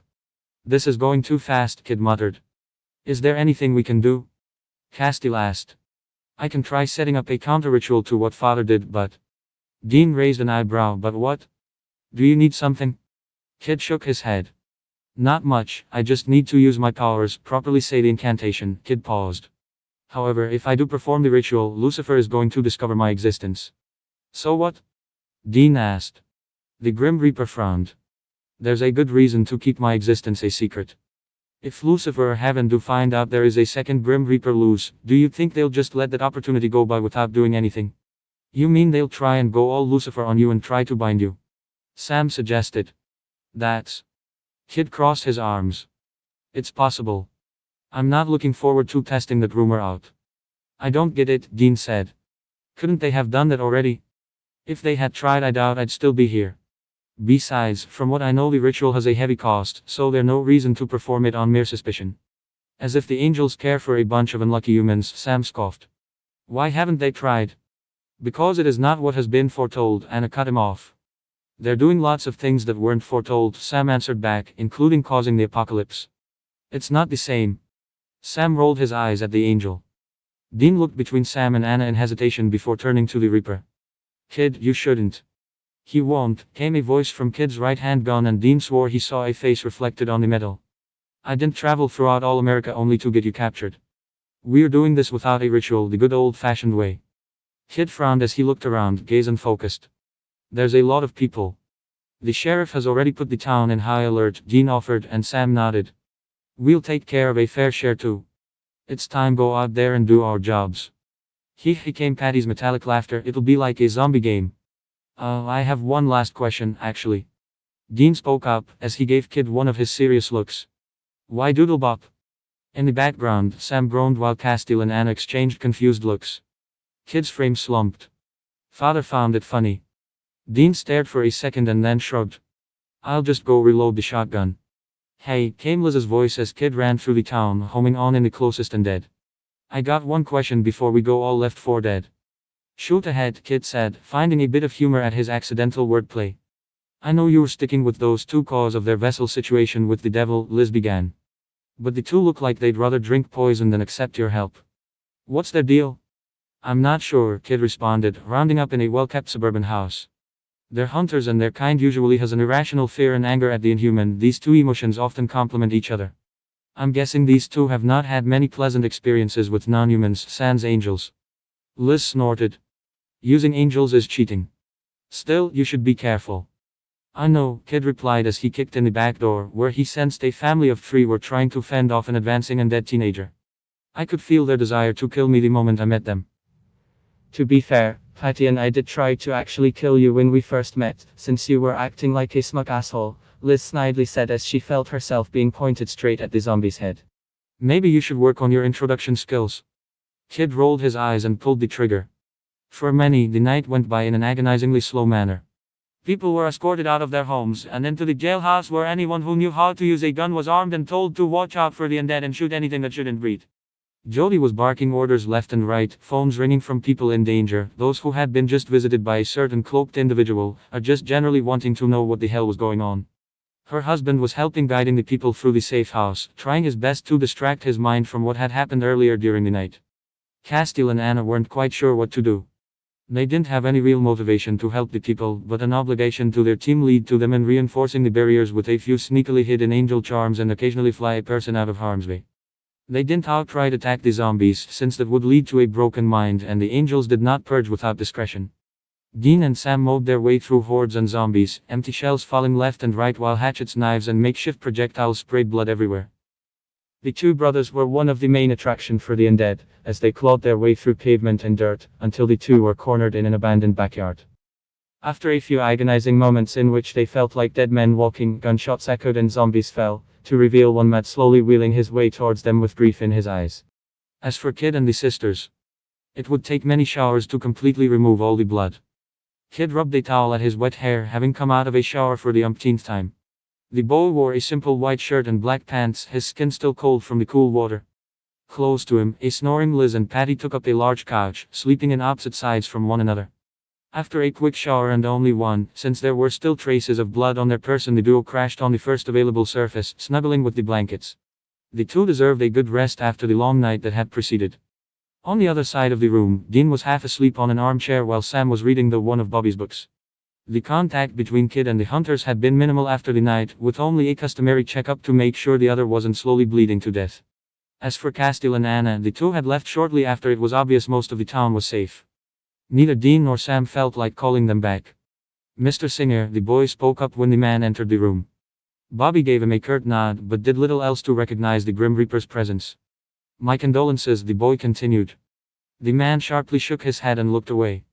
Kid held back a groan as he leaned back on the armchair. He still had a lot of gathered frustration about the events that had transpired, both for himself and for the others. You look like you need to rest. I'm fine, Kid snapped at the younger brother. Dean immediately reached for his gun, but then relaxed his grip as the Grim Reaper fell back into the couch, rubbing his forehead. In a couch away. Liz let a loud snore as she rolled in her sleep. Sorry, Kid eventually said, attracting the men's attention and causing Dean to focus on the real world. For everything. For the mess back then. Oh, listen up, Dean began after some consideration. Not your fault. You didn't do anything. Exactly. I should have moved preemptively. Then people would think you were the bad guy. It wouldn't matter. Bobby dropped a heavy pile of books he was holding on the table with a resounding thump that silences the hunters and Grim Reaper. Listen here. What happened happened and there's no use looking back. You think you should have moved differently? Well, boo-hoo, my wife would die either way. The man turned to his books as he began to sort them through his bookshelf. Besides, you and I both know why death was here. Dean frowned. What do you mean? The reason why the dead were brought back in the first place. It's not a coincidence that this town was the one death visited. Bobby looked over to the young Grim Reaper. I'm sure he told you why, the same way he told my wife. This is news to us, Sam carefully said, as if trying to catch a particularly venomous snake. Death did this to get to me. He wanted me to stop supporting you too, especially you, Sam, since I'm one of the reasons you keep saying no to Lucifer. That's not what Father wanted to say, Kid said, his voice low but steady.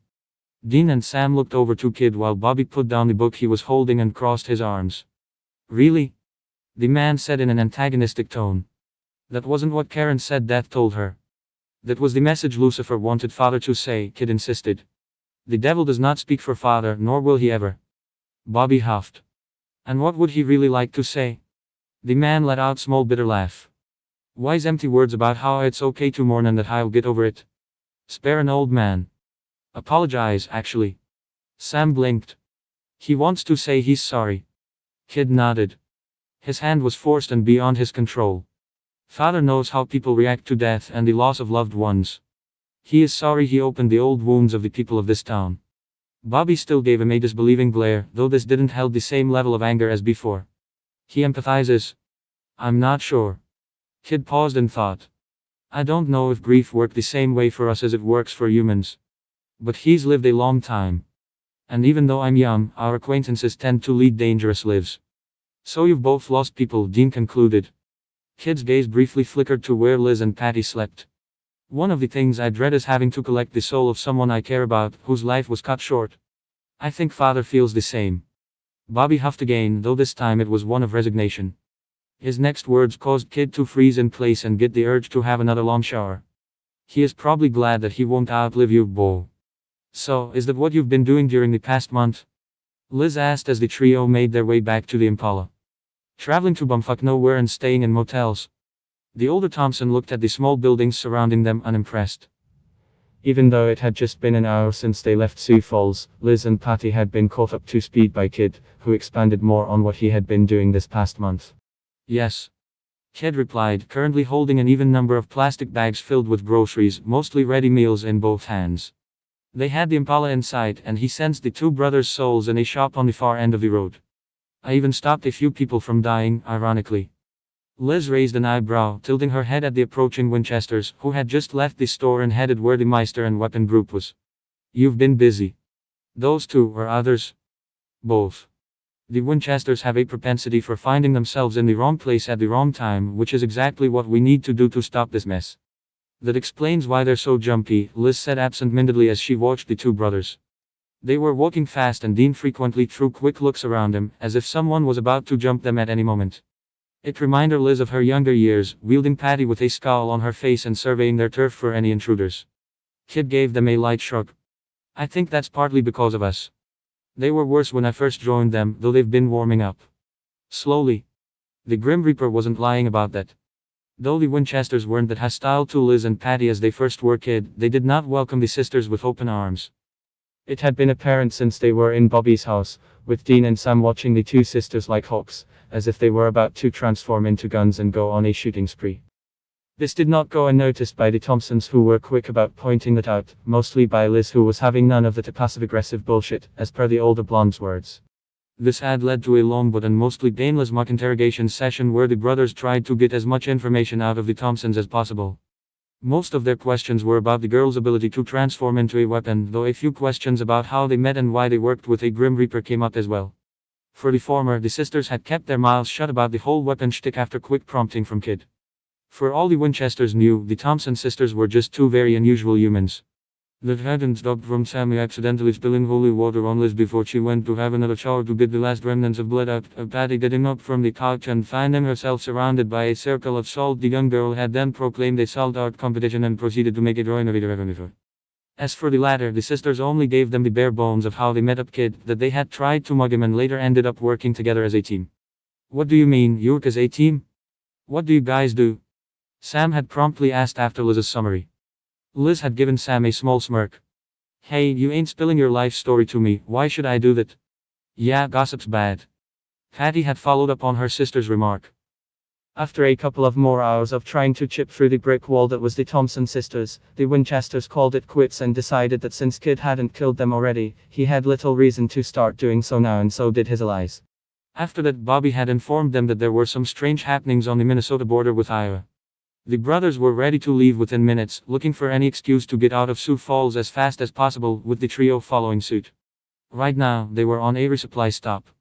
Kid, Liz and Patty were relegated to food duty, with Dean grumbling about feeding too many mouths and handing them one of his many credit cards. Liz let out a sigh. Things were moving too fast. Just half a day ago she and her sister had located Kid, and now they were being dragged on an interstate trip to stop the apocalypse. The girl needed time to process it all, catch up with Kid and make sure her Meister was holding up alright, not to mention get in touch with the Duma, though she had no idea what to tell the latter because of Kid's insistence on secrecy. The majority of the older Thompsons' inner turmoil was from the latter part, actually. She wanted nothing more than to get in touch with the academy and reassure their friends and other staff that Kid was safe. When Death and Kid went missing, the entire city and Duma found itself in a constant state of worry and chaos, and the last thing Liz wanted to do was go off-grid and have them worrying about her and Patty as well. However, from what Kid had told her, if the Duma got involved in this apocalypse mess, things could go from bad to catastrophic. Telling the folks back to home to hold off would be in vain. Maybe the more level-headed members of their group like Stein would listen, but others like Black Asterisk Star, Spirit, and even Maka and Soul would insist on helping, going as far as to outright start demon hunting. And if the demons with Lucifer in charge got wind of it? Liz let out another heavy sigh, attracting Kid's attention. Is everything alright, Liz? The older Thompson was about to respond, but she took notice of how Sam and Dean were almost to their location, within hearing range. Liz's face morphed into a slight scowl, before sighing for the third time. I'll tell you later, she said, giving a pointed look at the two brothers. Kid followed her gaze and went silent, just when Sam and Dean acknowledged them with a gesture. Got the good stuff? Dean asked, eyeing the grocery bag and taking his credit card back from Kid. Alright, let's hit the road. After organizing the ammo and putting the grocery in the trunk, Liz found herself on the right side of the back seat, with Kid in the middle and Patty on the left. She tried to get herself comfortable on the leather seat, knowing that any conversation she, Patty and Kid would have thus far would be superficial. The next hours were bound to be boring. About an hour later, Liz found herself being pointed at a human. No, their eyes were black and they had dodged a punch the cracked pavement, and she wasn't sure if this sort of excitement was any better than the dull lull of traveling through Minnesotan fields. Kid's wavelength, a menacing black color but familiar and harmless to her, welled in her barrel and mixed with hers, before being fired off and through the demon's head, making the possessed man let out an inhuman cry of pain and collapse on the pavement. Patty let out a victorious whoop. Liz didn't share her enjoyment, more concerned about the fact they were fighting actual demons. They had been ambushed. After about another hour of traveling, they came across a burning truck blocking the road. The five had immediately gone on high alert, the brothers reaching for their guns, Liz and Patty transforming into their weapon form, while Kid had activated his soul perception and yelled that demons were approaching. The demon is still possessing him, the Grim Reaper stated as he walked up and regarded the fallen man, who looked like a middle-aged accountant. Can't we get them out? Patty asked. Maybe. Kid took careful aim between the man's heart and neck but did not fire. He kept slightly adjusting his aim as if following a moving target. His irises were dilated in a fashion that Liz associated with the use of his soul perception. He was also only using Liz to aim, which gave the girl an indication that he was going for accuracy. Though the girl's weapon forms and the way they functioned were identical, there were slight differences in their attributes. Liz's accuracy was better, whereas Patty had greater strength and stopping power behind her bullets. In most cases, these differences were negligible, and it didn't matter which one of them Kid used. To do so now meant that whatever the Grim Reaper was going for required utmost precision. Eventually, Kid fired a single shot and a spray of black erupted from where the pink bullet hit flesh despite the lack of any wound. The man's back arched, and wisps of black smoke emerged from his mouth, nostrils and eyes, before dissipating into thin air. The human let out a shuddering breath but remained unconscious. What happened? Patty asked. Aimed at the demon's soul so they would let go of the human's body, Kid responded, still focused on the man. Though, I'm not sure if that killed the demon or made them return to hell. Probably the latter since we're not using lethal bullets. A cry from Sam caused them to focus on the ongoing battle. A couple of meters away, Dean and Sam were firing and slashing away at the demons. The Impala was on their back, but they were surrounded by demons and Sam was clutching his bleeding shoulder. Guy had company, Liz muttered, her scowling face reflecting on the side of her weapon form. Let's go take them out, Tilda. Kid nodded at the sister's remarks and took careful aim. If he was reckless, he could end up shooting a human soul. Even though he wasn't using enough of his wavelength to make the bullets lethal, there was enough of his Grim Reaper wavelength in them to cause permanent damage. He aimed Patty at the demon's extremities, lowering the chance of the bullet accidentally hitting the human soul, while pointing Liz at the epicenters of the dark mists, the demon souls. After one of their compatriots fell, the demons noticed the third party fighting and two of them, a middle-aged and an elderly woman, lunged at Kid. The Grim Reaper barely dodged a knife aimed at his throat, causing him to lose his aim. Kid gritted his teeth, using Patty as a taunt to sock the closest demon in the jaw, before taking aim with Liz and firing roughly where the second demon soul was. Both demons fell down, though the first one recovered almost immediately and lunged at Kid, as if trying to bite the boy's neck off. Kid stepped back and brought Patty up, her barrel coming in contact with the possessed human's collarbone. Lemma at EM. Patty said with a menacing giggle. Kid pressed the trigger and the demon collapsed, black smoke coming out of the body as it collapsed on the pavement. She ain't breathing, Liz said, mildly disturbed when the fallen woman's chest remained stationary. She was already dead, Kid responded matter-of-factly. He pointed Liz at the second demon, the possessed elderly lady slowly beginning to get up, before firing and watching as she collapsed with disoriented black smoke coming out of her orifices. This one isn't.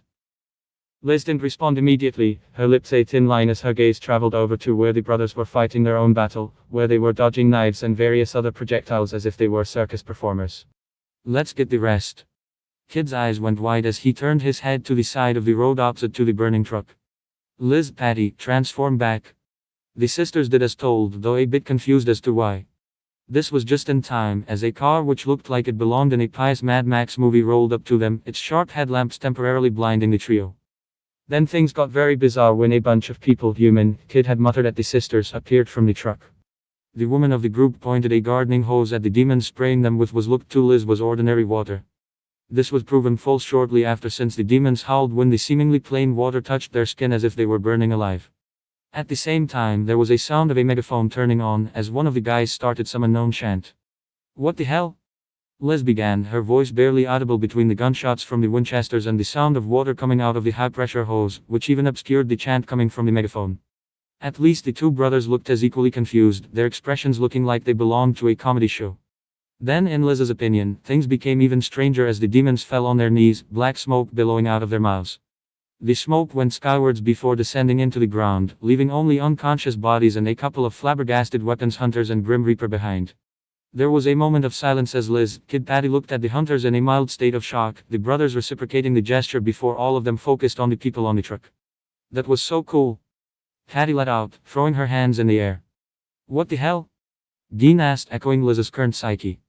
Patty let out a low whistle as they made it past the entrance to the city, which overlooked cement walls and barbed wire. They were in Dean's car, following the truck that had helped them with the demons. This place is built like a fort, Liz said, eyeing the barbed wire in suspicion. Tell me about it, Sam said absent-mindedly, looking over his window, his gaze drawn to a white medium-sized Protestant church. Dean stopped the Impala outside the church, following the red truck's example. Their group exited the car and began heading towards the church, following the locals. Kid was the last one to exit, quickly glancing at his surroundings before looking back from where they came. Kid? Sam asked, noticing the Grim Reaper was falling behind. The boy blinked, focusing back on the others. Sorry, just the Grim trailed off. Liz nudged him. What's wrong? When the demons left their bodies because of the exorcism, Kid frowned, looking away as if remembering something. I've seen it happen before, but this time it felt different. Maybe they used a different chant, Dean said absent-mindedly, looking down on the red sigil painted outside the church's entrance. Kid shrugged. Didn't hear it over the cacophony, but it could be. As the motley crew of hunters, weapons and Grim Reaper entered the church, they were greeted with the unusual sight of everyday men and women attending a wedding while clutching intimidating shotguns on their side and laps.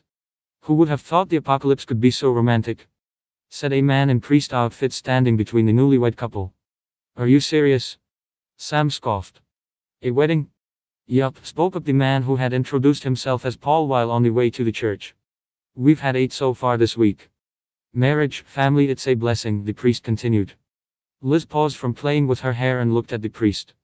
"Especially in times like this. So hold on to that." Well, Liz wasn't sure she would call it a blessing per se, but it was a reassuring notion. Despite all the craziness she had just found herself in, the relief of finally being with Kid again mitigated some of her anxiety. Liz glanced at Kid, who was staring off into the distance. His hands were held back and his shoulders were slightly hunched, not hostile but uncomfortable. Liz supposed this was expected behavior. Kid was quite social if he wanted to be, but they were in a foreign environment, teamed up with 2 people that didn't have the highest opinion of the trio. "At least the shotguns aren't pointed at us," Liz said to Kid, causing the boy to lose his vacant look and give the older sister a half-hearted smile. "Don't jinx it," Kid muttered in amusement, and Liz snorted in response. Soon afterwards, the wedding ceremony was complete and the newlyweds walked out of the church, to the applause of the city's residents. "So," the priest said when he approached the confused Winchester duo. "Rob told me his group saw you hunting demons." "We do," Dean said, scanning the crowds with suspicion. The priest gave them a wry grin. "You missed a few." Sam scoffed. "Yeah, tell us about it." "The children?" The preacher gestured at the trio who were talking among themselves. "Oh no, they're not with us, I mean not ours." Dean glanced between the trio and the priest. "The boy's dad has been captured by demons, so he's tagging along for now. The girls are friends." Gideon initially frowned at Sam's words, but eventually, his face settled into a resigned look. "Poor kids." Shortly after this exchange, the priest escorted the group into the basement of the church. There, people were going back and forth, moving ammunition, machinery, chanting above tabs full of water and other hunter-related duties. They were all cooperating with each other like a well-oiled machine. "The whole town is cooperating in driving these demons out," the priest said as they made their way further, occasionally smiling at a few people who nodded their head in respect. "We can see that," Liz muttered, while the others were more preoccupied with staring at the place in mild shock. The older Thompson was reminded of the last days before the battle on the moon, where staff and students of the academy kept running around like headless chickens to put together a plan and equipment used to fight Asura. She reconsidered her analogy when she saw a 6-year-old preparing salt-infused bullets. She distinctively recalled a strict warning against any not and inexperienced Eatmeisters taking part in any of the missions relating to Asura. Then again, some of the Eatmeisters did participate in the normal missions. "Whole town, huh? I don't know whether to run screaming or buy a condo," Dean commented, looking around, and his gaze also stopping at the little girl. Kid also did the same, though he was quicker to look away. Gideon sighed. "The demons were killing us. We had to do something." "Why not contact the authorities?" Kid asked. "You don't go to the police, silly, because all cops are bast." "Patty, not here," Liz quickly said, giving a harmless poke to her younger sister. She was pretty sure these white picket townspeople wouldn't appreciate anarchist slogans. Gideon hesitated in answering. "We were told not to." Dean narrowed his eyes. "By whom?" The priest opened his mouth and quickly closed it. "I'm sorry, I can't say. You clearly have someone who knows what's going on. This," Sam gestured at the basement, "isn't something you can simply look up." Gideon's mouth formed a thin line. "Look." "Dad, it's okay," said a blonde young woman as she walked towards them. She was conventionally attractive and her posture screamed the 50s ideal vision of a young woman, demure and overall niece. It sent shivers up Liz's spine. "Leah?"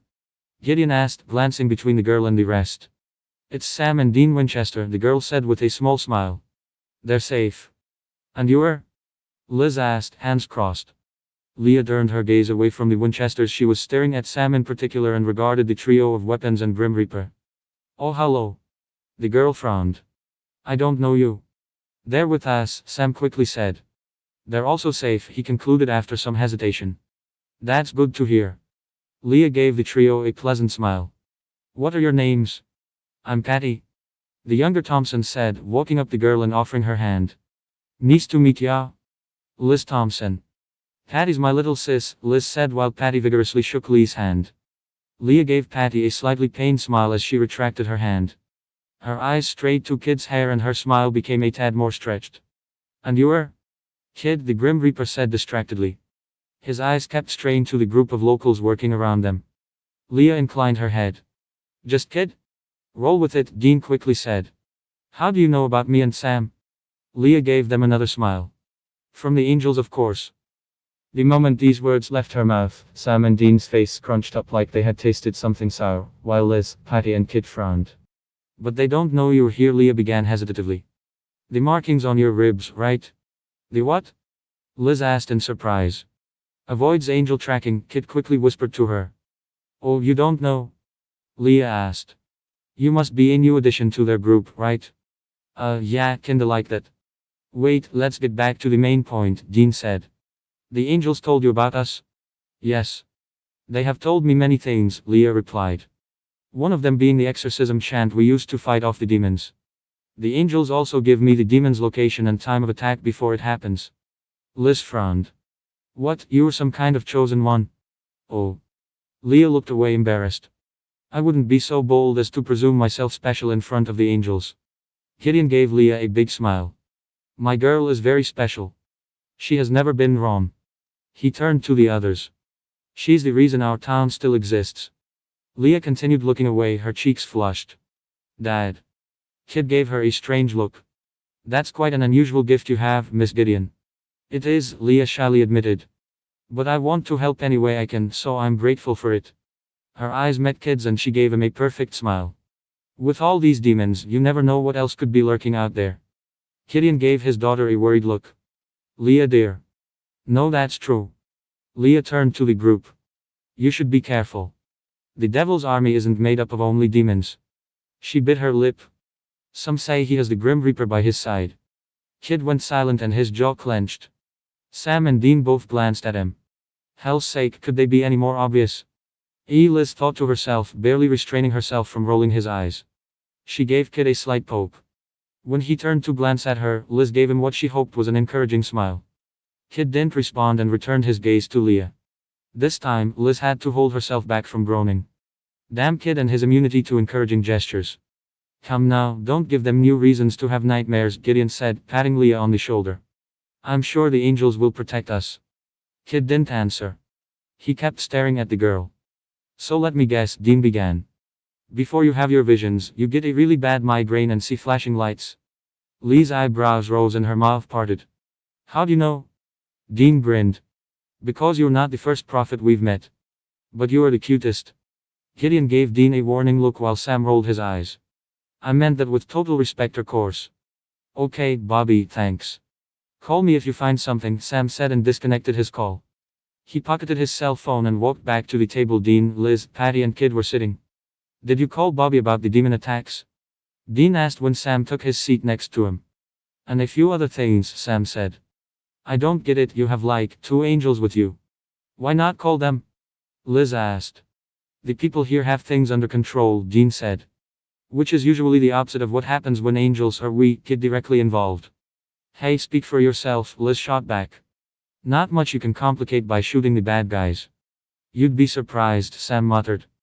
Cass and Anna aren't exactly liked by their peers, Dean continued. If we bring them here, we get prime seats for a rogue angel and host of heaven showdown. Oh, that sounds cool. Patty said. I wanna shoot some angels. She nudged Kid.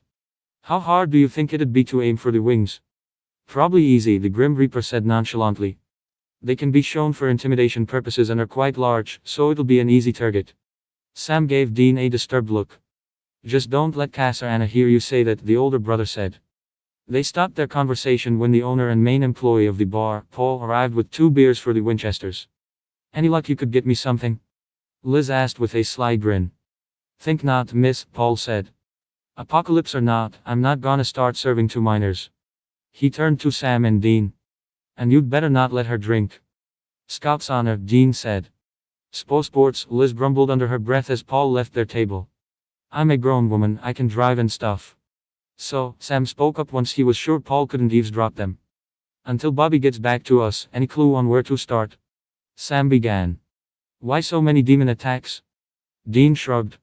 I don't know, kill the prophet maybe. Lee's soul is strange, Kid spoke up and frowned. It appears to be perfectly human. Prophets are human, Dean stated. What's wrong with her soul? It's ordinary, Kid bluntly replied. He placed a hand on his chin. I think she may be using Soul Protect. Sam frowned. A soul what now? It's a technique by which one can shield their soul and make it appear as if it's a perfectly human one. I thought only witches could use it, Liz added, which only increased Sam and Dean's confusion. Theoretically, anyone who can exert enough control on their souls can perform it. However, few have a reason for it. Few people can use soul perception. Why do you think Leah has a Sam hesitated, Soul Protect? If she was a prophet, why would her soul be perfectly normal? I'd think it'd have some sort of signifier, anything that can set her apart from a normal human, Kid explained. She didn't, which either means she's lying, or she is managing to hide it, and the only way that is possible is by using Soul Protect. Dean added, your assumptions are wrong and prophets have normal human souls. Can't you see the Soul Protect anyways? It sounds like some sort of blanket. No, that's the point of Soul Protect. It hides the true nature of its wielder. So far there hasn't been anyone who can see past that. Gonna agree with Kid, I don't like her, Liz grumbled. She rubs me the wrong way. Jealous? Dean asked in jest. Of what? Liz shot back. When Dean didn't answer, Liz leaned forwards and rested her head on her knuckles. Her good girl persona is an act, I can smell it from a mile away. At this Dean just shook his eyebrows in amusement. Dean, Sam said in disappointment before turning to Liz. Well, her dad is a pastor. She probably doesn't want to disappoint him. Liz scoffed. She's not a let's go clubbing and get high bad girl, but I'm gonna string you up, slash your throat and bathe in the blood bad girl. Trust me, I know. She nudged Kid, who was sitting between her and Patty and currently staring in the distance. Back me up here, Kid. Kid blinked and turned to look at Liz. What? Liz's face fell. You've been blanking out for this entire conversation, haven't you? Sorry, I'm just distracted. Don't blame you. This place gives me the creeps too. I can't blame the people for trying their best to survive. Ideally though, none of them would be involved in this, Kid sighed. Then again, ideally the apocalypse wouldn't be happening in the first place. Or they can simply call the National Guard or something, Liz replied. But Leah says they shouldn't, so they obey. Speaking of people that shouldn't be involved, Liz had to have the discussion with Kid sooner than later. And if the army does come, what are they going to do? Dean asked. Who can't kill demons with conventional weapons? The Winchester leaned back in his chair. Personally, I don't think this place is that bad. Dean, you don't really mean that, Sam began. Why not? Dean cut Sam off. The people are doing what they can. But we're here to stop the apocalypse. Patty spoke up and grinned at Liz and Kid. We're gonna shoot Lucifer in the dick and send him straight back to hell. Hell yeah, Patty. Liz said, equally excited, and high-fived her sister. Kid and Sam gave the two an encouraging smile. Dean just took another sip of his beer. The group's impromptu beer break was cut short when the town's church bells began tolling. Immediately the people exited the bar in an orderly fashion, leaving 5 very confused individuals looking like they just found themselves on the set of a TV show. What's happening? Sam asked. Creepy, Patty giggled. Guys, we need to go, said Paul, who approached them after seeing they were the only ones not currently on the move. Liz had another vision of a demon attack. After some careful negotiating in which Kid, Liz and Patty tried to state the fact that they could fight in the most roundabout way possible, the hunter group agreed in letting them join the hunt, along with Sam and Dean. The sisters and Kid didn't join in the group prayer though, which caused a couple of members, Dylan's parents included, to give them the stink eye, but Liz couldn't care less. The faster they dealt with the demons infesting this town, the less time she'd have to spend with these people. There we are, Sam said once their group made it over the small hill. On the top was a suburban-style house with bleached walls and an unkempt yard. Kid? Dean looked at the boy expectantly. There's 17 of them. 3 in the basement, 8 on the first floor, 2 in the backyard, 4 on the second floor. Kid narrowed his eyes. None of their hosts are alive. Dean cocked his shotgun. No holding back then. Rob, Dylan's father, gave a wide-eyed look to the boy, a sentiment shared by many other members of the group. How on earth do you know that? It's his thing, Dean quickly said and scratched his neck. Long story, but he can see demons through buildings. Superman's X-ray vision stuff. Cool, Dylan said, which earned him a half-hearted glare from his mother. Sounds like some kind of gift, Rob said. Dylan's mother, Jane, glanced at her husband. Like Leah? It's not, Kid cut them both off. Jane's gaze lingered on Kid's skull-shaped rings. Where are you from, boy? The States, Kid unhelpfully replied. While the above exchange was taking place, Liz nudged Sam. We'll need privacy, she whispered to the younger Winchester and looked over to her sister and Kid.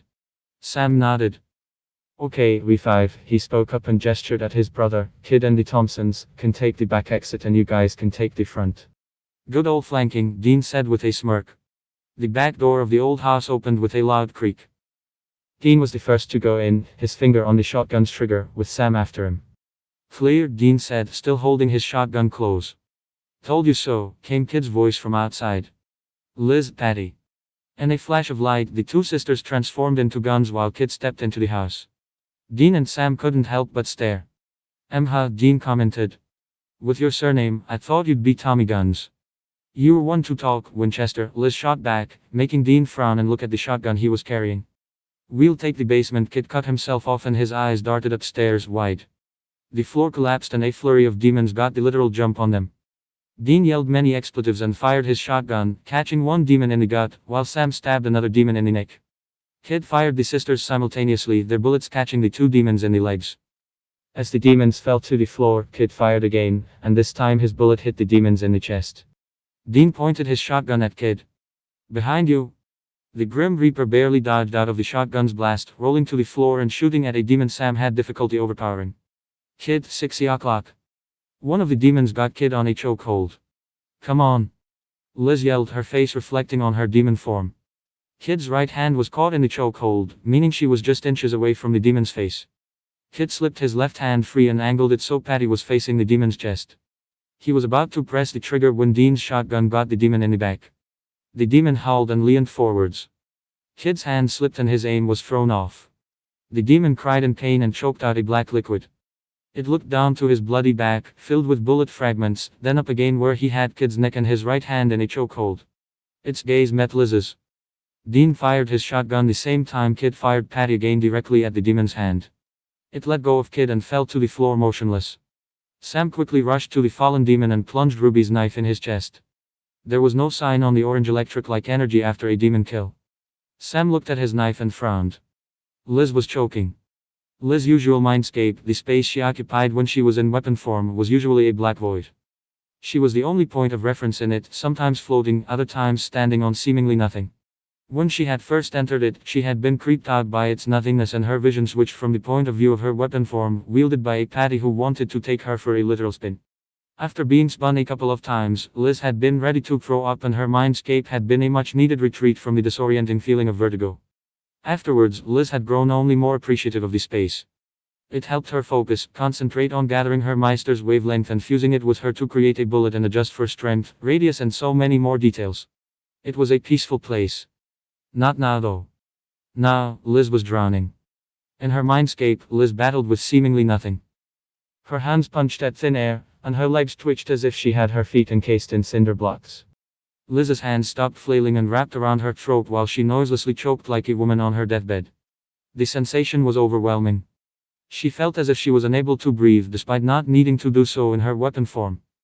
It was like she was being submerged underwater, dragged to the bottom with her hands and feet bound, only there was no water, but pure blackness. Eventually, Liz found herself weak, her muscles sapped of energy. Her legs stopped twitching and she desperately craned her neck in search of air that didn't exist. One of her hands fell uselessly on her side, while the other was barely holding onto her neck. Her vision started to blacken and there was a smoky trail of darkness that swam on her peripheral vision and slowly snaked its way towards her mouth and nose. Cracking sounds filled her ears. Something impacted Liz, pushing her away as if she is in a torrential river. There was another presence coursing through her soul, only this one was darker, but the black smoke was torn away from her, and Liz could breathe again, despite being encircled by the new invader.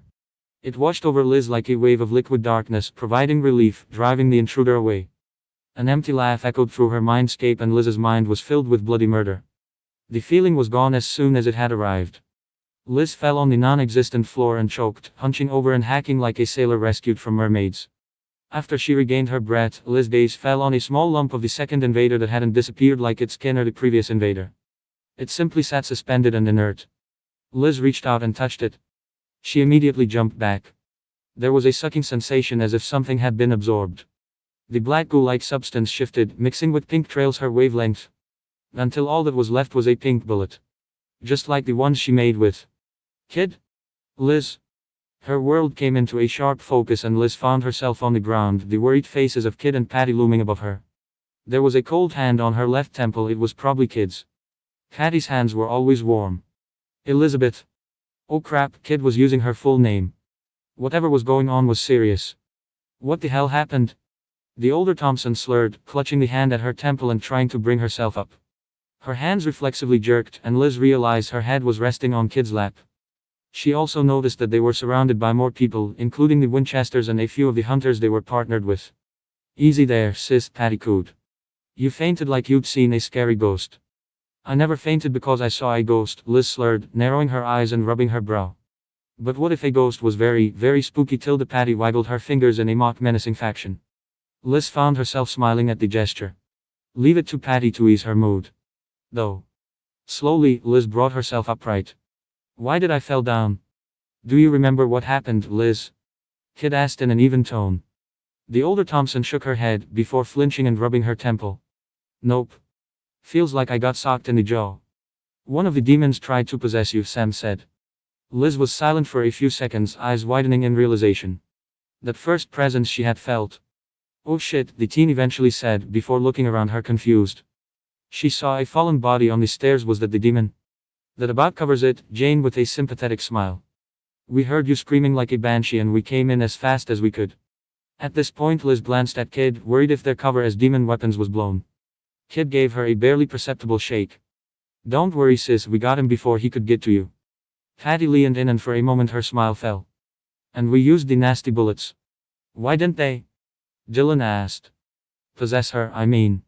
The crowd looked at each other and then at Liz. The elder sister felt her throat constrict. She didn't remember much at the time, only that she had just shot a demon and then a dark smoke came at her. She brought a hand to her throat. The feeling was suffocating, but then. The second presence. The one she felt she was familiar with, dark and powerful. Was it? Liz trailed off, giving Kid a pointed look. In response, the Grim Reaper glanced around them. I don't know, she eventually responded. Rob shook his head. Maybe you got an angel looking over you, girl. Liz scoffed. Yeah, angel. At her non-committal response, Sam bit his lip and looked around at the gathered hunters. Hey, you guys can go scout the perimeter. Dean and I can stay with them. After a bit more convincing from the Winchesters, the five-man group was finally left alone in the back room of the abandoned house. Thanks, Kid, Liz said when the other hunters were out of hearing range. Kid? Sam asked, turning to look at the Grim Reaper. What did you do? I don't know, Kid hissed at the hunters before turning to his weapon.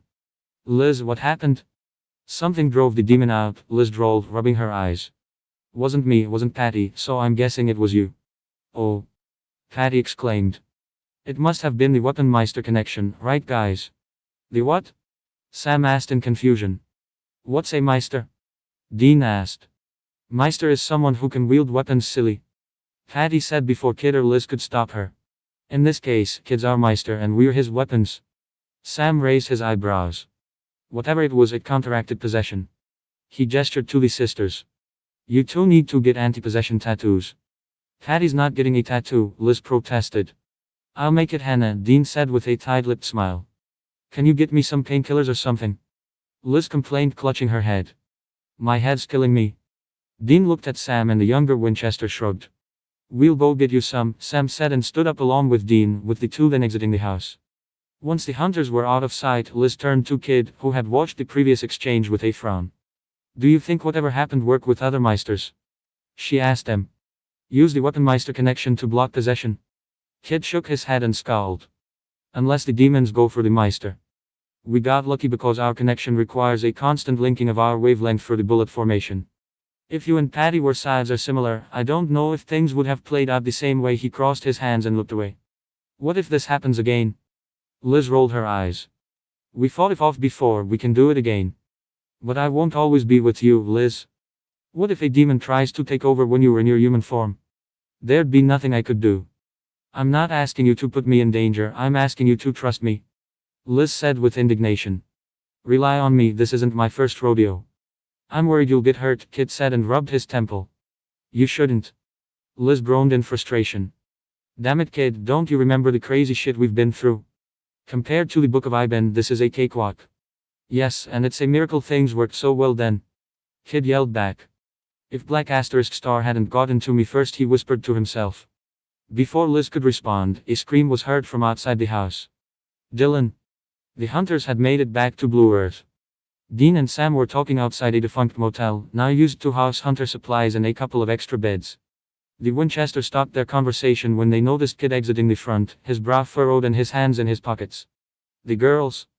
Dean asked, looking at the repurposed motel. Elizabeth is sleeping and Patricia is with her. Kid let out a sigh. She's exhausted. You? Sam asked. Kid looked away. I'll be around. Dean frowned. Aren't you going to the funeral? Dylan's soul has been put to rest, Kid bluntly said. What else is there to do? But he died under our watch, Dean insisted. Kid nodded. I have done what needs to be done. Now if you'll excuse me, the boy said as he pushed his way through the brothers and headed off in an unspecified direction. Dean watched Kid with a clenched jaw and fist, feeling an increasing urge to punch the Grim Reaper. Sam grabbed his brother by the arm. Dean. Not now. It pisses me off, Dean said, never meeting Sam's eyes. He was the same way at Bobby's. He's a Grim Reaper, what do you expect him to do? Cry every time one of us is killed? Sam looked at the church and his face was worn. Dylan won't be the first or the last. Dean pulled his hand away. It still pisses me off. You saw how he acted when one of the girls almost got possessed, looked like he didn't give a crap. Sam sighed. Dean, we've been through this before and we saw how it turned out with Bobby. When it comes to these things, Kid can be trusted. As a Grim Reaper, the older Winchester insisted. Sam rolled his eyes. Obviously it's not like he's a human. And I'm talking about the living teenagers, not the dead one. We don't know what they're like as a team, Dean. Maybe, Sam said, hands akimbo. Maybe what? Dean hissed at Sam. Maybe they're hired guns. Professional teen hitwomen. He narrowed his eyes. Or maybe they're forced. They traveled half the country to get to Kid. Must be a very aggressive contract then, Dean shot back, looking at his brother expectantly. Sam opened his mouth but closed it without saying a word. Dean shook his head and entered the church, just as the funeral was coming to an end, his brother trailing behind. They sat on a bench at the back of the church and quietly watched the proceedings. Gideon was saying some heartfelt words, mostly addressed to Dylan's inconsolable parents. Leah had her eyes fixed on the coffin and her head was slightly tilted. The relative peace was broken when Leah fell to the floor, her limbs twitching as if she had a seizure. Leah? Gideon said, rushing to his daughter's side. After a few tense moments, Lee's spasms faded and the girl stood up with the help of her father. A ghost of a smile was on her lips. Jane, Rob, it's going to be okay. You'll see Dylan again. When the final day comes, Judgment Day, he'll be resurrected and you'll be together again. We'll all be together. With all our loved ones. At Lee's words and encouraging smile, Jane placed her hand in her mouth, while Rob held her tight. We've been chosen. The angels have chosen us. And we will be given paradise on earth. All we have to do is follow the angels' commandments. Sam rolled his eyes at her words. Lee's face darkened and she looked away. But there is one thing we have to be careful of. Gideon placed a consoling hand on the prophet's shoulder. Leah, what is it? The girl scanned the church crowd with a frown and licked her lips. A specter is haunting our town. The crowds hang on to her words as if they were an oasis on the Sahara. The specter of death. How you doing, sis? Patty asked the newly awakened Liz as she yawned and rolled on her bed. I'm alright, Liz said and stretched before plopping back into the bed. Ugh, I want to spend the entire day snuggled up like this. Hopefully you will, came Kid's voice as he entered the...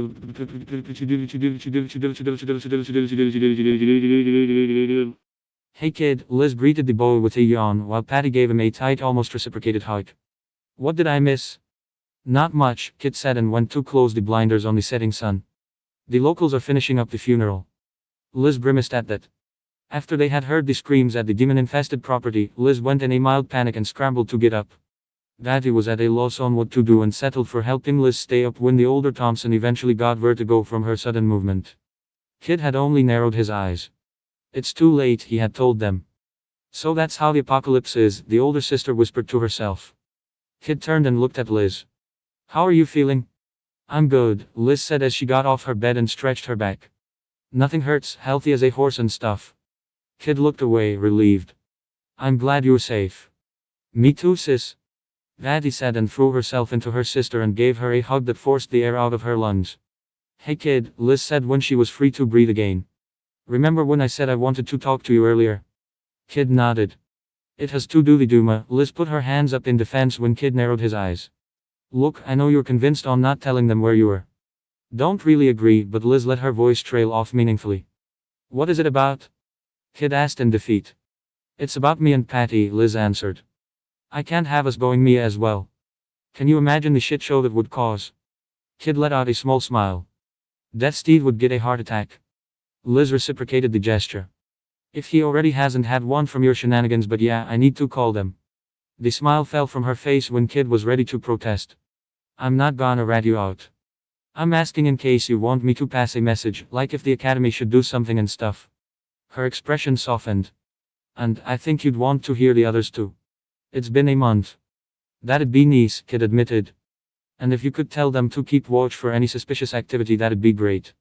But lies are bad, sis. Patty protested. I know, Patty. Liz sighed. But sometimes we have to lie so we won't hurt people. Patty's pout remained. Okay, she eventually conceded. Upon gaining both parties' approval, Liz took out her cell phone and went through her contacts and dialed one of the numbers. Calling, she said, and put the phone on a dusty coffee table. Hello? A young female answered. Hey Maka, it's Liz. Liz? Maka asked in surprise. Liz? Thank goodness, we were starting to get worried. Hold on. There were shuffling noises and voices too far off the speaker to be audible. I put you on speaker, Liz, Maka said before her voice was drowned by a multitude of others. Hey, you two alright? Came Soul's voice. We haven't heard from you for almost 2 days. I thought the trip would only take you half a day. Did you find Kid or Lord Death? Came Spirit's worried voice. Yeah, if you did, I'm gonna kick their asses for leaving us in the dust like that. Black Star, please. One at a time, guys, Liz said, feeling like an orator about to address a frenzied crowd. Me and Patty are alright. Sorry for not calling in earlier, we had issues with coverage and we missed a bus. What about Kid? Soul asked. Liz took a second too long to answer. Didn't find him. A collective groan came from the other side. But the report we got, Maka's voice trailed off. Did the sheriff made a mistake? Tsubaki asked. Dunno, Liz answered. Oh man, I'm so not jealous of you right now, Soul said with a groan. Coming all the way back with nothing is gonna be a pain. About that, Liz began. Patty and I won't be coming back for a bit. Huh? The others asked. Look, it's a long story and I don't have enough credit, Liz lied. But I think I may be onto something. What do you mean? Maka asked. Sorry, long story. Give us the Cliff Notes version then, Soul said. Liz stuttered, glancing at Kid, who gave her a lost look. We managed to track Kid, but we haven't found him yet. Patty yelled. What? Why yes, we're hot on the trail. Liz forcefully said. Sorry guys, but even if I told you where we were, I'd be gone by the time you arrived. Is this a challenge? Hey Liz, tell me where you are and I'll be there before you can say a Blackster. Why you guys need to watch over the academy and stuff? Liz continued, swallowing down a lump in her throat. Look, we don't even know if it's Kid we're following after or some other pasty white runaway, so you really shouldn't bother. After Liz's voice trailed off, there was a small period of silence between the two parties. Liz looked over to Kid, who was leaning against one of the corners of the room and looking anywhere but the phone. If you say so, Tsubaki's timid voice eventually came through the phone. Liz let out a silent sigh of relief and held back the urge to bow to Tsubaki's voice. By the way, how are things on your end? Any new leads, anything unusual happening? Things are pretty calm here, Soul began. Yeah, we're damn lucky the next witch meetup in months from now, Spirit continued. Still hasn't stopped anyone with a functioning pair of eyes and ears to bugger me about Kid or Lord Death. The man let out a long-suffering groan. I'm a Death Steve, not their babysitter, for crying out loud. Azus is still the one running the academy, Maka added. Teska's helping her out, so we haven't had any problems. That's good to hear, Liz said. Keep an eye out for things, alright. I think there's some weird stuff happening. Yeah, no kidding, Soul said with a snort. As if the two Grim Reapers going missing hadn't tipped us off. True. Liz reached for the end call button. Alright, I'll keep looking. If anything important comes up, I'll let you know. Liz, wait, Maka spoke up, causing the older Thompson to pause. We're all together in this, the Sithmeister stated. Her words had an imploring feeling to them. If there's anything we can do to help, please tell us. Can't be worse than Asura, right? Liz looked over to Patty, who was looking at the phone with a frown. Behind her, Kid was still looking away. Sure, Liz said and ended the call. Hey, Sam said. Once entered Paul's bar and headed for the counter. He frowned once he saw the bar was empty, save for one table in the back where Kid, Liz and Patty were. I thought the apocalypse was good for business. Oh, definitely, Paul said with a sardonic smile as he took out 3 glasses. Right up until Lee's angel pals banned the good stuff. You've had no customers? Sam asked and looked around the bar once more. Only those 3, Paul said and pointed at the only occupied table in the bar. Of course, that means the only stock I can get rid of tonight is my pop supply. He reached in a dusty part of his counter and filled the glasses with soda. Help me kill some of the other inventory. Sure, I wouldn't mind a beer, Sam said and glanced back to Kid, Liz and Patty. I'll be around. While Paul nodded took out another glass, Sam left the counter and headed to the occupied table. The 3 teens were having a conversation which was cut short when they noticed Sam heading their way. Mind if I? Sam's voice trailed off as he gestured to one of the chairs. The teens exchanged brief looks and Kid gave him a non-committal shrug. Sam took that as a positive and pulled a chair to the table, sitting across from Kid who was between the sisters. How are you feeling? Sam asked Liz. The older Thompson rolled her eyes. I'm fine. You all act like I came back from the dead or something. At her words, Sam's expression became pained while Kid frowned and looked away. Liz slightly rose her eyebrow at their reaction but didn't speak up. Kid gave the sister a concerned look. A demon tried to possess you, Liz. People don't walk away from stuff like that, Sam added. What can I say, I got a guardian angel looking over me, Liz said with a smirk and nudged Kid. Patty pouted. Sis, we were all worried. You two need to get tattoos, Sam addressed to Liz and Patty. I told you, Patty's too young for a tattoo, Liz protested. It's a ward which blocks possession. Sam unbuttoned his shirt to reveal the tattoo on his collarbone. Dean and I already have those. Kid frowned at that. You didn't tell me about this. We didn't tell you because you don't need them. This is important information. Kid protested, which caused Sam to lean back in surprise. Why didn't you say so when Liz and Patty came along? Hey, it's all right, Liz said, grabbing Kid by the elbow, which calmed his down. Don't ride his ass about it. Liz leaned back and gave Sam a smirk. The younger Winchester had no idea if it was the friendly one or not. I'm guessing you didn't even know if we were humans before that. Sam swallowed a lump in his throat and smoothed his expression into a neutral one. It wasn't as if Liz unnerved him, it was that he knew so little stuff about her and her sister that he didn't know what to expect. Well, now we know that you can be possessed. We need to stop that from happening. I want mine to be pink. Patty said, and Sam had to stop himself from cracking a smile. Does it have to be a tattoo? Liz asked. Can't I draw the thingy with a Sharpie or something? Sam opened his mouth but immediately closed it. Actually, he twisted his back to face the bar's counter. Hey Paul. He called out. Know where I can find henna supplies? Sure do, Paul replied as he came over holding a tray containing 3 glasses and 2 bottles of beers. Can get you some after I close tonight, the man offered as he unloaded the contents of the tray onto their table. Your orders, by the way, mind if I join in? Paul asked, putting his tray on another table and taking the extra beer bottle with him. Nah, privacy is overrated, Liz dryly said. Paul apparently took the statement completely straight and settled down on the table with them. There was a small period of awkward silence between them. Boring night, Liz began. Tell me about it. Paul took a sip of his beer. This place, I grew up here, I love this town.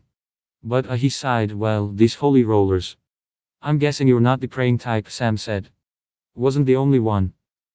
Before this whole mess started, half of these holier-than-thou guys were all in here, getting wasted, banging the nanny. Now they're all warriors of God. No monsters, no disease, no death. You were preaching to the choir, buddy. Liz leaned towards Paul in a conspiratorial manner. Say, I couldn't convince you, now with the apocalypse and everything, to give me a beer, right? Nah, Paul said with a laugh.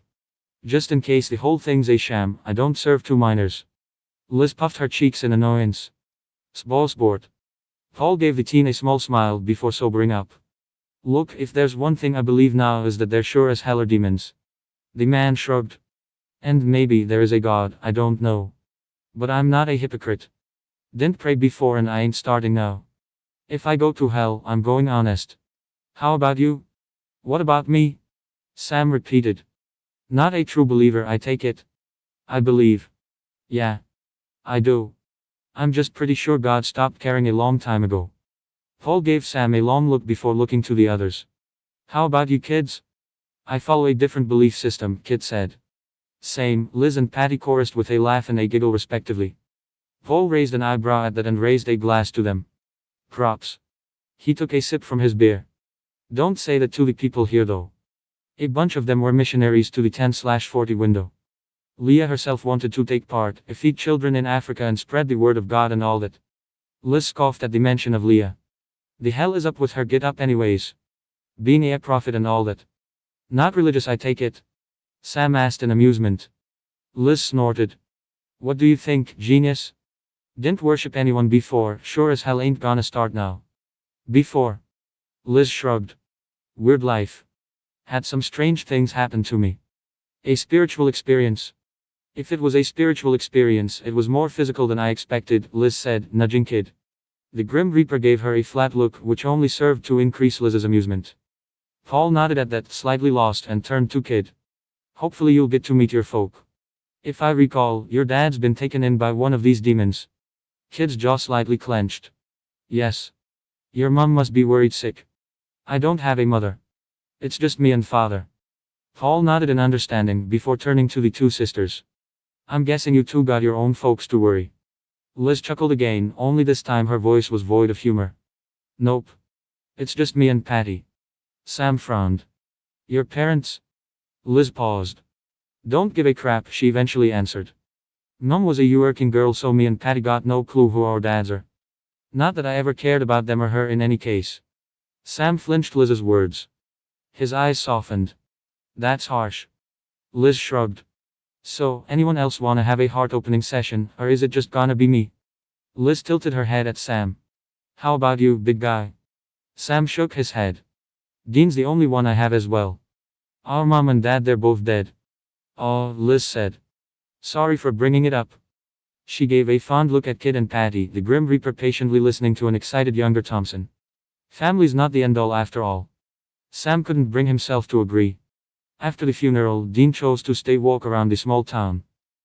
He wasn't in the mood to talk to anyone, so he purposely avoided going anywhere close to where Sam could be, including Paul's bar, which was how he found himself in a white picket neighborhood, disoriented and a bit lost. Dean! A woman's voice called out to him, and Dean turned to see who it belonged to. Dean mentally cursed when he recognized the woman's face. Jane, if this is about Dylan, I am so sorry. Don't, Jane immediately cut him off, her expression faltering for a second. I will see my son soon. She tried to give Dean a smile which ended up coming out as a grimace. Just as the prophet said. Dean looked around awkwardly. Okay. It's just Jane bit her bottom lip. I can't get these words out of my head. Right, Dean replied and thought back to Dylan's funeral. Can't blame you for that. Sam and Dean had no idea if Leah was somehow aware of Kid's presence as a Grim Reaper or if she was making a point about the general role of death in the apocalypse. The girl's mini-sermon was vague and confusing enough that it kept Dad double-guessing.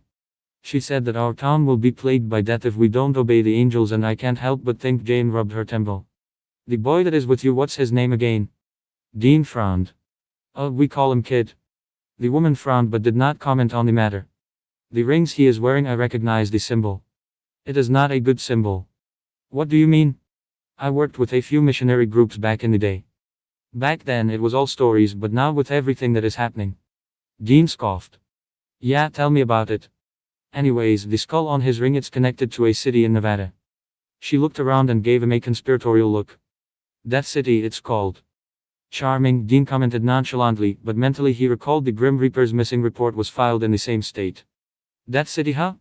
He repeated. With a name like that. There are no good rumors about that place, Jane said with a scowl. People say it's full of paganists or some other weird cult. The woman's voice trailed off. I heard it dates back before even Columbus discovered America, that the land had been settled by Indians centuries ago. You don't say, Dean slowly said, paying careful attention to the woman's words. Nevada was a long way from where they were, but maybe he could get Bobby to look into the area. I went there on a mission a few years ago. I first thought this was silly. You're a good God-fearing Christian nation, why would we need a mission within our own borders? But Jane shook her head. No success.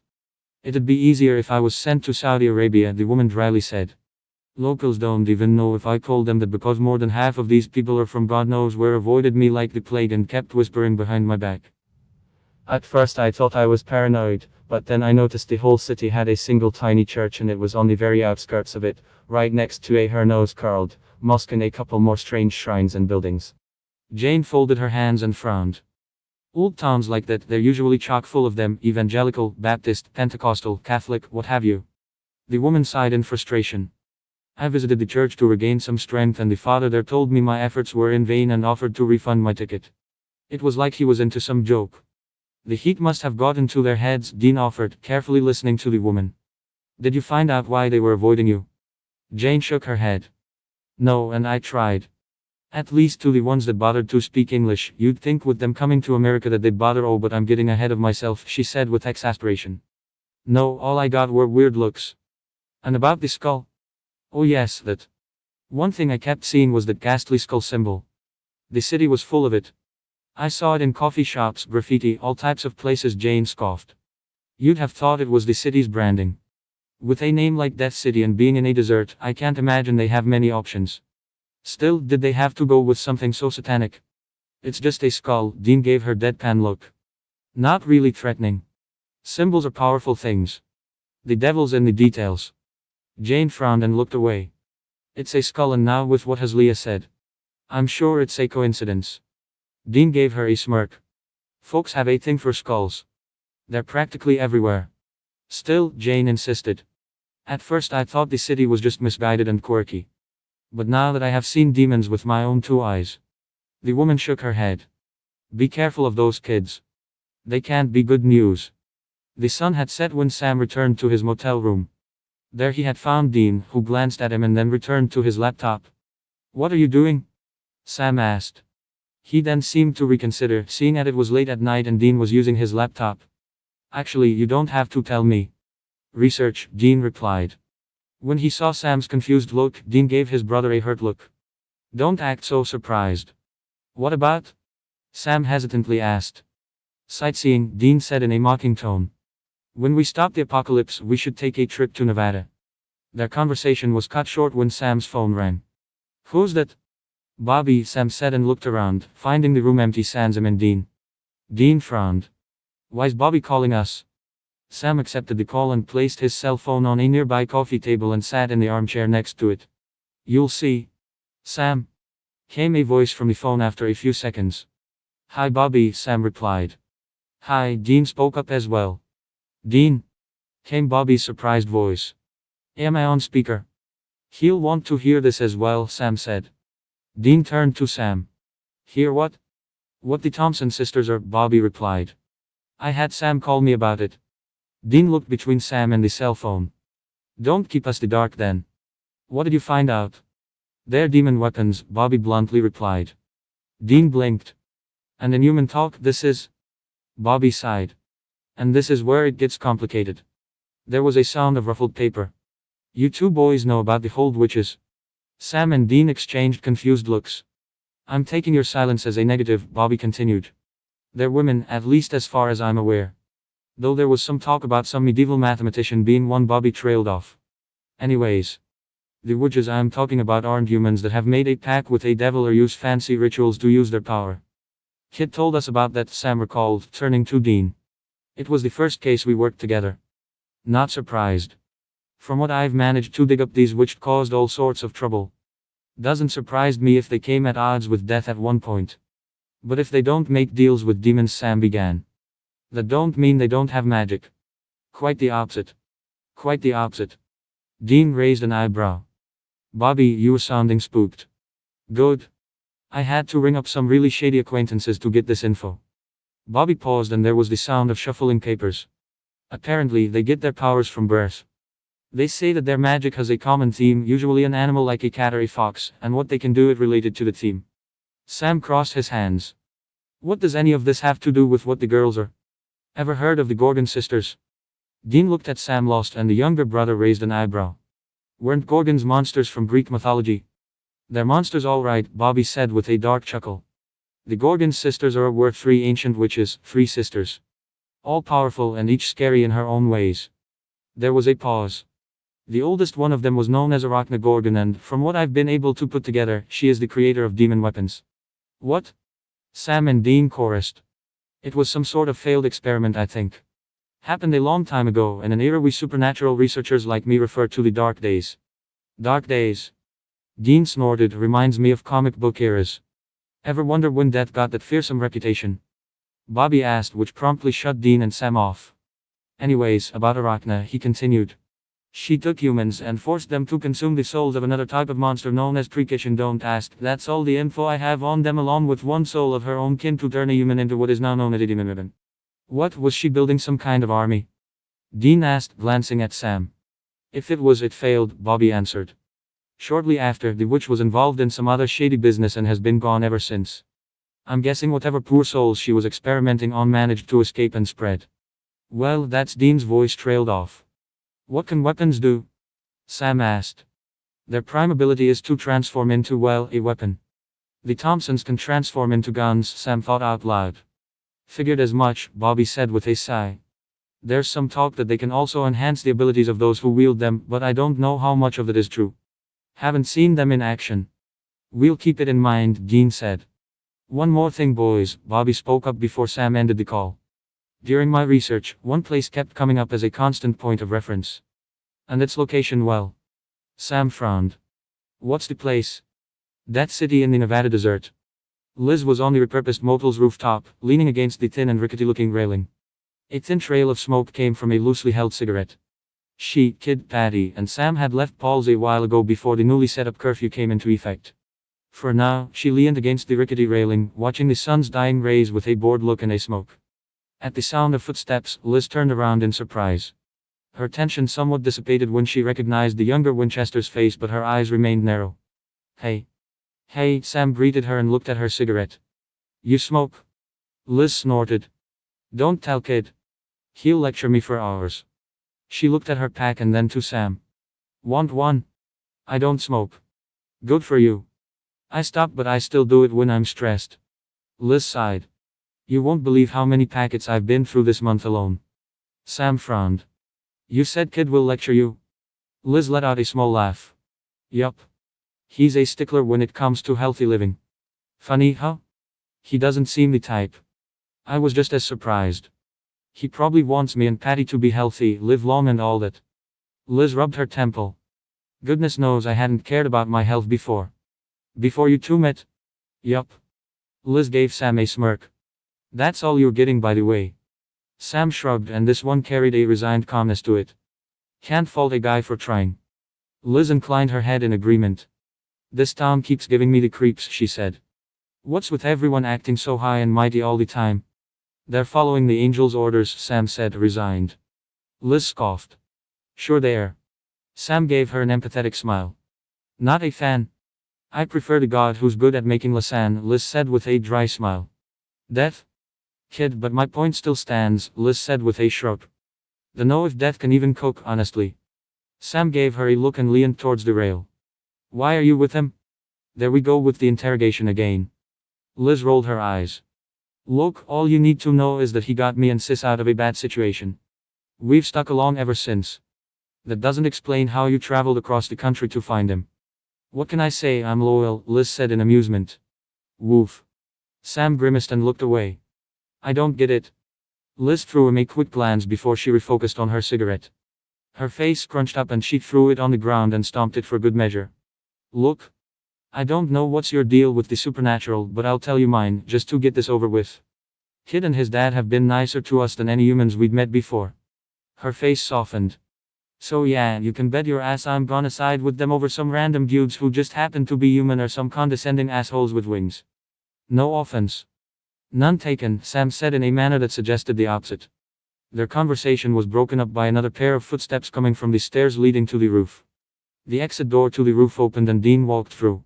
He gave Sam and Liz a surprised look as if he expected to be alone, but his expression had given way to dispassionate wry one as he approached them. What's up? Dean asked as he joined them. Having a late-night conversation.